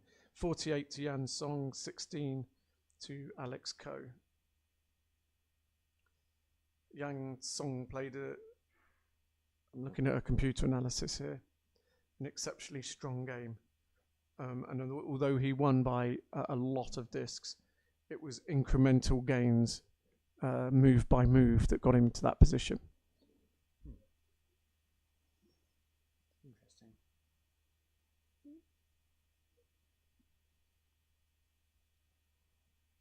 So we're now we're looking at the second board, And with the first board. Actually, we were watching the third board. We're now watching the first board. So Manara is currently the person in first coming into this round anyway. So Yep, and Chang Po Yung is the one in second.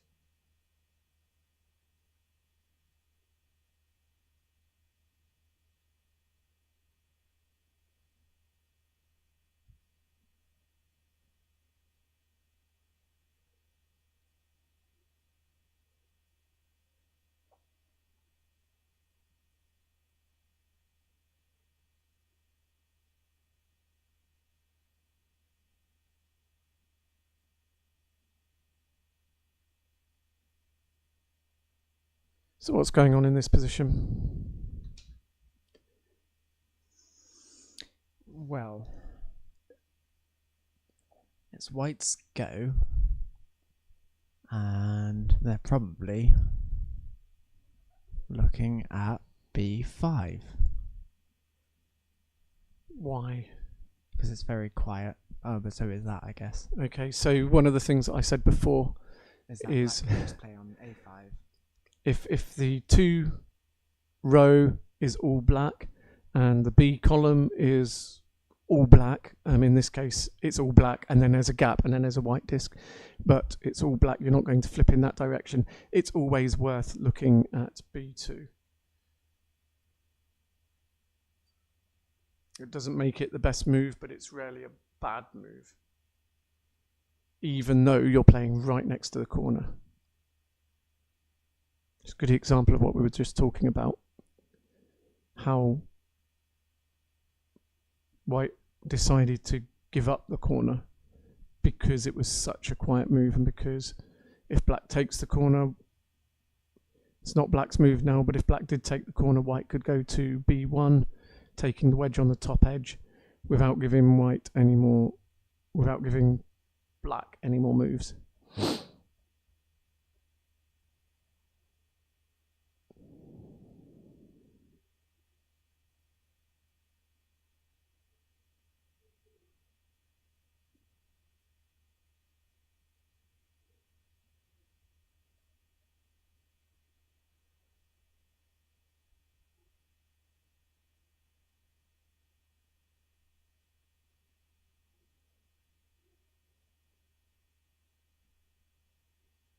And again, black making the sacrifice in the top corner. Why? Because it's an odd region. And so, however it plays out, even if white takes the corner, it goes black. And there's those 4 spaces left at the top. And it goes white, black, white, black. And then black has 2 wedges for the price of giving away 1 corner. He's had last move in the region, flipping discs that are unlikely to get flipped back again. He's had 3 moves out of the 5, so 1 more move than white, meaning that white then has to play again. And if you look over at the left hand side of the board, there's not obvious good moves for white that don't give black equally, if not better, good moves.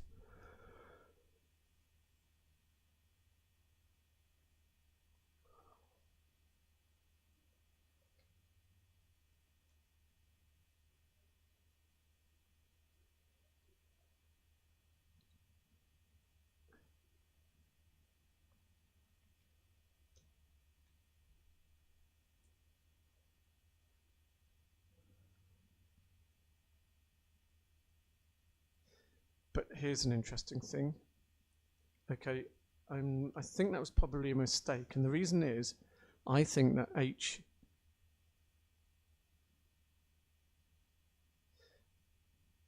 H1, you'd normally think that black would go H2. But if black went H2, and then white goes G1, black wouldn't have access to F1.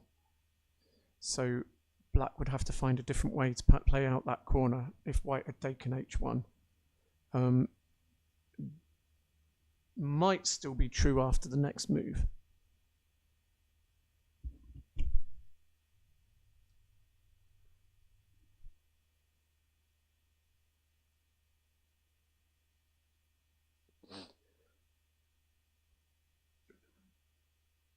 But it's all looking rather even in terms of the spaces. There's 4 in the top right, 4 in the bottom right, 4 in the bottom left. So it's going to be quite difficult for black to find the right way to play this. So Somanara, yeah, what's his history in World Othello Championships? As far as I'm aware, this is his first. I thought so.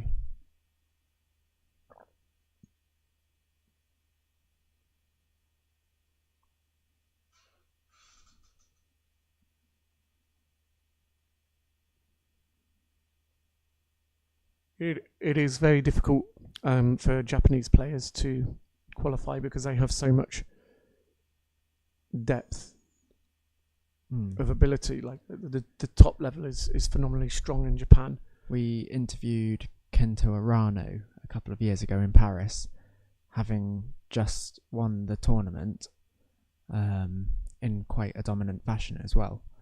And he got quite emotional when we asked whether he hoped to be there again the following year, because of how difficult it is. And he was there the following year, but it's never a given because they have so many players, so many good players.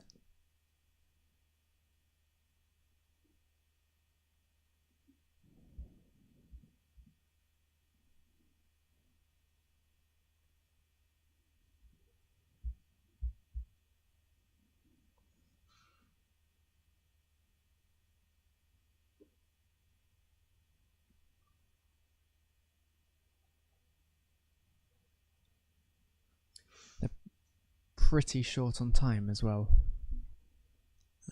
with Nara coming into the 1 minute range and Po Yun Chen just over a minute and a half left.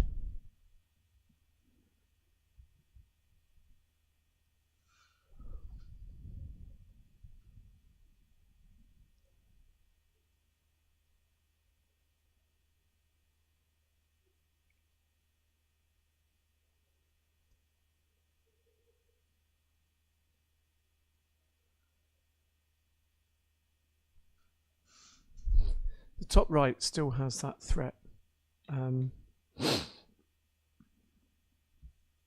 If white chooses to play h1, then black can't play h2 and get otherwise he'll get swindled for g1 and f1. But I'm pretty sure that Somanara wouldn't play h2 if white did play h1.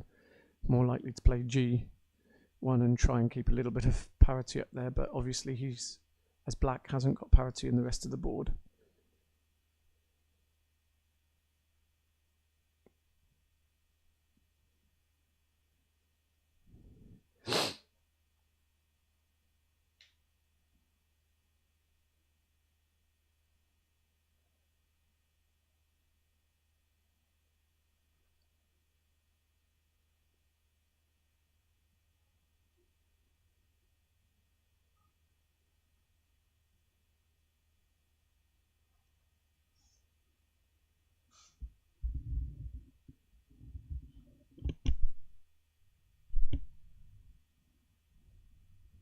When players are short on time at this point in the game, it's fine if one player knows that he's playing a win, but it's quite possible to make quite a lot of mistakes in terms of just individual discs. Yeah, even if they're quite a lot of little mistakes in a row, just slightly less good moves than they could have been, it can go from winning to not. I mean, I think this is obviously a white win now. There's a pair in the bottom left and a pair in the bottom right. So it'll go black, white. And then white has h2 and then h1. Parity is too strong. And then there's f1, g1 pair, which is white's last move as well.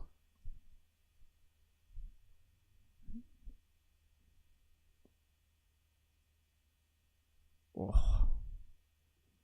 25 seconds left. Should be okay. Yeah, it'll be fine. 25 seconds is plenty. The score is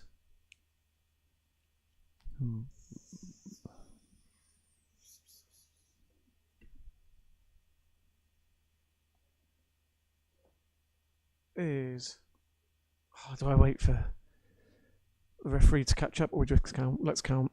5, 6, 7, 8, 9, 10, 11, 12, 13, 14, 15, 16 plus 6 is 22.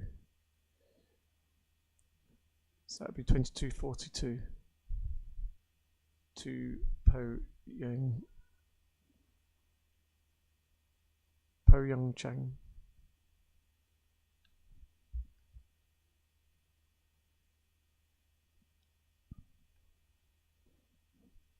Well, another So I think that tight puts... time game. Sorry? I enjoy the games that are tight on time. Yeah. But it's normally an indication of a good game as well. Yes, Like with well lots thought of out game. thinking. So I think that puts Po Young Cheng... Is he the only person? No, he won't be. But he's up there.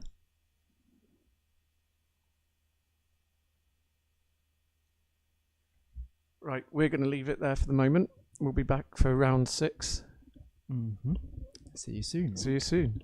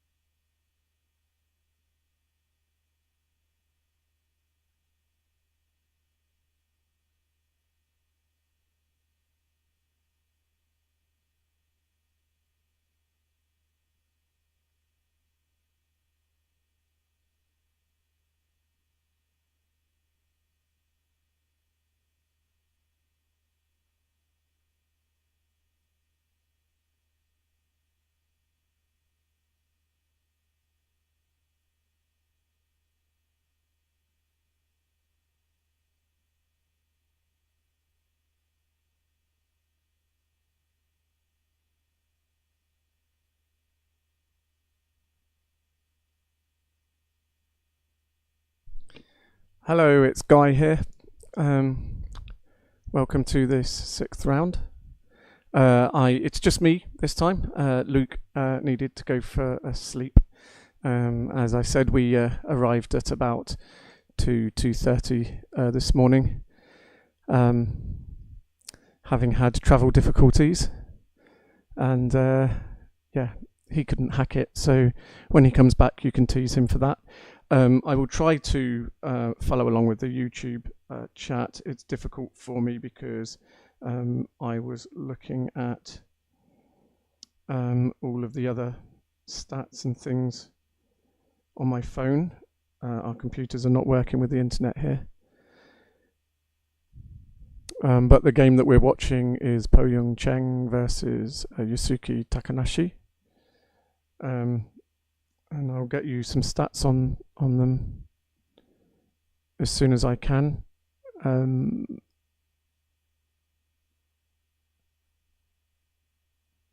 But first of all, just let me try and get to the YouTube channel.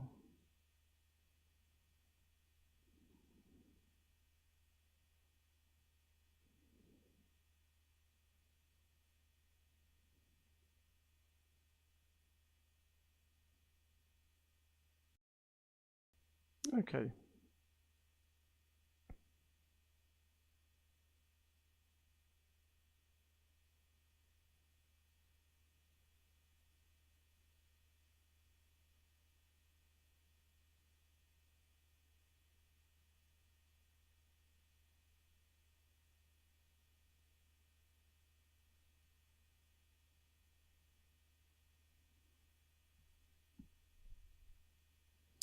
To be honest, we've got a question, how much is the prize money?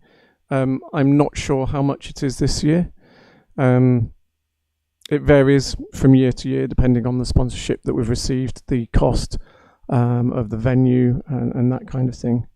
So I'm not sure how much was allocated this year.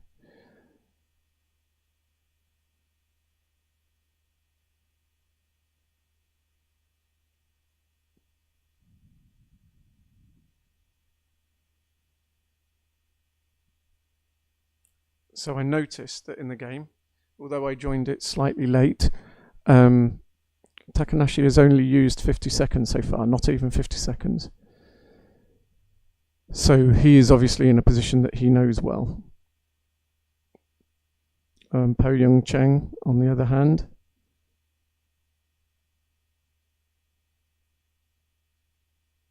has used nearly 5 minutes. So I'm guessing he's out of book.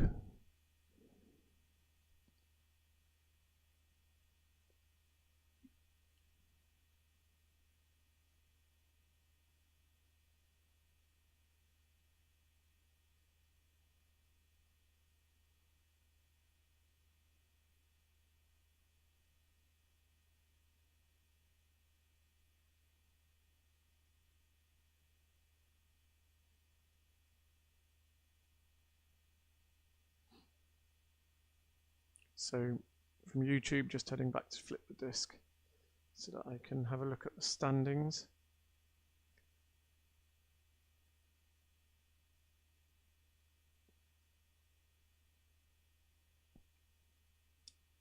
And at the top on tie-break is Cheng Po Young. After round 5 from Takanashi, both of those two players, the two that we're watching in this game, are the only two that are on 5 out of 5.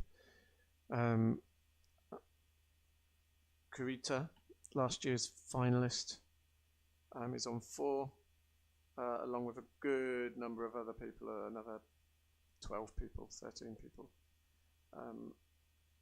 including Kelvin Yang, who's the youngster.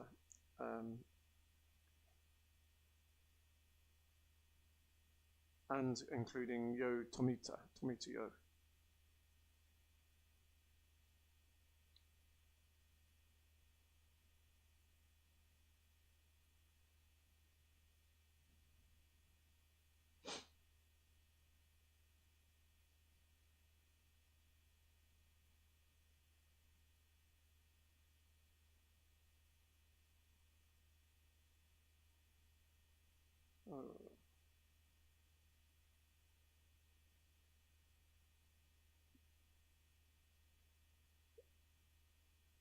Did I say that Kelvin Yang was a youngster?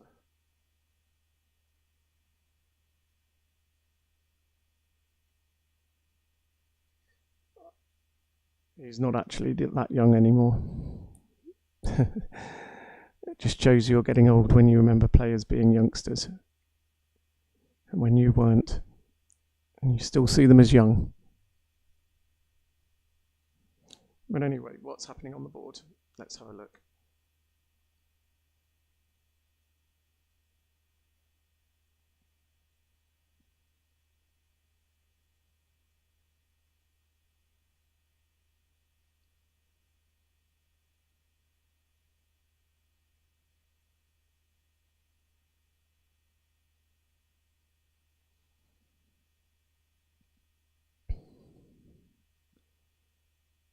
So white has a big block of pieces.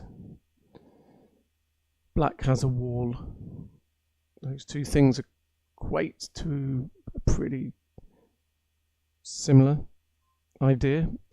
Big difference is that black has an outlier piece at B6. And that outlier piece does poison other things. So by poison I mean some of the moves that black might want to make are difficult to make because that piece gives an extra direction of flipping.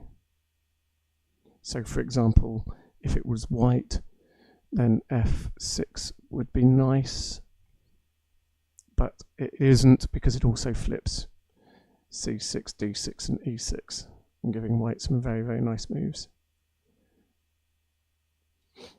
So black needs to worry about that disc, and is he thinking about cutting it off? So for example, if he played at E7, it would cut off that disc, and it means anything played to the right of that afterwards, that disc won't really come into play. But he might also be thinking that he can just potter around in the top right hand corner. So for example, G5 or G6, playing out that right hand edge, forcing white to play. White has a nice move at C2, which I'm assuming he can't permanently lose access to, but actually black would have a response at C3, so it's another one of those positions where a number of reasonable moves need to be considered.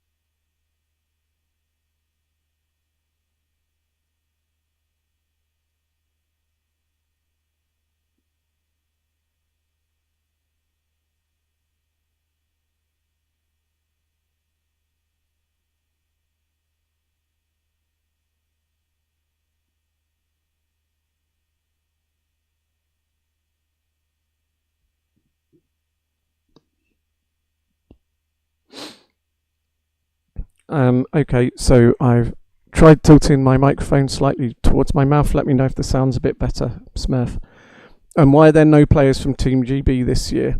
I think it's a matter of a mixture of cost, of politics, in some cases. It's down to the individuals to choose whether they come or not.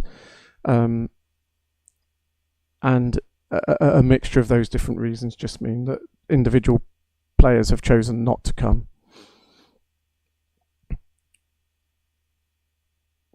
It is a shame, but it's also true that when the World Championships are held in Europe, that there's often Asian players that aren't able to make it as well.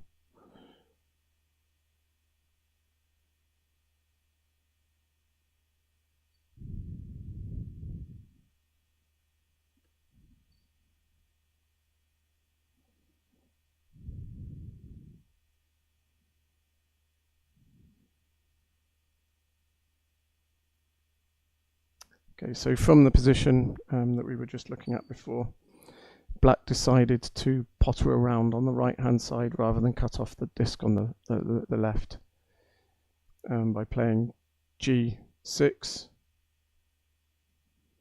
And White, Yusuke Takanashi, responded with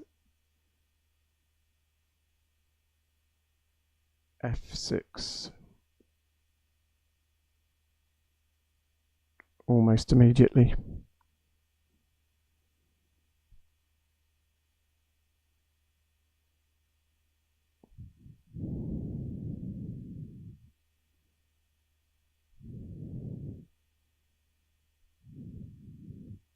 And it looks like Black should be able to play out that right-hand edge quite nicely.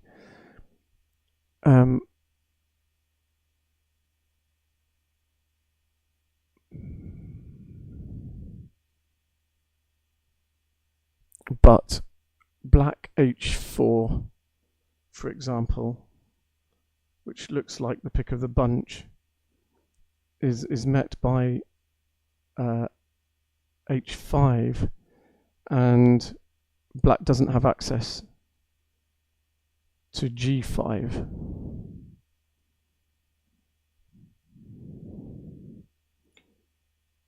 Nor does White. So it may not be a problem. So possibly that is the correct way to do it.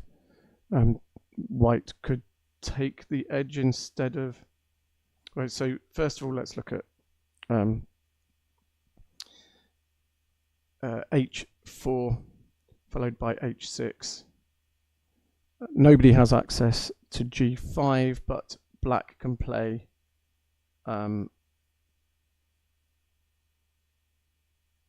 E7 and get access in there. And so looks like he will get first access in there. And that looks pretty good for Black.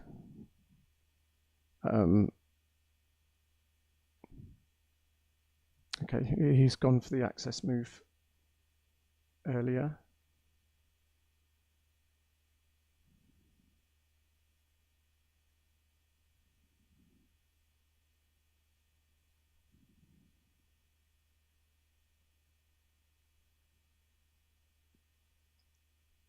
Which looks like it's just in a different order, which might make a subtle difference, not too huge.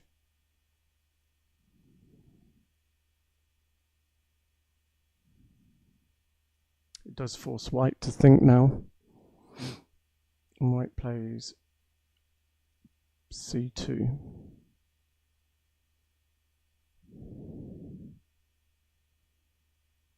Which was a nice move that he's always had coming. The natural response would be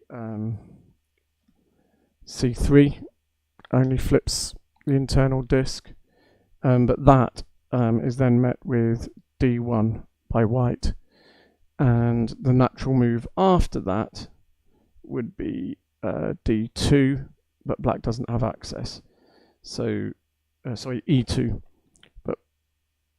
Yeah, so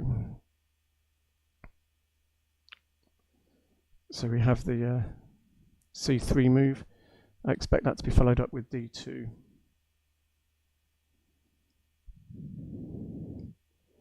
And then possibly White D1, and possibly White E1 after that. Sorry, Black. Start again. We have black c3 played, which is the natural response to c2. It just flips discs internally. Now there's two very similar moves here, and I feel that one of them is better than the other. And the one that I would play is d1, largely because black doesn't have access to e2. So I'm wondering what black would play after that.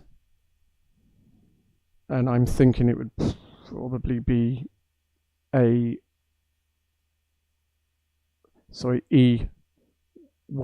or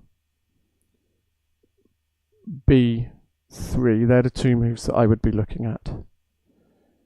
But the move that I thought was obvious at this point, which was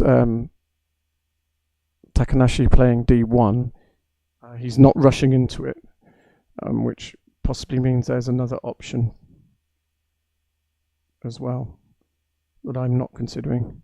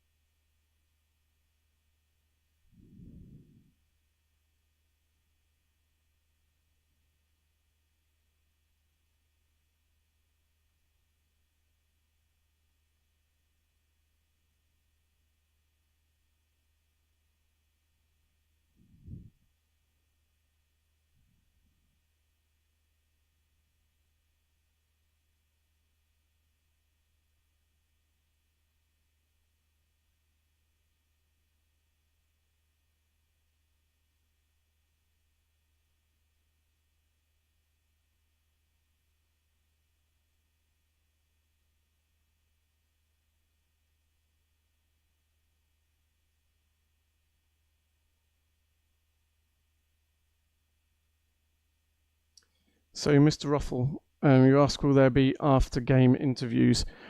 It's difficult to do it. We haven't got the same setup that we had in previous years. You'll notice one that we're not on the screen, even when we're introducing the games at the beginning. We don't. We see what you're seeing on the screen. Takanashi has just played D1, which was the move I was suggesting, and this does look like it's getting a bit tricky for black. It looks close still. There's still plenty of options, but it just looks slightly trickier for black to play, especially on the right hand side. But with respect to interviews, it's actually become really difficult to do it. We haven't got the same setup. We would have to rush out of this studio to another room, and that other room doesn't have any cameras set up. It just has the backdrop. It was being used for local press rather than for our interviews, so we would have to record them by phone, and then we'd have to upload them as separate videos. Finding the time to do all of that and then get back to this room is proving largely impossible.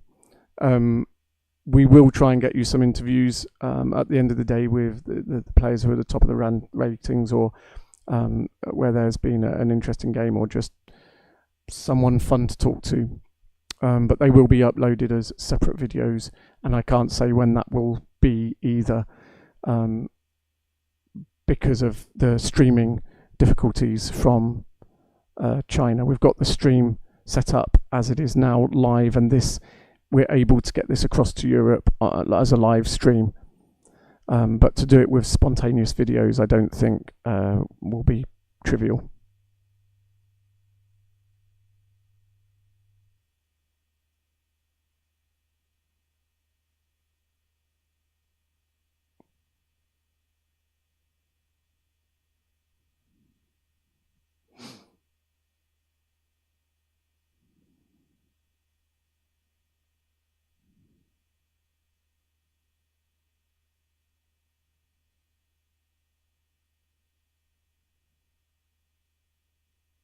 So looking at this position, the options to me seem to be b3 for black, b4 for black. Not sure I like that as much. Out of those two, I think I'd like b3 more. But are both met by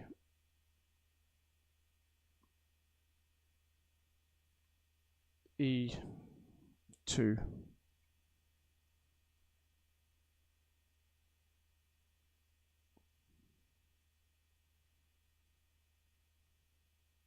I think b4 for black gives white more options than b2.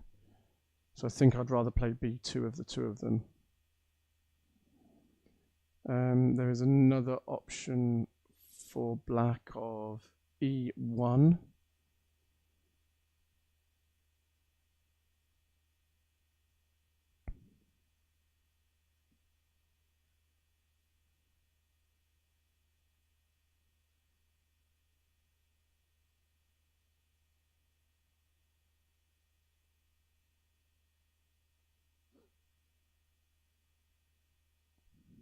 And I'm not sure what's happening after that, just because there seem to be a lot of access things going on the top edge. Would white want, if black plays e1 now, would white want to take f1?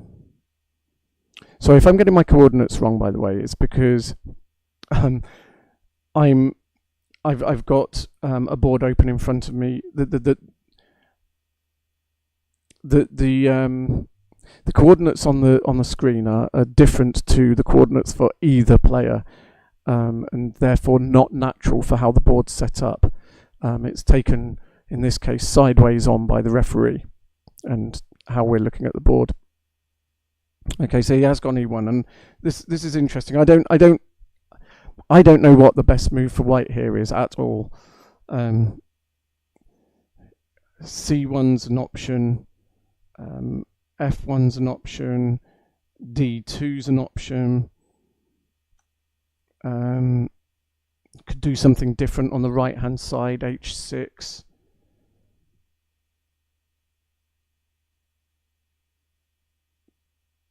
B3 is an option. When there's a lot of options like this, I find this is where I would lose to better players consistently. Maybe picking a move that's just 2 discs worse on each of those can make a big difference at the end of the game. But F1 is interesting because there's no access for black to E2.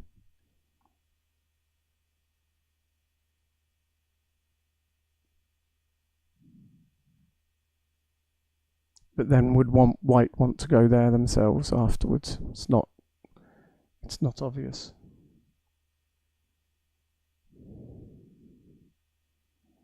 B3 doesn't look as good now because it just has a natural response of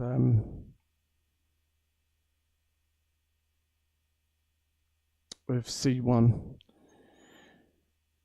which because white B3 flips C3, black's move to C1 doesn't flip along the C column, which will give him an extra move later and tempo later.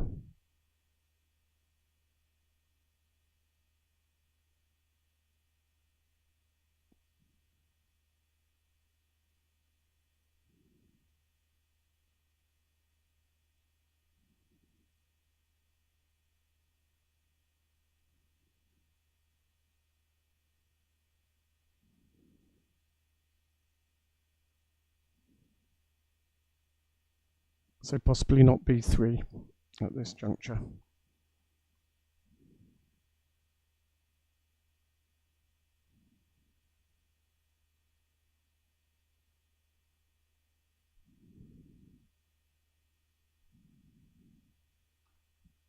C1 is another option.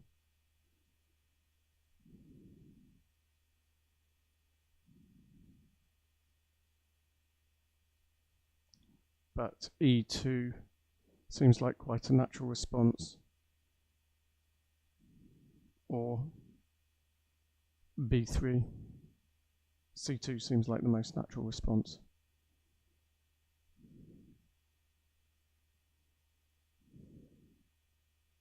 But that's not a bad exchange. White would have the option of then taking the edge, or leaving it and taking it later, possibly playing something on the left-hand side. So c2 would be followed by, sorry, c1 would be followed by e2, and then white would probably play something like b4, b3 or 4 on the left-hand side, and leave it to black to say your move. Do you want to take that top edge? I dare you.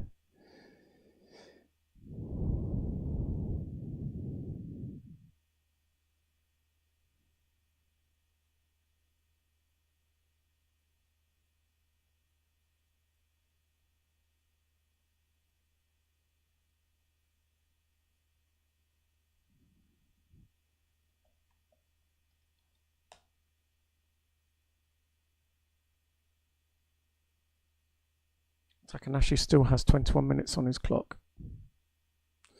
And as you may not have seen, but if you go and check his end game against David Shaman, it was very, very complicated. And Takanashi played it perfectly. So he's more than capable of playing really, really strong end game. And when he's got enough time, you would imagine that he wouldn't falter too much at all. Po Young Cheng is obviously on 5 out of 5 as well. He's no mug. He's beaten top players already in this tournament. But he has run short on time, and against an opponent where his opponent's also short on time, that's one thing. But if he's having to make those decisions and make those mistakes whilst his opponent's not making those decisions because he's got time left in the bank to think things through carefully, it could make a big difference. It would, yeah, make a big difference.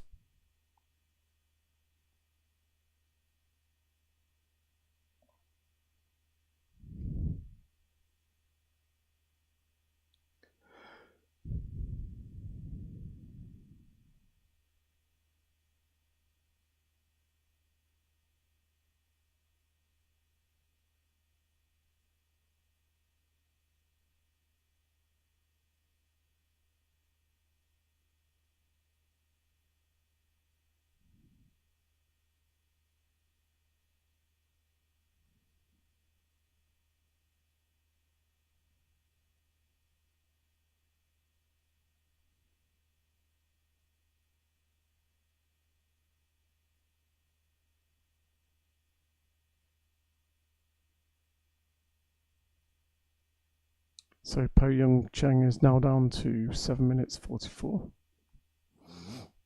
And he's elected to play b4.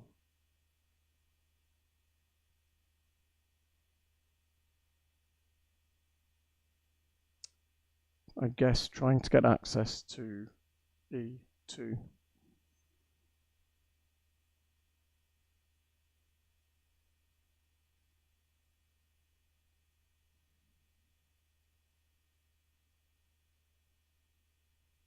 So black, I mean, white might consider going to e2 himself now. Your opponent's best move is your best move. Okay.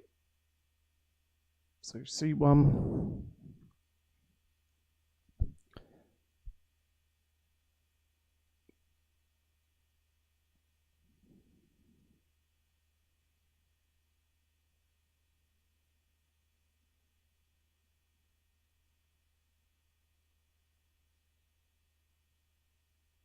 So black would like to go to e2, but if he does it immediately, he cuts himself off from a nice move to b3.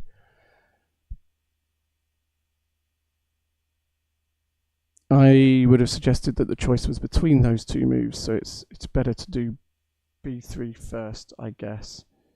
Allow white to take the c2 move, And then you've got the choice of giving away the edge by playing F1 or taking the edge at B1.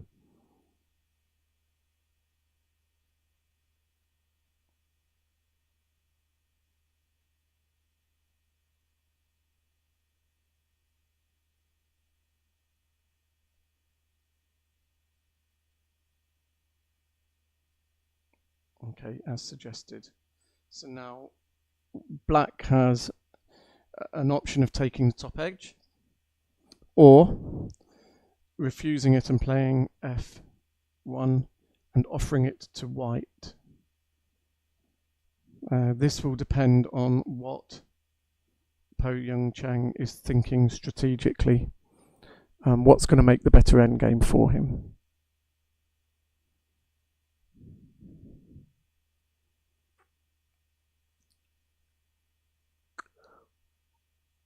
There is another option of playing H4. Okay, so he's offering the edge. If Takanashi doesn't take this edge, then then black can take it across the top.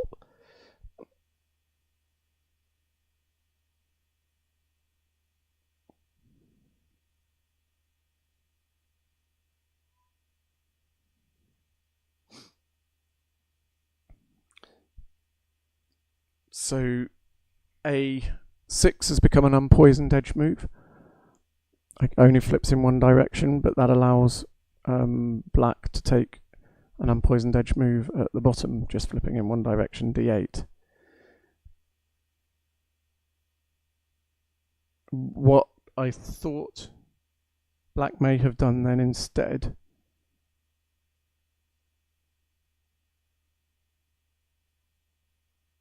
was play H4. And then if white played G5, black could have sacrificed at G1 into an odd region in the corner, and then it would have been white's turn to play.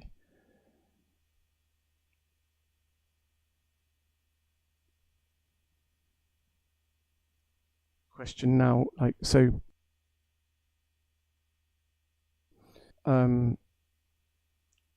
Po Young Chang had the option of taking the top edge or offering it to white. He took the move to F1, offering it to white. Now white is having to think for himself, do I want to take this edge? It's a free move. There's no good sacrifice against it at the moment because the B column is all black. So if black went, just say white takes the top edge at G1, black sacrifices at B2, then white would get the swindle by going to B1 without flipping any of the B column, and then would get to go to A1 as well. So that wouldn't work out. So if white does take that top edge, black can't sacrifice. So what other moves does black have?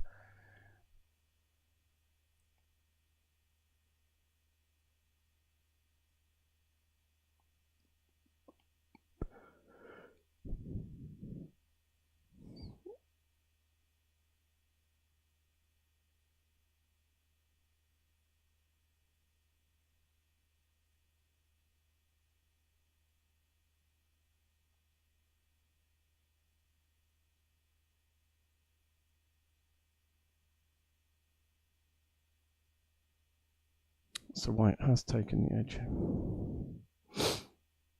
As I said, black can't sacrifice on the left. Black could sacrifice at G2.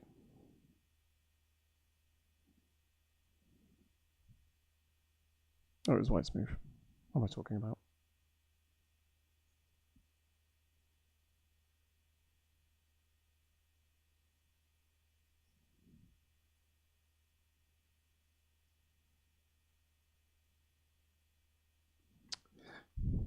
That's what happens when you're not looking at the board, you're looking at your phone. If someone makes a move, you miss it. You assume it's the same position that it was before.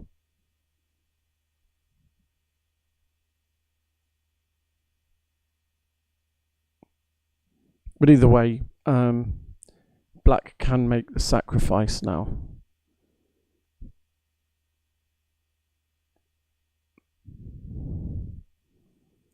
but white does have a move to a3. So when I say the sacrifice, I mean g2. But if he does play g2,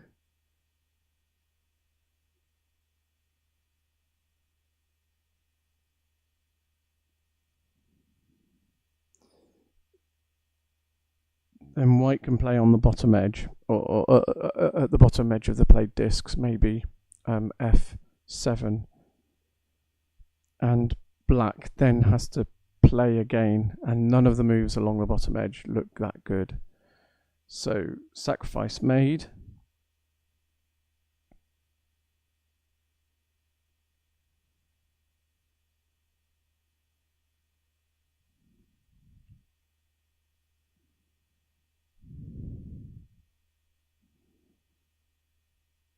So I think f7 now, possibly d8.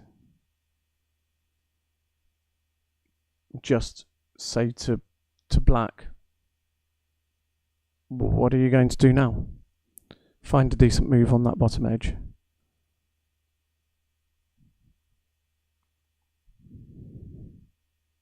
Personally, I think I'd play f7.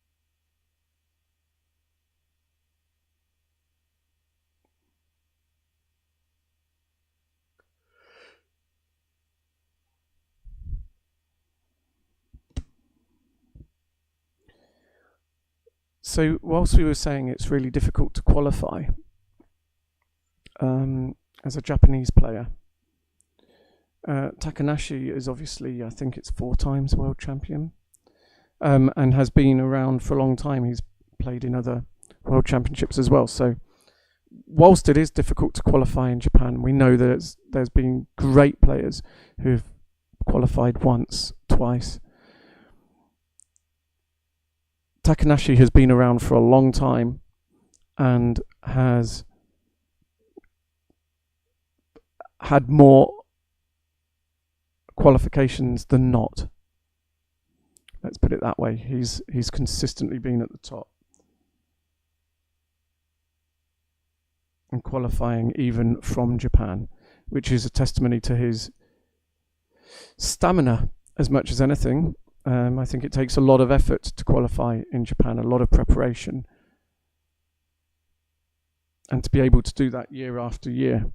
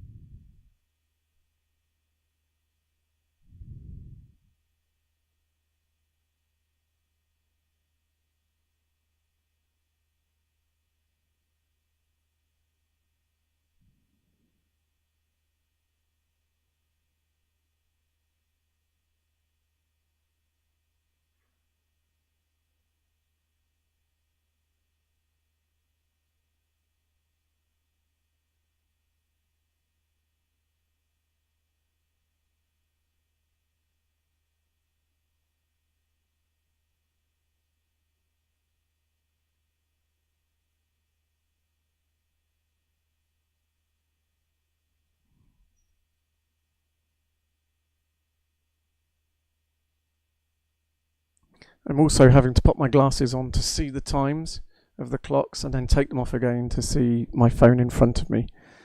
But on the clock, Po Yung Cheng is down to 4 minutes That's not a lot of time to think through everything that he probably needs to think through at this point in the game. As I said earlier, Takanashi being a lot more conservative with his time in this game, still has 12 and a half minutes left. So he's taking that time now to try and work out how to win the game from here. Po Young Cheng might have to go slightly with instinct at moments.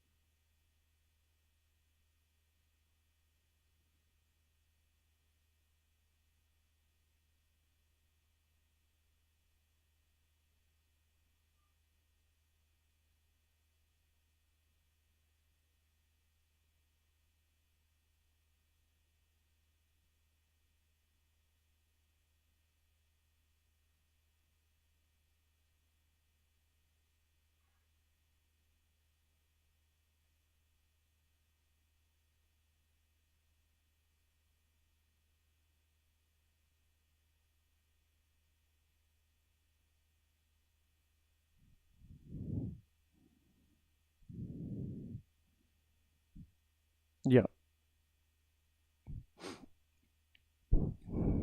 So I agree with that, just on the basis of now you look at black's moves. B1 gives away A1 and more moves in the top left, quite happily for white. B2 gets swindled because B1 doesn't flip the B column, and so white is quite happy again, unless black could take white off that main diagonal. But yeah, I'm not sure that he can maintain that because white has a lot of play on the left-hand side to be able to cut that diagonal again. Moving around the board, you've got B7.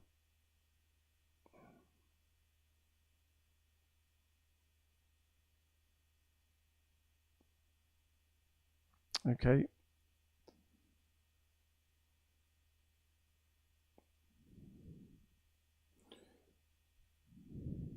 Yeah.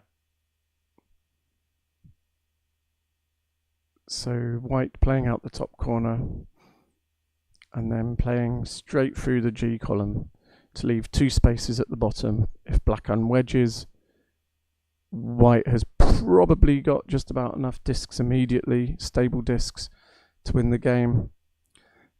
If black plays the corner, then white takes the final wedge and the last move in that bottom right. Black isn't going to be able to flip G7 again, so there would be quite a lot of difficulty of there's no trickery that can be done on the main diagonal from top left to bottom right, and then white will still have to play along the bottom edge. So where can black play?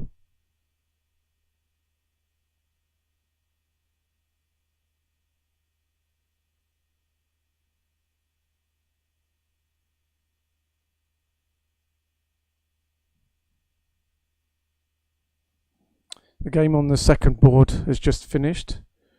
David Shaman has got 5, 6, 7, 8, 9, 10, 11, 12, 13, 14 discs. So 50 to Zhuji Du from China.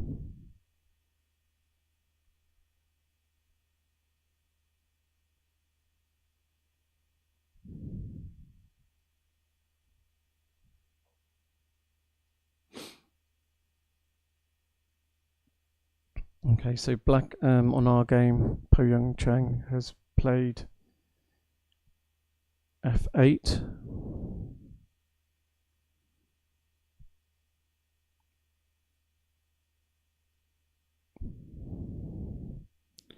And Takanashi has taken the edge. Again, what Takanashi wants is for that bottom right. I mean, that bottom right is going to be played out in his favour. He will get the last move there. And it will save an awful lot of discs in that bottom corner. I guess if there's a question at all, if it's possible, could Black play out the bottom edge so that when he takes the corner in the bottom right and Takanashi responds with h7, can Black create a position with White taking the bottom edge where he can then come across the bottom of the board as well? If he could do it in such a way that he could reach the bottom left corner, that would be a magnificent result. But I'm not sure that that's possible.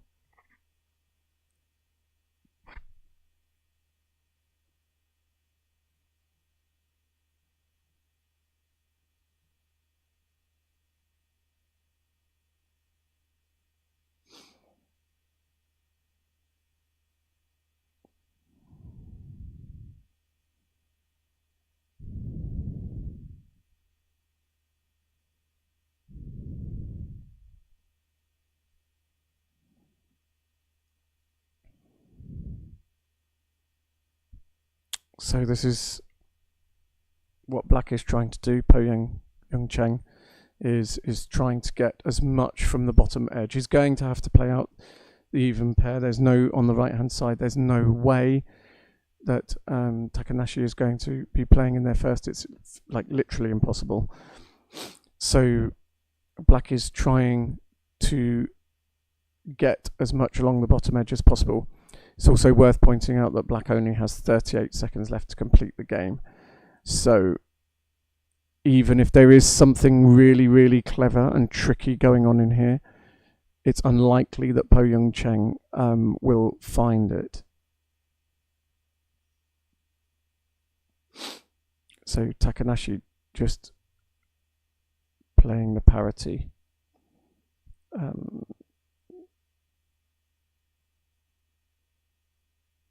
So a6 without too much thought.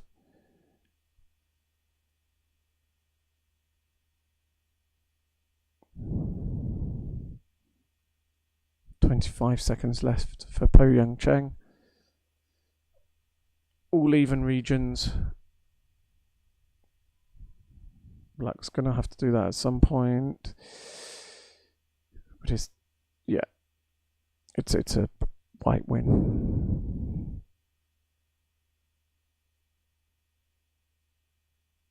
Well played, Takanashi. 13 seconds. So he's going to finish, but really didn't have enough time to consider how to make it into a strong game ending. Which I will make a prediction now, despite being one of the best players in the tournament and competitive with anybody. I think that Po Young Cheng's time use doesn't leave enough for the end game, and he will come a cropper against players like Takanashi, who get to the end game with plenty of time left, and then spend a good deal of it making sure they get the right moves. And I think Takanashi was ahead there anyway. So the final score: 1, 2, 3, 4, 5, 6, 7, 8, 9, 10, 11, 12, 13, 14, 15, 16, 17 to 47 to Takanashi, who is now the clear leader. I might take the opportunity to go and have a little sleep whilst Luke takes over for the next round. But that's assuming that he's not completely asleep himself. If so, I'll be back and we'll speak later. Bye.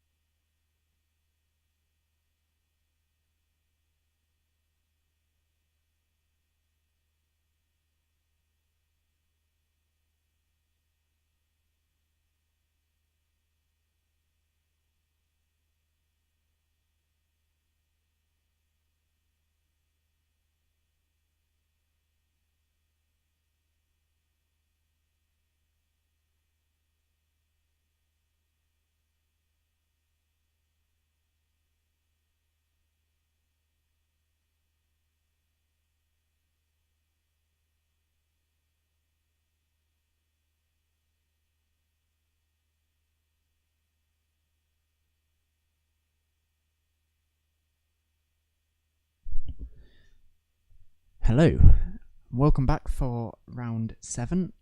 This time we'll be watching Yusuke Takanashi versus Yan Song, who is white and Takanashi is black. I'll be doing this one by myself, which will be fun, but that means for anyone watching, essentially you'll have to help me know what's going on, and I will try my best to comment on my thoughts, which I'm very happy doing. I'm hoping this can kind of be a group analysis.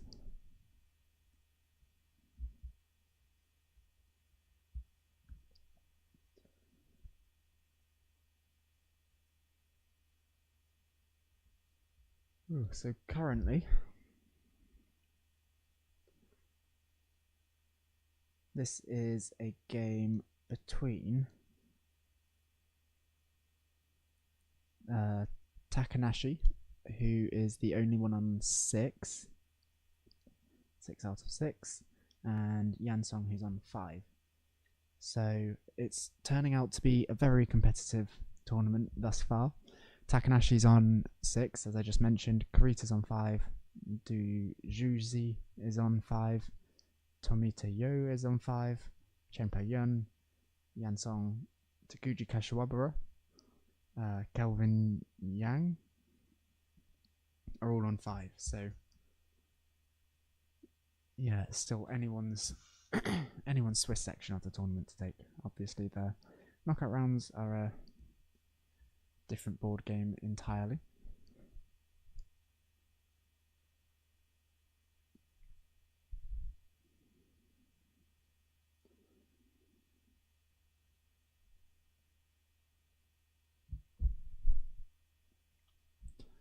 So playing their first few moves quickly. I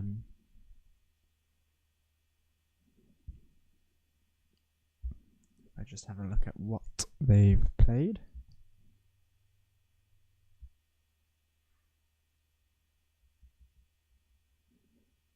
So it's a tiger, and then I believe that's the Kompoth, or whatever it's called.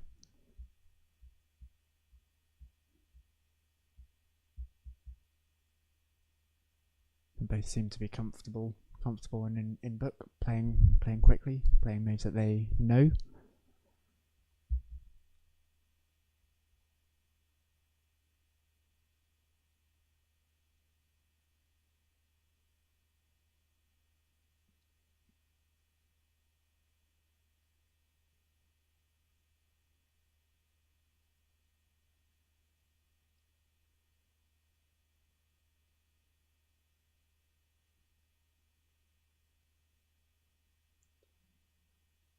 Alright, if people could just type what your local time is at the moment in the chat, just so I know that I can see what people are saying.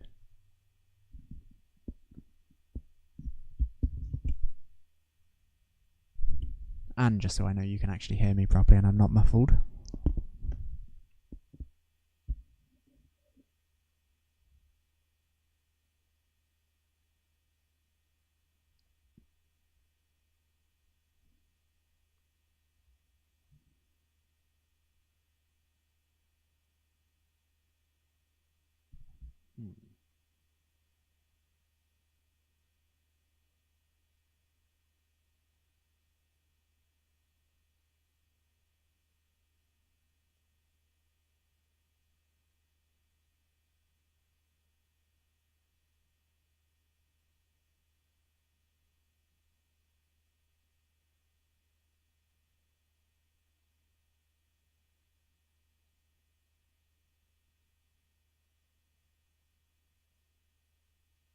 There we go. It wasn't showing properly. I have fixed it.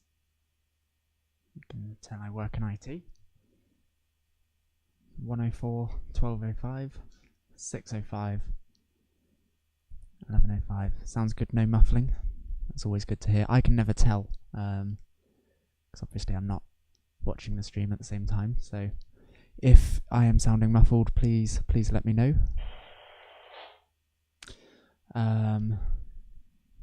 yeah.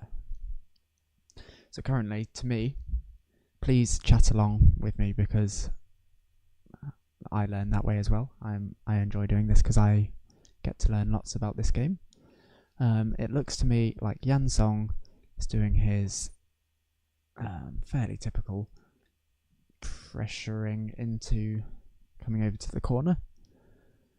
He's got that nice even edge on the left hand side, and as you'll notice, all his pieces are towards the bottom left corner, the intent of which is to force black to play through and come towards there and eventually give up that corner, I would think. Currently it's white's go, which means that he has to find a way to continue that pressure without playing too much through black's structure on the other side. This is what in Othello we call two walls. There is the black piece in the middle, but in general there's a big block of white discs and then a big block of black discs on the other side. And in general it tends to be good to try and keep that structure, as you can see here. He's kept his big block of white discs, and playing a big move through tends to put you at a disadvantage, I think. But it also becomes interesting. You get lots of openings where those two walls are quite central to the board, and then it will rotate round, but keep with the two walls, whereas this appears to be much more one kind of attacking colour in white, trying to pull black towards that corner, and then a more defensive position from black.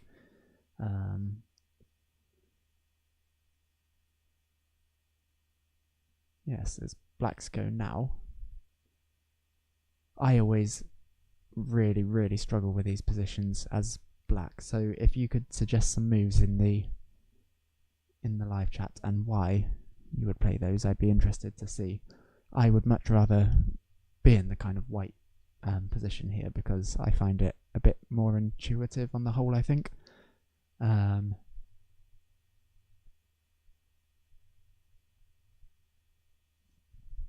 I think you have to handle black's position quite delicately here, or you risk running out of moves, and I struggle with that a little bit.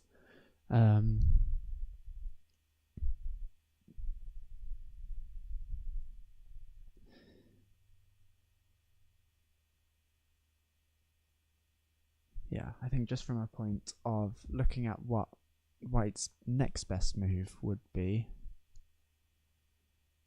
I'm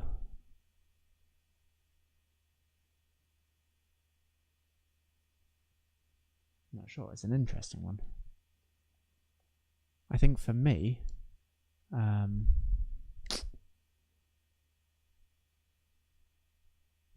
at least, h5 looks reasonable for white on the next go, so I might play there as black, but that's to be taken with a large grain of salt. e8 is a good suggestion. Of course that only flips in a single direction and is quite a tidy move, quite pretty, so that makes a lot of sense. b3 now gets access to h6, so if black plays b3, h6 is there. Oh, of course, so it flips the diagonal and flips the e6 disc, which allows him to play into h6, which they can't already. He has gone e8, which I think is, I might be wrong, but I think it's quite a conservative, neat move.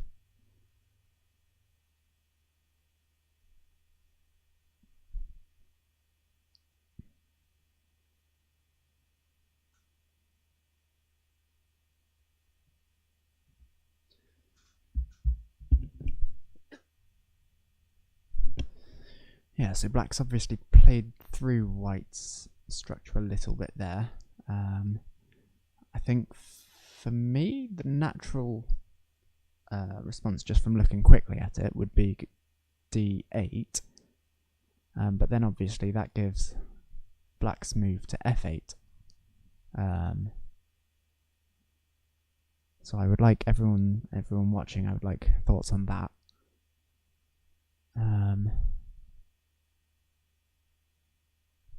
Going to f8 doesn't seem much of an option.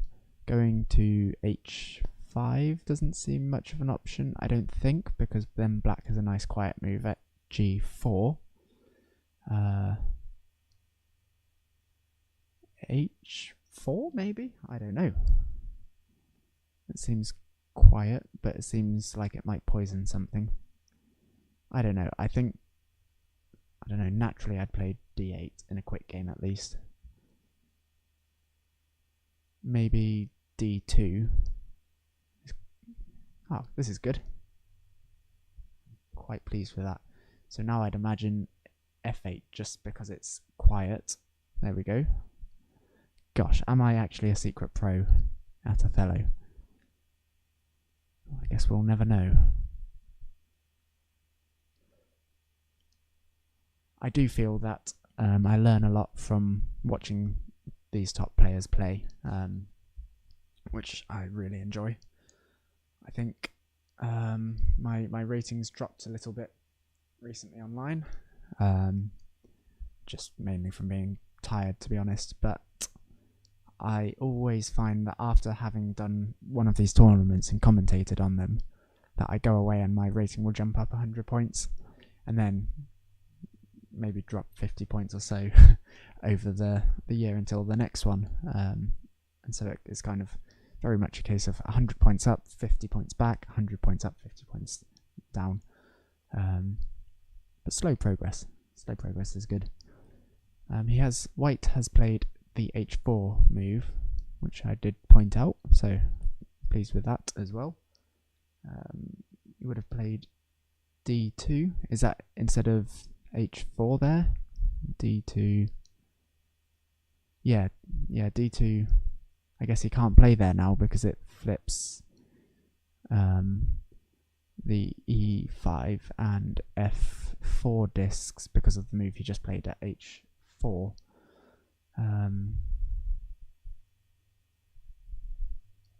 Whereas if he'd played it the other way round, I think he'd have got that extra move. Why am I not playing? Well, it's always good to have someone commentating, and I enjoy doing the commentating. There is no British team this year, which is interesting. It means that third place in the team championships is up for grabs. Yeah, I wouldn't mind playing. I played in Japan in 2019, as I've probably mentioned once or twice, but I also really enjoy the commentary. And to be honest, I think that's probably where my skills are better suited than playing with the level that I'm at, so that's fun.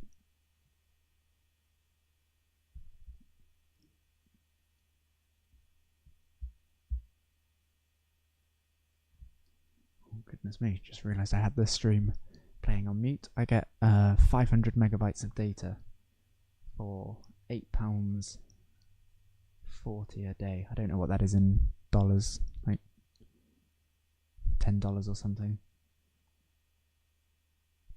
But it means I can't have it playing, so I can just have it up for the live chat.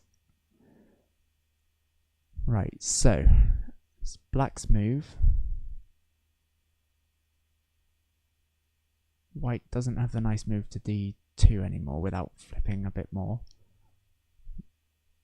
c8 maybe looks logical, but also probably not, I would think, because that's a nice odd region for white. A nice odd region that white can't play in, so black might be able to use that for parity. So probably will try to avoid c8, but then obviously that gives white the g8 option. Looking at b2. Yeah, that does look nice.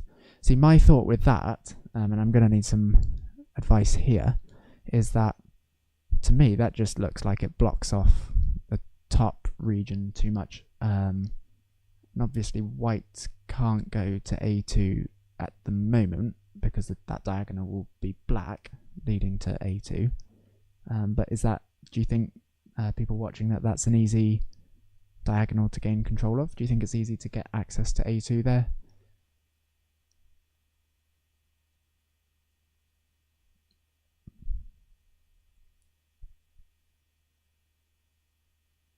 Would also be interesting to know who people think has the better position here. Because I think I'd rather be white in this position. But again, I find it a bit more intuitive to play from the kind of position white's in.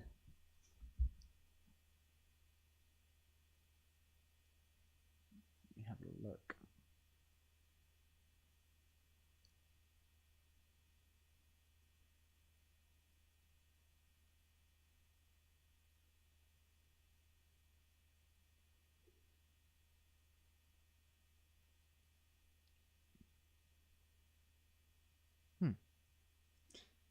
Guess we'll see.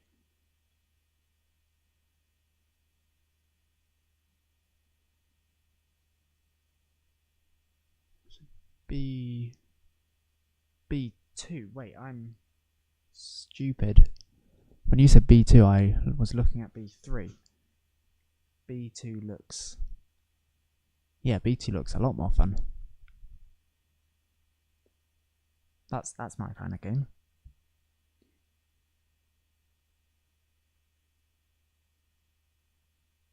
I think B2 looks fun. I would like people's thoughts on C8 as well. How important is that region being odd? He's gone B2. This is looking to be quite the spicy game. The only move that gives black options later on. Other move restricts black's moves and gives white more options. And I think that's what I was saying about B3. So I get what you're saying now in an indirect way. So where would white be looking at now? Maybe G4? Black has a kind of central control at the moment, but not tons of options. Yeah. So to me it looks like it's a bit of a case of surviving, making sure that you have one or two options, but it's still quite a defensive position. You don't want to run out of moves. Whereas I think the way white's set up is a lot more around the edges, around the corners, and trying to run black out of moves.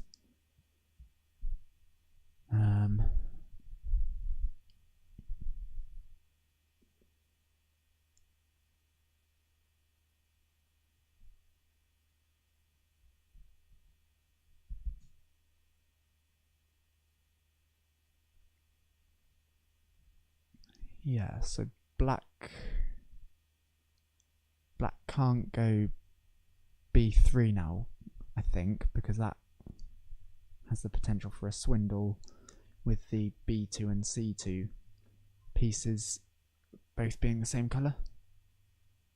I think that allows white into A2, so that black won't want to go there. It can't play in the top right region. And as whites go. Yeah, no, so I was saying black, it looks like a good move to go to B2, so you might want to stop it, but I don't think it does look like a good move in the end. From what I can tell anyway. I think G4 looks like quite a natural move, but then that gives G3, which will be very quiet for black. And that's not ideal. Maybe at what point do you think people watching that white would play G8? Is that an option? because it's looking to me like black isn't wanting to play at c8 and take that edge too much. I assume because of parity reasons. Additionally, playing g8 would take away access for black to b3, which I don't know if that's good or not, but it looks fun. G3 for white. Let me have a look. G3. Yeah. I'm going to say yes to that.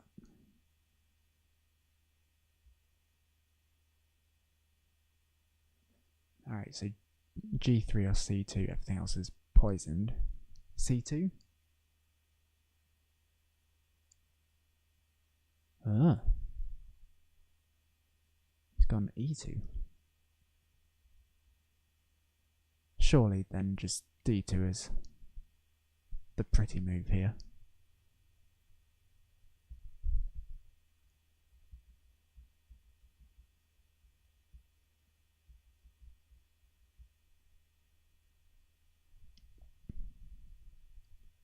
Why has he done that? Is that so he can play to B3?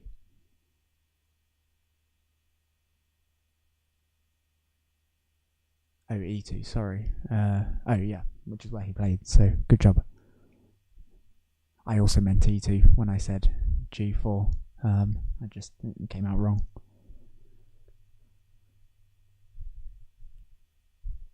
It's an interesting position, I think.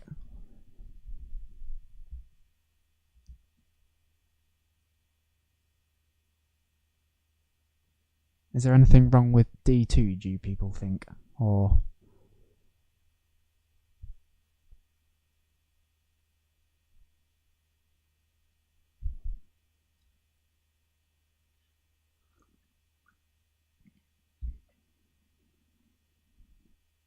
Right, it is a... Yeah, it is a... E2 was quite quiet.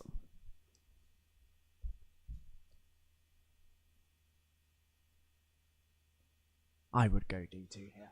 I wouldn't even... I don't even know what he's thinking about, to be honest. That's probably bad. There we go.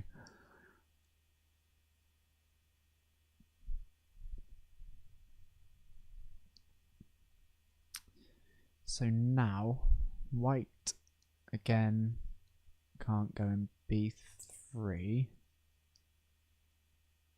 No, D2 is good. Few. I wonder about G3, just because it doesn't flip in a direction, and that seems fun. D2, D1 after that.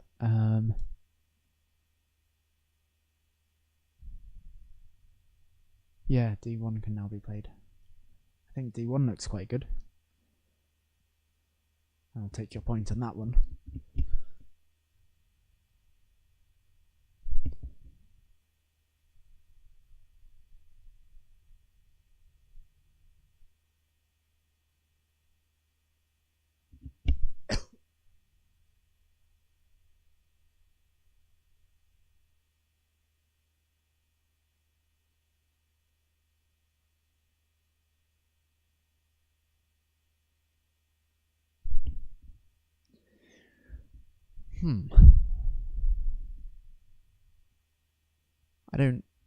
I don't see any other like obvious options for white. So white cannot slip into A2, A1. Yes, that makes sense.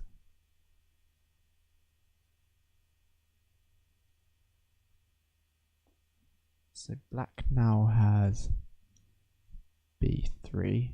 Yep. I see what you mean.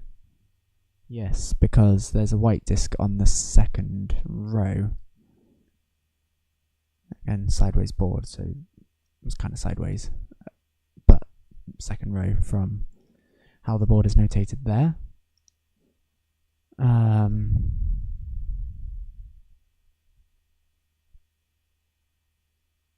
Which means that there is no swindle at A2 for white.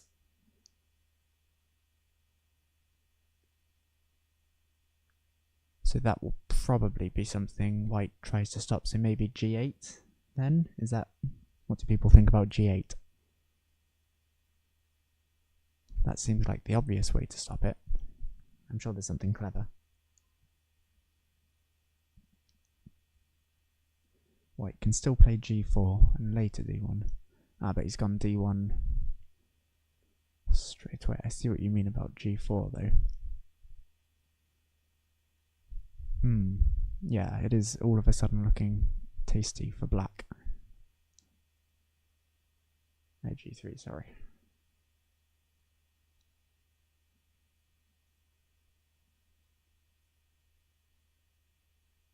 So b3 looks quite obvious now, especially given that white could play it. Do you think there's a reason that black wouldn't play b3 here and would leave it for white? Or maybe maybe f1? Because that takes away... no, it doesn't take away white's access. That's a good idea. Yeah, so he has gone b3. Because of course now white can't play a2 without flipping the x square and thus giving black access to that the a1 corner.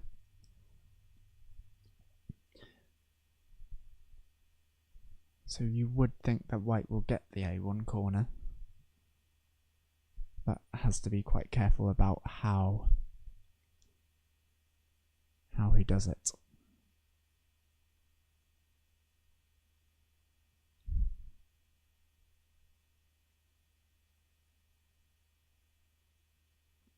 Yansong, of course, does have his... Well, he has a bottle of orange juice, and any hardcore Othello fans will know that Takahashi, his Othello powers came when he had his bottle of orange juice, so wouldn't rule anything out for this game.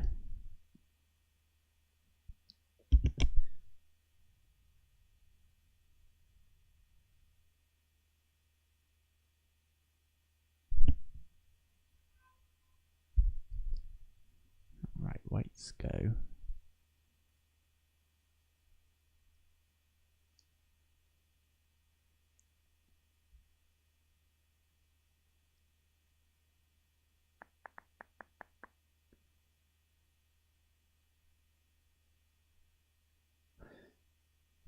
Where now is white?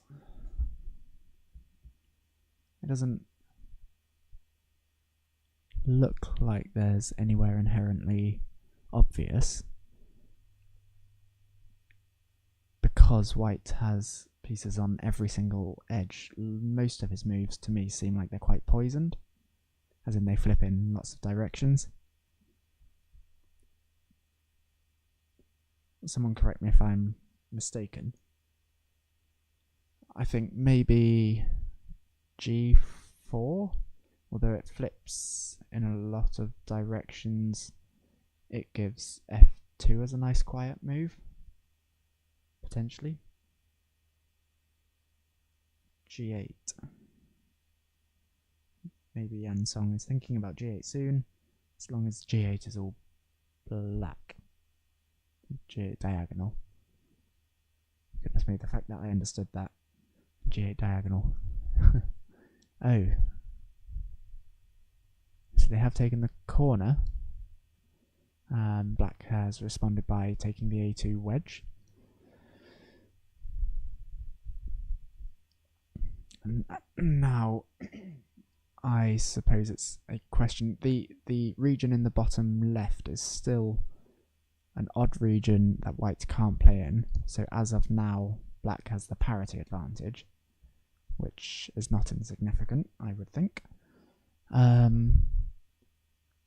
So it puts white in a bit of a pickle, because he isn't able just to play parity, focus on that, just play out the odd regions, because he can't play in the odd region.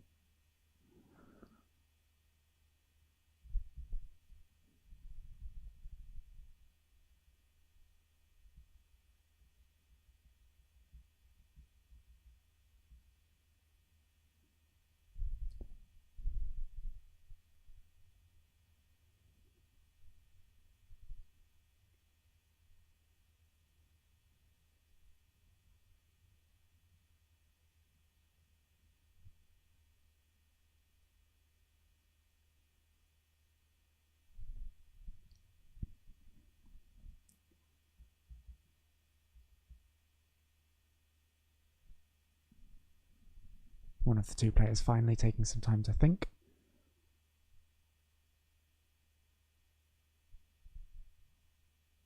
Alright, so he has taken the bottom edge. Yeah, g8. Like you said, as long as the g8 diagonal is all black. How does that affect it, do you think? The g8 diagonal. I don't see... Is that just because he didn't flip in that direction?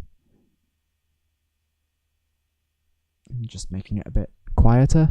Or is there something else that Yan Song has masterminded yet again that I haven't noticed?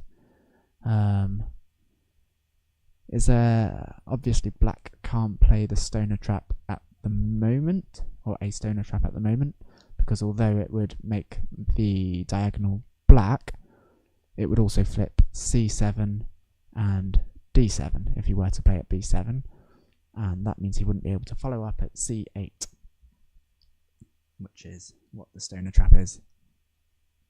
Right, so he didn't flip that way, which means he has another move to g7, which, yeah, fair enough. I struggle to know when or how he could use that, but I do see what you mean. He hasn't blocked himself off. When or how he could use that, but I do see what you mean. That blocked himself off. But I do see what you mean. He hasn't blocked himself off.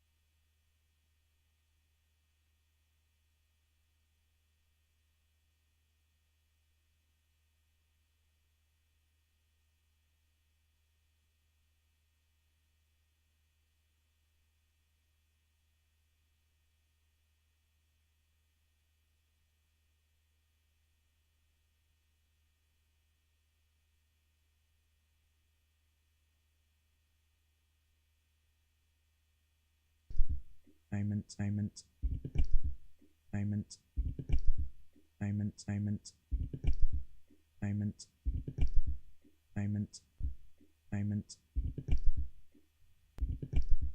moment,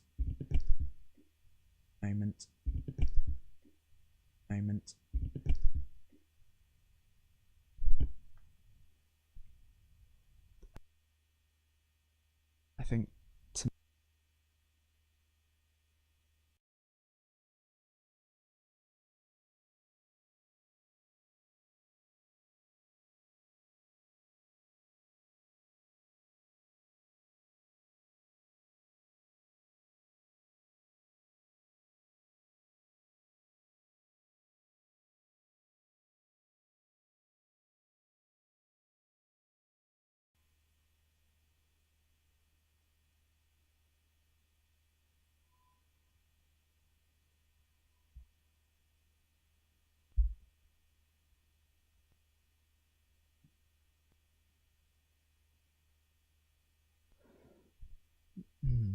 I wonder what the best move for white is now.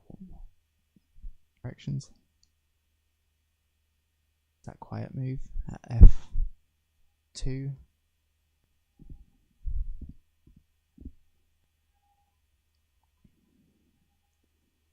Some not done. I'm not sure if with the stream or.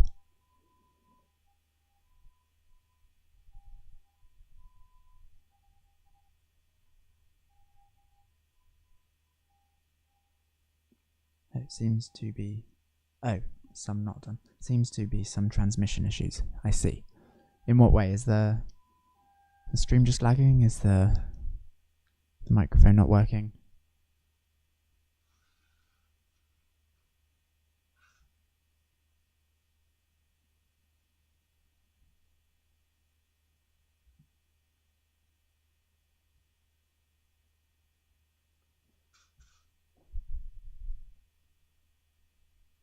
I did just stop talking for a second, so if that's what happened, then that's why.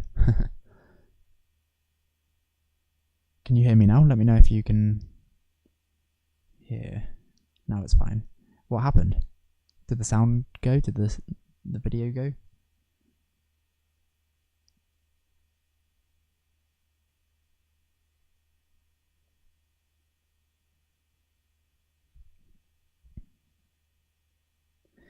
Okay, keeps cutting out. Okay, keeps cutting out. Okay, keeps cutting out. Well, we will see.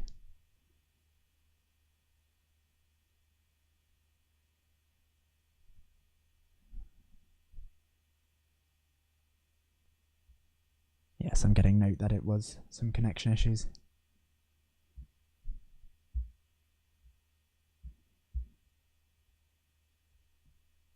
My voice was on a loop. In fairness, I can think of worse things to have on a loop. Both. Video and okay.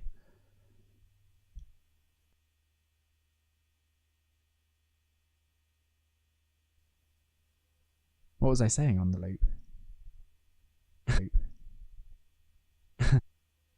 What was I saying on the loop? What was I saying on the loop?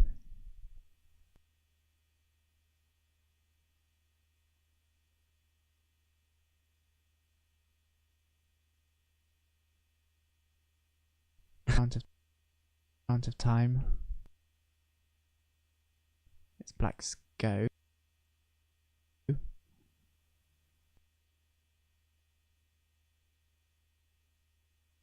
I think G4. I think G4. Yes. Honestly.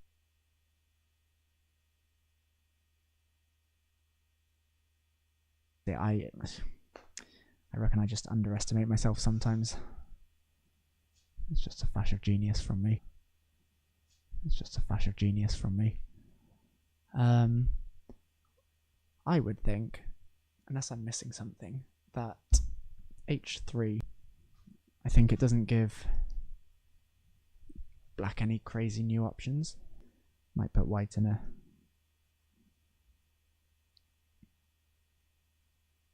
Oh no, more transmission issues. I'm looping, saying what was I saying on the loop. That's like a meta loop. So you're welcome for that.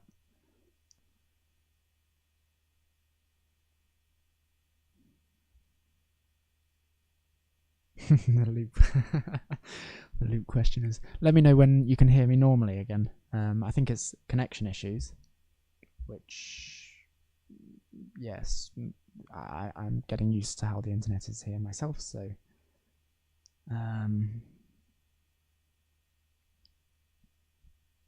I'm sure they're monitoring and fixing it as well, so let me know if it happens, let me know if it stops, just so I know where it is, because otherwise I'm just going to keep yapping and no one will be hearing me, so that would be good for me, thanks. Yeah, whites go still. Oh no, white has gone to h3. So black must have gone... Oh, black's played in the odd region. That's exciting. So that means, as far as I can tell, and let me know if you hear me saying this or not, and what you think, white has parity back. Is that good for white, or is there a reason that black's done that? I think it looks like black might be able to get some pressure on getting a wedge somewhere in the bottom left. You can hear me normally, that's good. But whose go is it? It's not even black's go, but I'm still going to continue with my train of thought.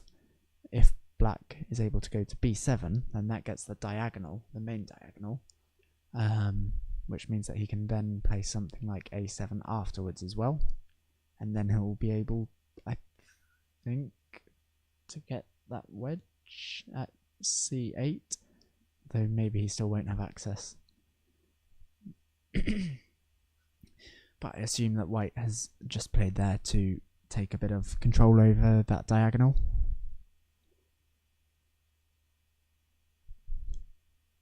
Who would I rather be? Oh, but in doing so has created another odd region in the top right, so that's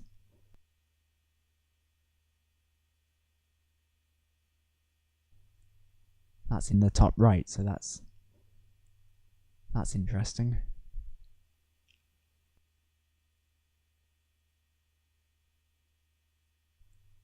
That's interesting.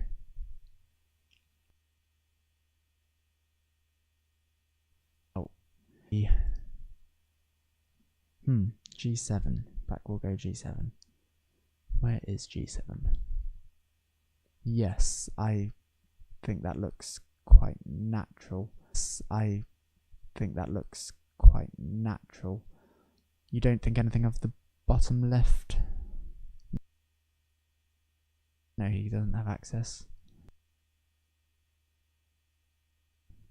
I think that looks quite natural.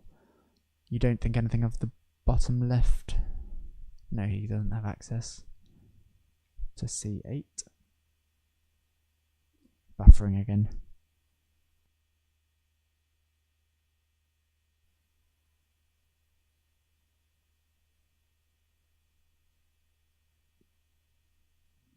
Yeah, that's what I thought. If it's buffering again, let me know when you can hear me again.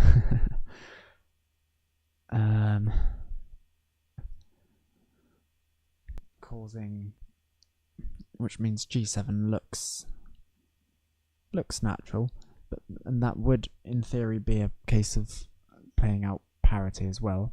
I guess also if he plays G7, oh, he's gone G2, more looping.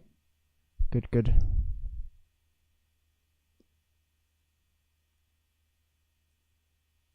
G2. So now if white goes in H1, then that leaves an odd region for the H2 square, which helps with parity.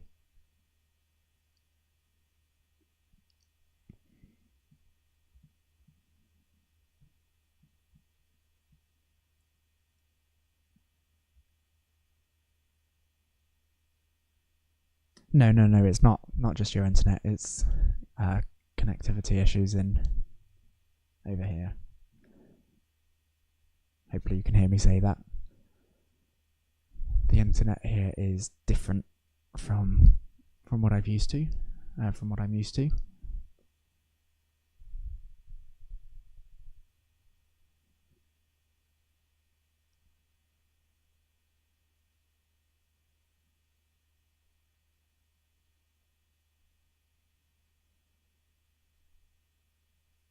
Yeah, so again, white doesn't have an odd region that they can't play into anymore, now that black's played g2. So why did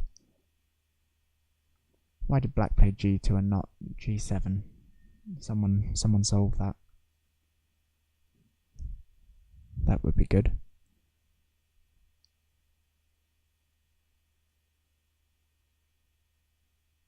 Yeah, f2, a quiet move that makes some sense to me. There's a reason, and it will become apparent.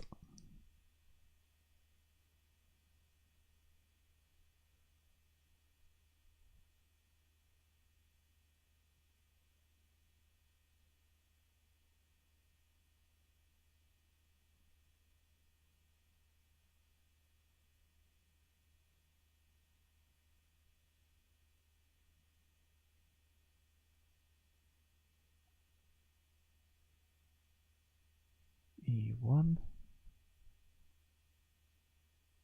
Black white can't play f1 now because obviously he'll flip g2.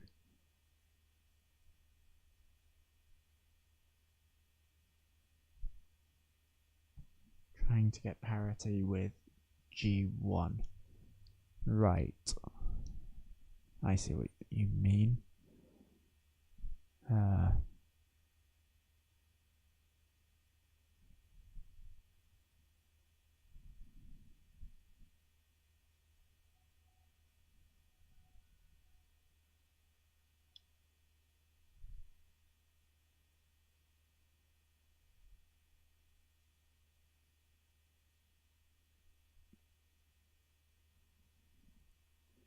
White might finally go to g7.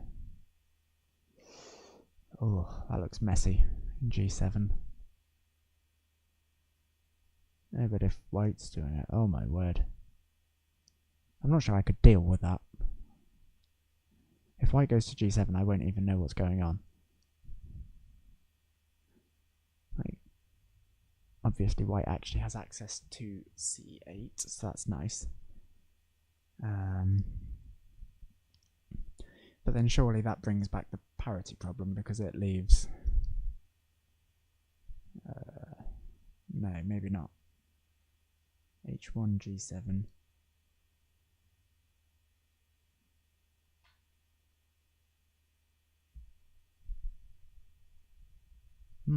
Interesting position.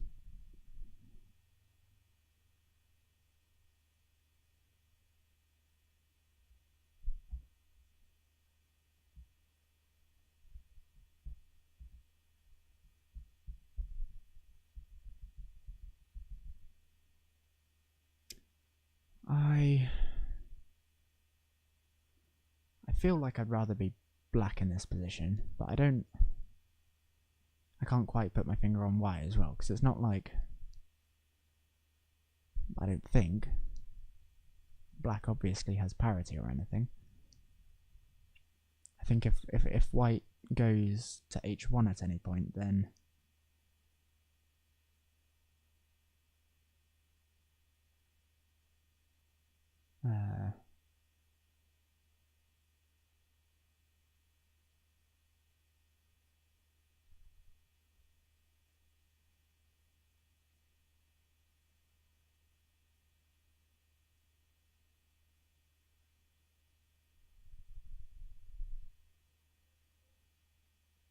okay. That just looks like black is winning quite comfortably, although we have white playing parity and parity is broken and so can do crazy things. I've seen players sacrifice a lot more to get parity and then win from it, so you never know.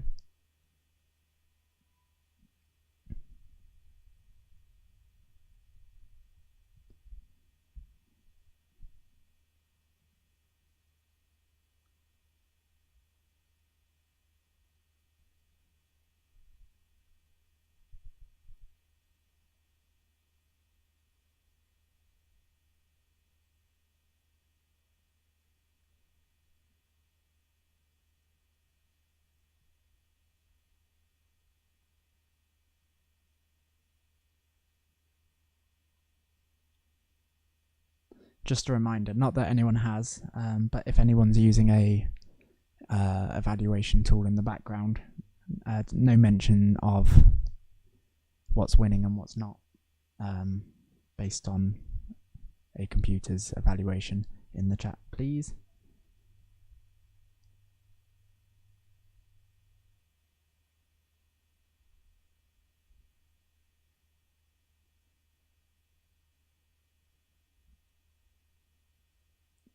Prize money, yeah, I'm not sure what the answer to that is. I think it varies depending on the budget for each year, but I don't have a definite answer, so don't quote me on any of that. Yeah, black comfortably up on time. White fighting for parity by playing moves that look silly, but keep parity, and that is often a good way to do it. Also, I've been told. H2 wins now from black.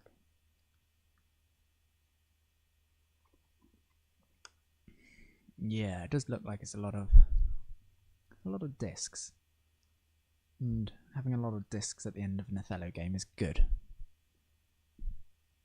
If I've learnt nothing else, it's that. But white might have some big old moves coming up too, because if black goes H2 now, then I don't know, C8 looks exciting.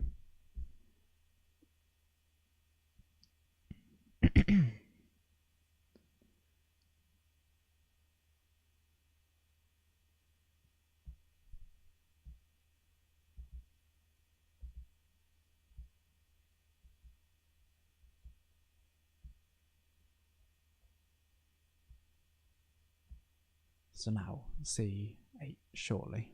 C8.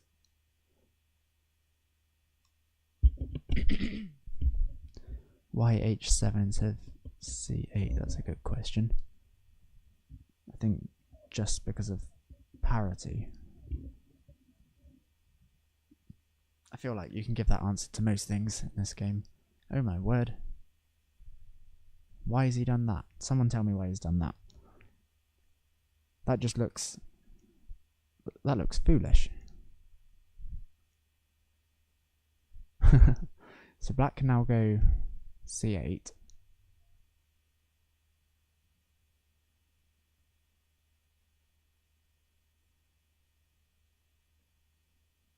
What in the world? If white wins this, I just don't even know. Black has 3 minutes left, so time for counting. Both players, neither one looks disappointed, I'd say, so...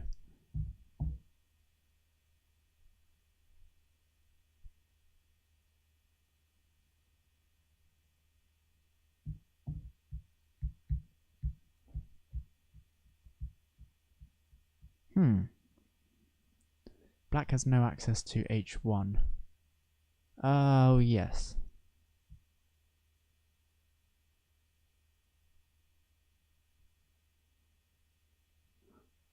Oh, this is... oh. So white has parity now. Oh my goodness me. How many days is the championship? The championship is 3 days with the finals and semi-finals on the 3rd day. So playing out some quick parity moves now. Black will surely A7. Looks big. Looks fun. No time pressure or anything. Wowie. So who... Someone tell me what the final score is, because I can switch to flip the disc. But looks like a black win. I'd have to reconnect to the chat and stuff here.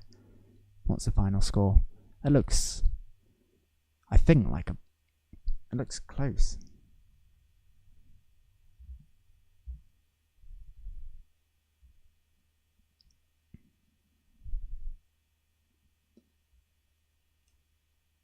you see what the score is, I'll do it for you, no problem.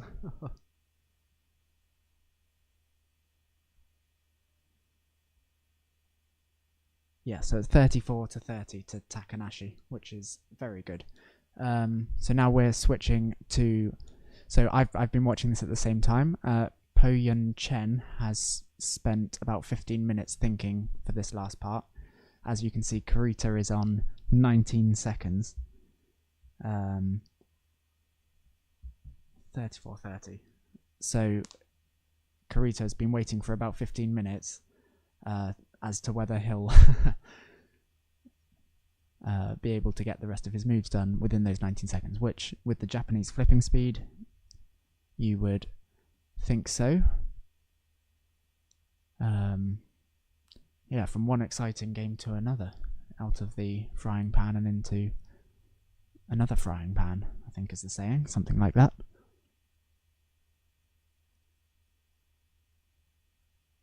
Into a bigger frying pan. Yeah, so I think Po Yun Chen was on,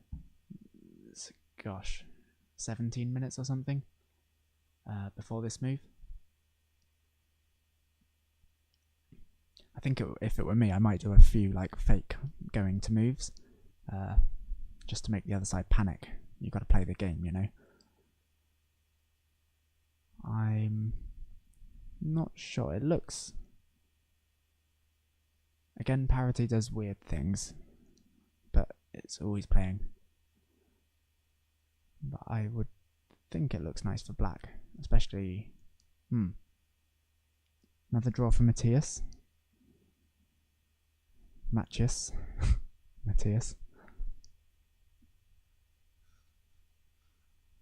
In my defense, I've never said Matthias.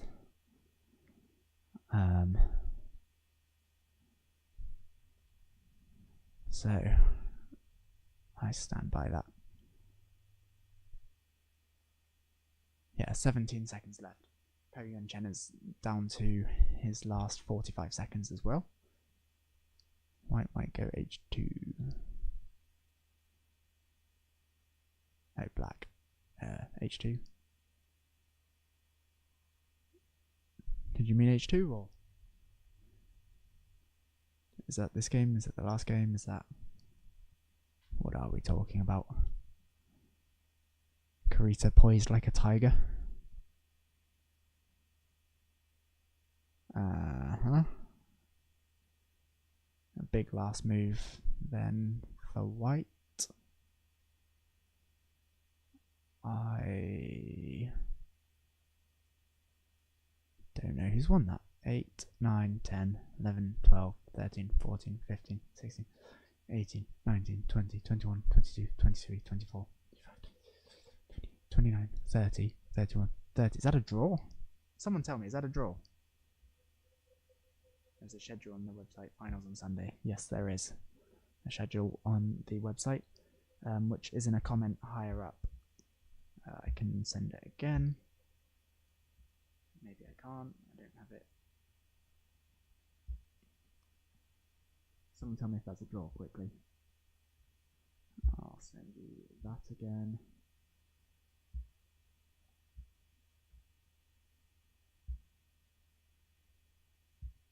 So I'm just going to put the official tournament website in the chat. That's got the schedule, it's got the standings, it's got everything. And then the pinned comment is Flip the Disc, which has live games, standings, ratings, pairings, everything you could ever want, all on one platform. Very exciting. Right, what? I have counted a draw. Right, I'll check.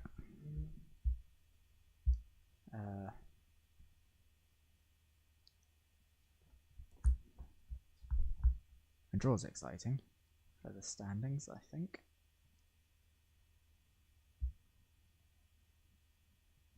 It looks to me like the referee is just catching up with the moves, just filling them out manually on Flip the Disc.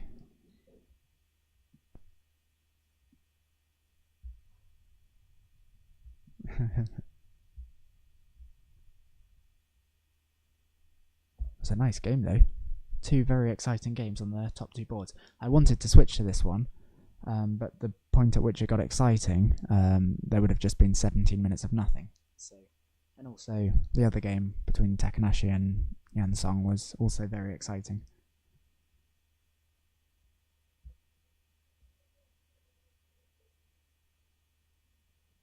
So, yes, it was a draw. Wow, exciting. Yeah. So that concludes this round. I think that might be all the rounds for today. I need to go look at the schedule. I am tired beyond belief. Let me have a quick check before I say anything.